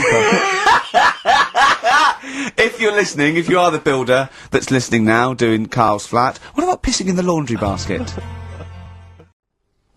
You've realised now that the builder could well be listening, knowing exactly who you're talking about. There's a chance of it. Do you know what I mean? Yeah. 'Cause I didn't think about it, but you're right, you know, was tuned onto that. I think he did flick it on, thinking about it, thinking back. If so, yeah, he's probably listening now. No, he probably isn't. He probably listens to about half hour, and if he's got any sense, he turned it to Heart or Virgin or Magic or something, but, you know, there is a chance. Good advice to the listeners. Yeah. If you've got any sense, if you finish your crossword puzzles. I think, you know, according to our figures, there's a 5% chance of him listening to it. Yeah. So, if we want to be accurate. Although he isn't a house with it tuned to that, so I think puts him right up to 50% straight but away. then again, Ricky's got a job of work, so why would he be listening to this show? Well, he's doing a crossword at the moment. Yeah, well. You better hope he's not listening. Well, I mean, they do annoy me. I'm sticking by it. Yeah, anyway, come on, Builders. you might as well keep digging, yeah, go on. No, I'm just saying, they do annoy me, the way they wake you up at 8 and then... Well, that's when they start work. Because I told you, I mean... Oh, we'll leave that one then. Yeah. No, but it's like, the other day when they came in, I always like to test them, do you know what I mean? When I had some work done on the last flat that was in, right, that was renting, the builders were in, sorting the shower out and that. They woke me up about 7:30. Yeah. Right? Were you in the shower? No, Good thing about cleaning this shower, there's never any hair down the plug hole. Yeah. Right? So, I left early to come to work, right? Sure. And I thought, I wonder what they're doing. I wonder if they have started. So I walked back to go back in. They'd left the flat and they was outside having a Starbucks. And it just annoys me that they couldn't do that first. Do you know what I mean? Have your breakfast first, then come and wake me up. But don't wake me up to then get me out of the flat and then say, right, let's go and have breakfast. Well, they've probably got to get in, haven't they? What for? What for? They can put all the tools in the little lobby bit. Do you know what I mean? Yeah. Just winds me up. Sure. Now the thing is, the guy today who's doing the tiling, that's narrowed it down a bit more, right?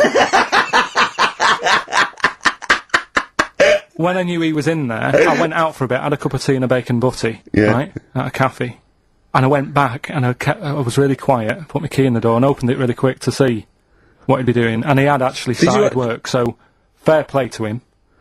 What if he'd just been exfoliating himself naked on the kitchen floor? Yeah. I'd say, right, caught you. Don't use my exfoliate. Yeah.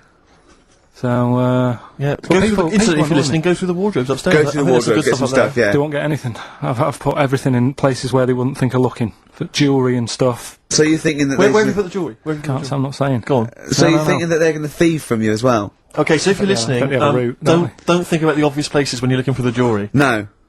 But I do things like, I would do things like, you know, just pop a little bit of urine, maybe in the salt cellar or something. Yeah. Just do something. I'd say what I do is I take the toothbrushes in the bathroom, just pop them in the toilet, flush it, and then take them back again, just pop them back in there. Leave them nothing, leave them out. When they were coming last week, I brought the biscuits to work. Suzanne was like, no, you didn't really? No, mates. You no, brought your biscuits into work? No, it wasn't a tin, it was just a packet of good quality cookies. Good quality cookies! Yeah, you thought I'll be damned if they're Oh, God. But that's what Suzanne always says, don't know, you know, why you like this, because, you know, it's not as if you've been sort of harmed as a kid or anything. But I like the fact that you once said to us that you don't need friends. You don't like friends because they're a bit of a pain. Because they call you up and they want to be with you. Yeah, but mates are a hassle.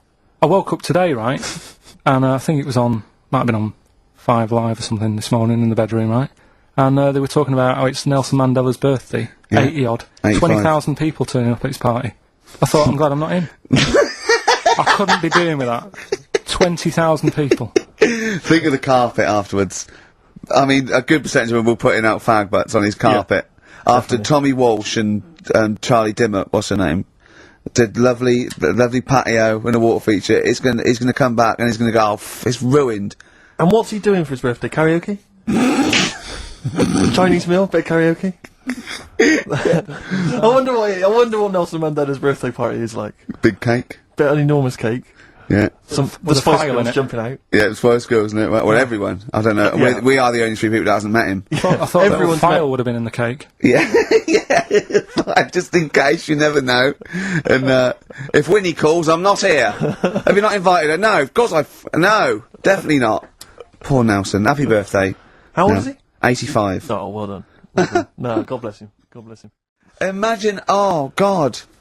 Just anyway. Imagine if he was in charge. We did put him in charge of the country. Terrifying. Wouldn't that be amazing? Let him run the country. Just for a week. Or the mayor. What would you do if you were the president or the Lord Mayor of London or the Prime Minister Karl? I wouldn't do it. Like he's going to be offered it. It's a hypothetical question, Carl. No, but Suzanne was, right, my missus, if you're a new listener. You keep her, sure. Yeah, help her. She was watching the news, trying to follow some heavy stuff. And I'm like, The weather? What? Do you know what I mean? I just was like bored and I was reading about that mouse that had an ear on its back and stuff like that. So she said, well, you take notice of this. Should be, you know what Ricky and Steve are like. They try to teach you stuff and you don't even want to learn. So to try and get me interested in it, she was like saying, what would you do if you're president and stuff? Yeah. And I can't be doing with any of it. What did you come up with? You must What would have. your slogan be? What did you come up with? Did you come up with anything? I had a little, the design of it, right? I said I'd have like red and blue, to sort of, do you know what I mean? Both sort of major sides into one. Well, that's broken the back of it. That's a pretty good manifesto so far. Anything else? What's on the second page? I had like, KP looks after me. That would be the badges, would it? Yeah. That's good. I'm a KP nut. Yeah. KP looks after me. Yeah, brilliant. That's about as far as I went with it. What would you do? What about, policies, transport, crime, just law and order? Yeah, what would you do with crime? What would your initial approach be? Would you introduce guns? Should police carry guns? Nah. No. Yeah. Would I have to worry about that? Okay. No, good point. Good point. No, what I'm saying is that, Tony Blair isn't sorting everything out, is he? No, but he has a say in most things. Does he? Well, go on then. What are the problems at the moment that need sorting out? Well, generally, what's the best way to combat? Would you bolster up the prison system? Would you introduce more community service? Would you go harsher for say I don't know drugs? Would you go harsher or less harsh? There's pros and cons of both, isn't it? Because of course you can't see to condone it, but some people, you don't want to go through the court system and cost taxpayers thousands of pounds of money for someone, I don't know, the difference between smoking a spliff and dealing crack. Do you know what I mean? You have to all these things. Have I lost you? Yeah, I'd just think about it for a bit. Do you know what I mean? Brilliant. You'd think about it for a bit. Yeah. Probably ask Suzanne. Do you know what I mean? This is amazing. Get her help on it. Yeah. What about the foreign situation? Would you have supported Bush in his war on terrorism? You're aware of this war that we had recently? Yeah. Sure. If I was new though, couldn't I just say, look, new slate. Do you know what I mean? Let's start again. Yeah. Right. Of course you can. I'm in charge now. Let's see if we can sort this out. What would you do then? Then see what happens. Brilliant. Suck it and see. Brilliant. This is excellent. Now this is not really your jurisdiction. This is not really your area, but I imagine you'd have some powerful friends who might have a say in it. Go on. Yeah. Would you? What would you do about single-sex marriages, same-sex marriages? See, this got this Cameron. I thought Cameron had blown it on Big Brother because they said, what do you think about gay fellas getting married? And he went, no, in the Bible it says, a man and a woman. And I thought, he's put off a lot of. Yeah. I don't think many Christians tune into Big Brother, but we know the gays love it. Yeah. They love Big Brother, don't they? The gays. Yeah, so interesting. But what would your take be on that? Same-sex marriages. And then what? Having a kid? Well, let's start off with, you know. That's all right, isn't it? Do you know what I mean? Just let them get on with it. It's not affecting anyone else. Sure. Yeah. Sure. Right. But it starts getting tricky. Right. When you get a kid. Okay. Go on. Why? Well, it's just tricky, innit? Do you know what I mean? Well, yeah, you could be right. I'm not giving any. I mean, we're not. There's no right or wrong it's answer. All right if you were in if you lived in the jungle, right, with no one else, yeah, right, and you just had these two fellas, right, looking after you, but because you got no one else looking in on that, saying, "Oh, you're a bit weird, aren't you?" Do you know what I mean? But as soon as you come, why have they got married? Do you think that gay people turned to a bloke because they couldn't get a woman? If there's two fellas go away and they're in the jungle, they go, we're definitely not going to find a woman here. We might as well bum. That's not how homosexuality starts. People don't. It makes you wonder. No, it does make you wonder. Gays don't go, well, I'll tell you what, I haven't seen a woman I fancy yet. I'll try a bit of knob. No. But what I'm saying is, right, if you're brought up in like a little jungle, right? Yeah. How are you brought up? Someone just puts you there. don't know what. Explain. I don't know what Can't this be bothered, scenario. Steve. I can't be bothered Go running on, the mate. I'm country. listening. I'm fascinated. I can't be bothered running the country. Like I'm too much trouble for you. KP takes care of me. All right, then, fair enough. What I'm okay. saying is, right, if you're brought up in a jungle, Right. right, on your What own, do you mean brought up? Just let him finish. What does he mean You brought- understand brought what up, I mean? though? Like Tarzan.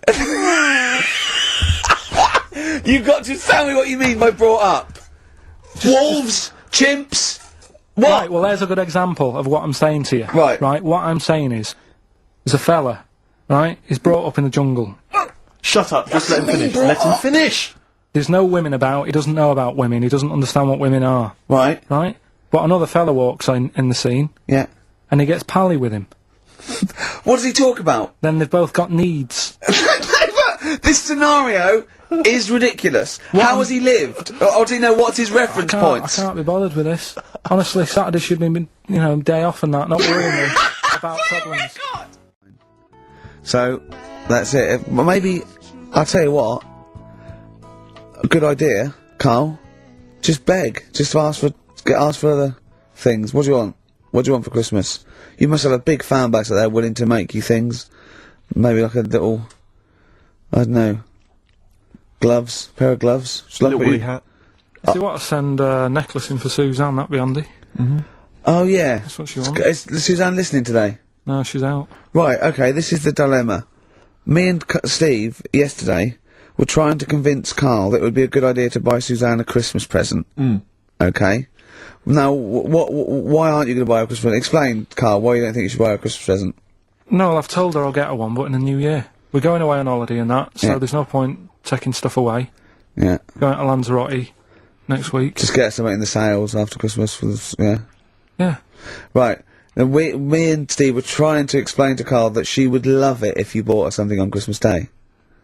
Yeah, but she knows now. But, Knows yeah. what? I've told her. So No, she's well, getting I'm going out. to tell you, do you know, right, this, dear listener, this was Carl's worry. I said, I bet she's got you something. And Carl was worried in case he got her something and she hadn't got him something. Yeah. He'd be livid. He didn't want to be down. He didn't want to be a present down. Yeah. Look at his face! So buy her a nice necklace. Don't spend, just spend £100, you know, just a little token.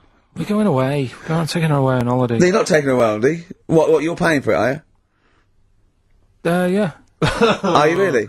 Well, half and half and that. Right. So you're paying for you to go on holiday? That's good of you.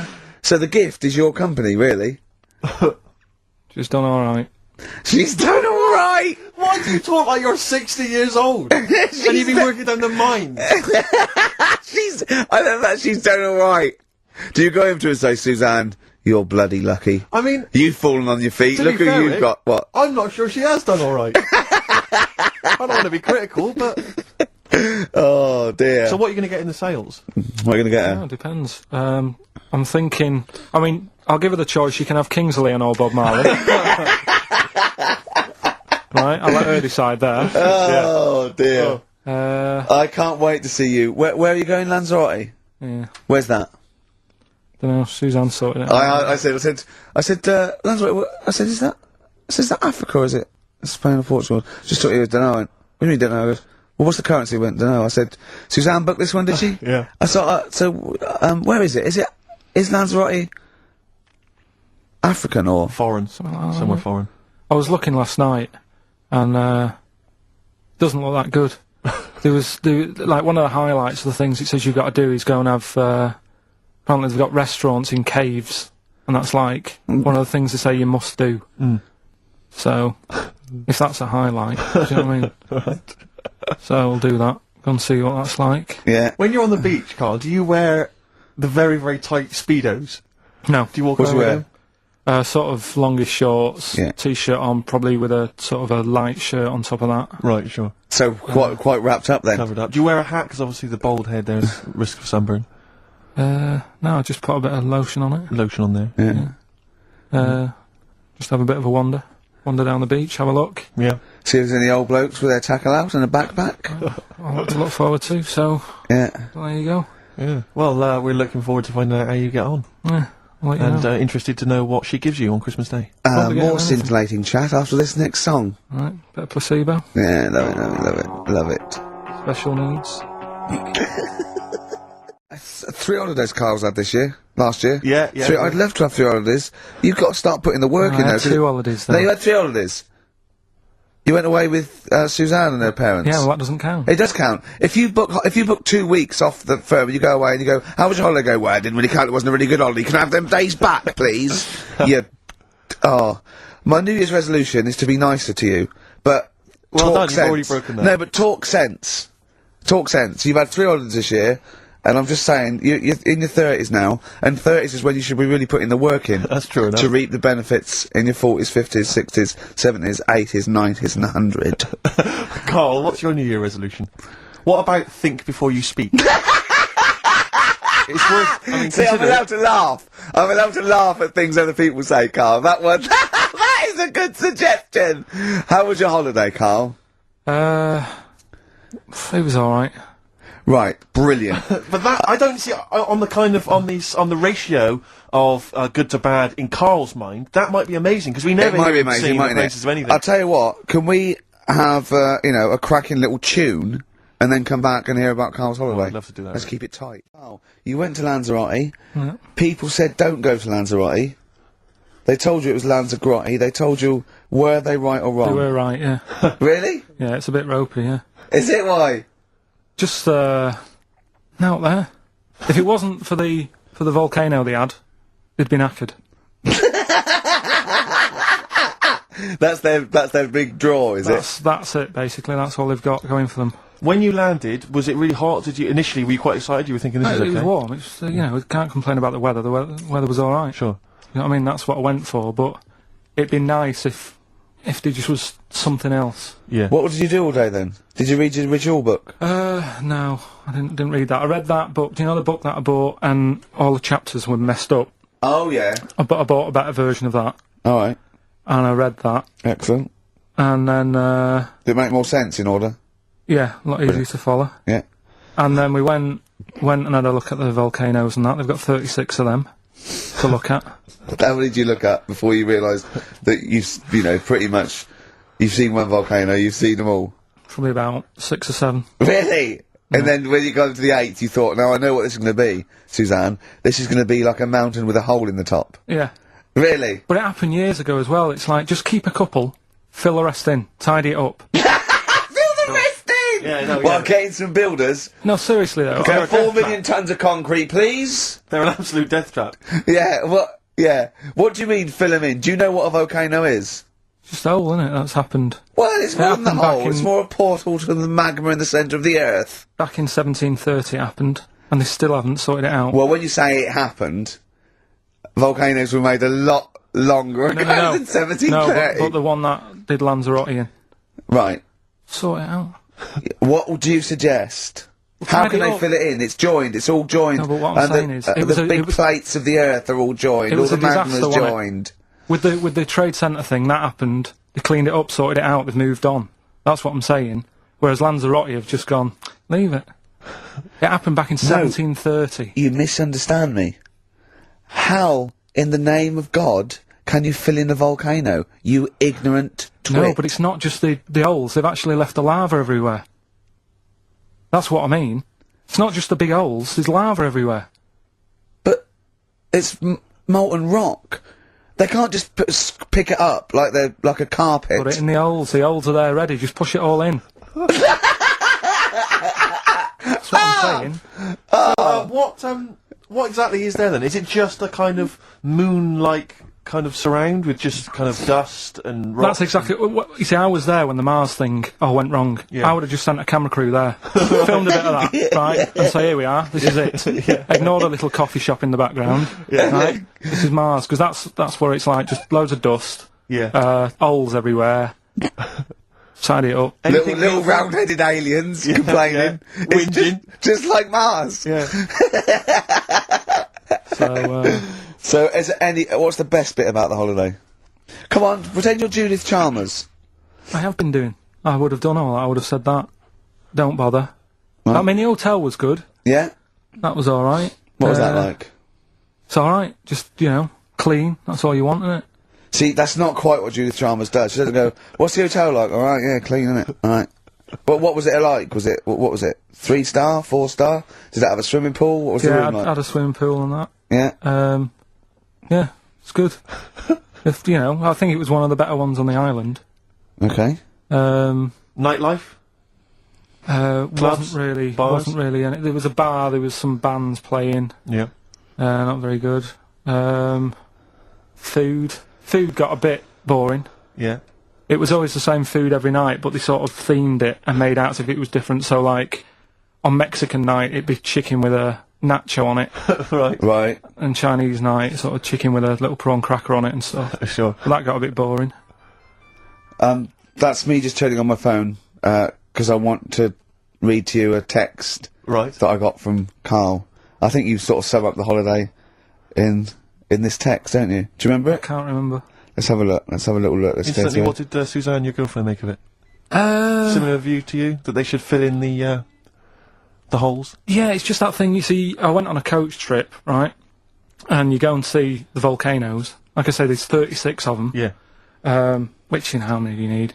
And when we're on the coach going round all these volcanoes, the fella on the front's going and, look out your left window at the moment, and there's a volcano. And, if you quickly look out of the right-hand side there, there's another one. Right. And on the left, it's just like, alright, we've seen it. Sure. Do you know what I mean? Yeah. And that trip, I mean, we'll talk about that trip in a bit. Right, this is the text I got from Karl, right? Alright. Been up to a volcano. Been in some dead artist's house who built his house in the lava.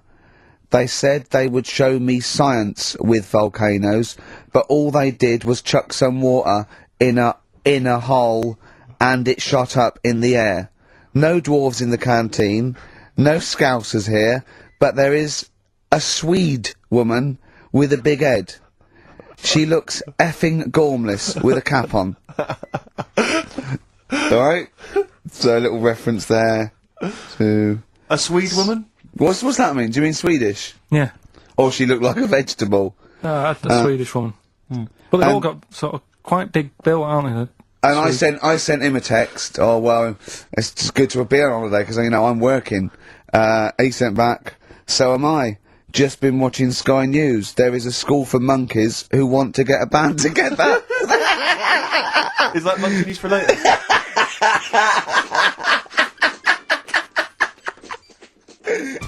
Well, but out of 10 then, what would you give it out of 10? All in all, food, location, Right. relaxation, you know, enjoyment. Yeah, that's 6. Okay, brilliant. 6, yeah. Next week, where are you going next week? You're not on holiday next week? Going Cool. away with Suzanne's mum and dad again. 5 holidays. Been roped Play a into that. record. You've got to put some work in, you're in your 30s now. You've got to knuckle down.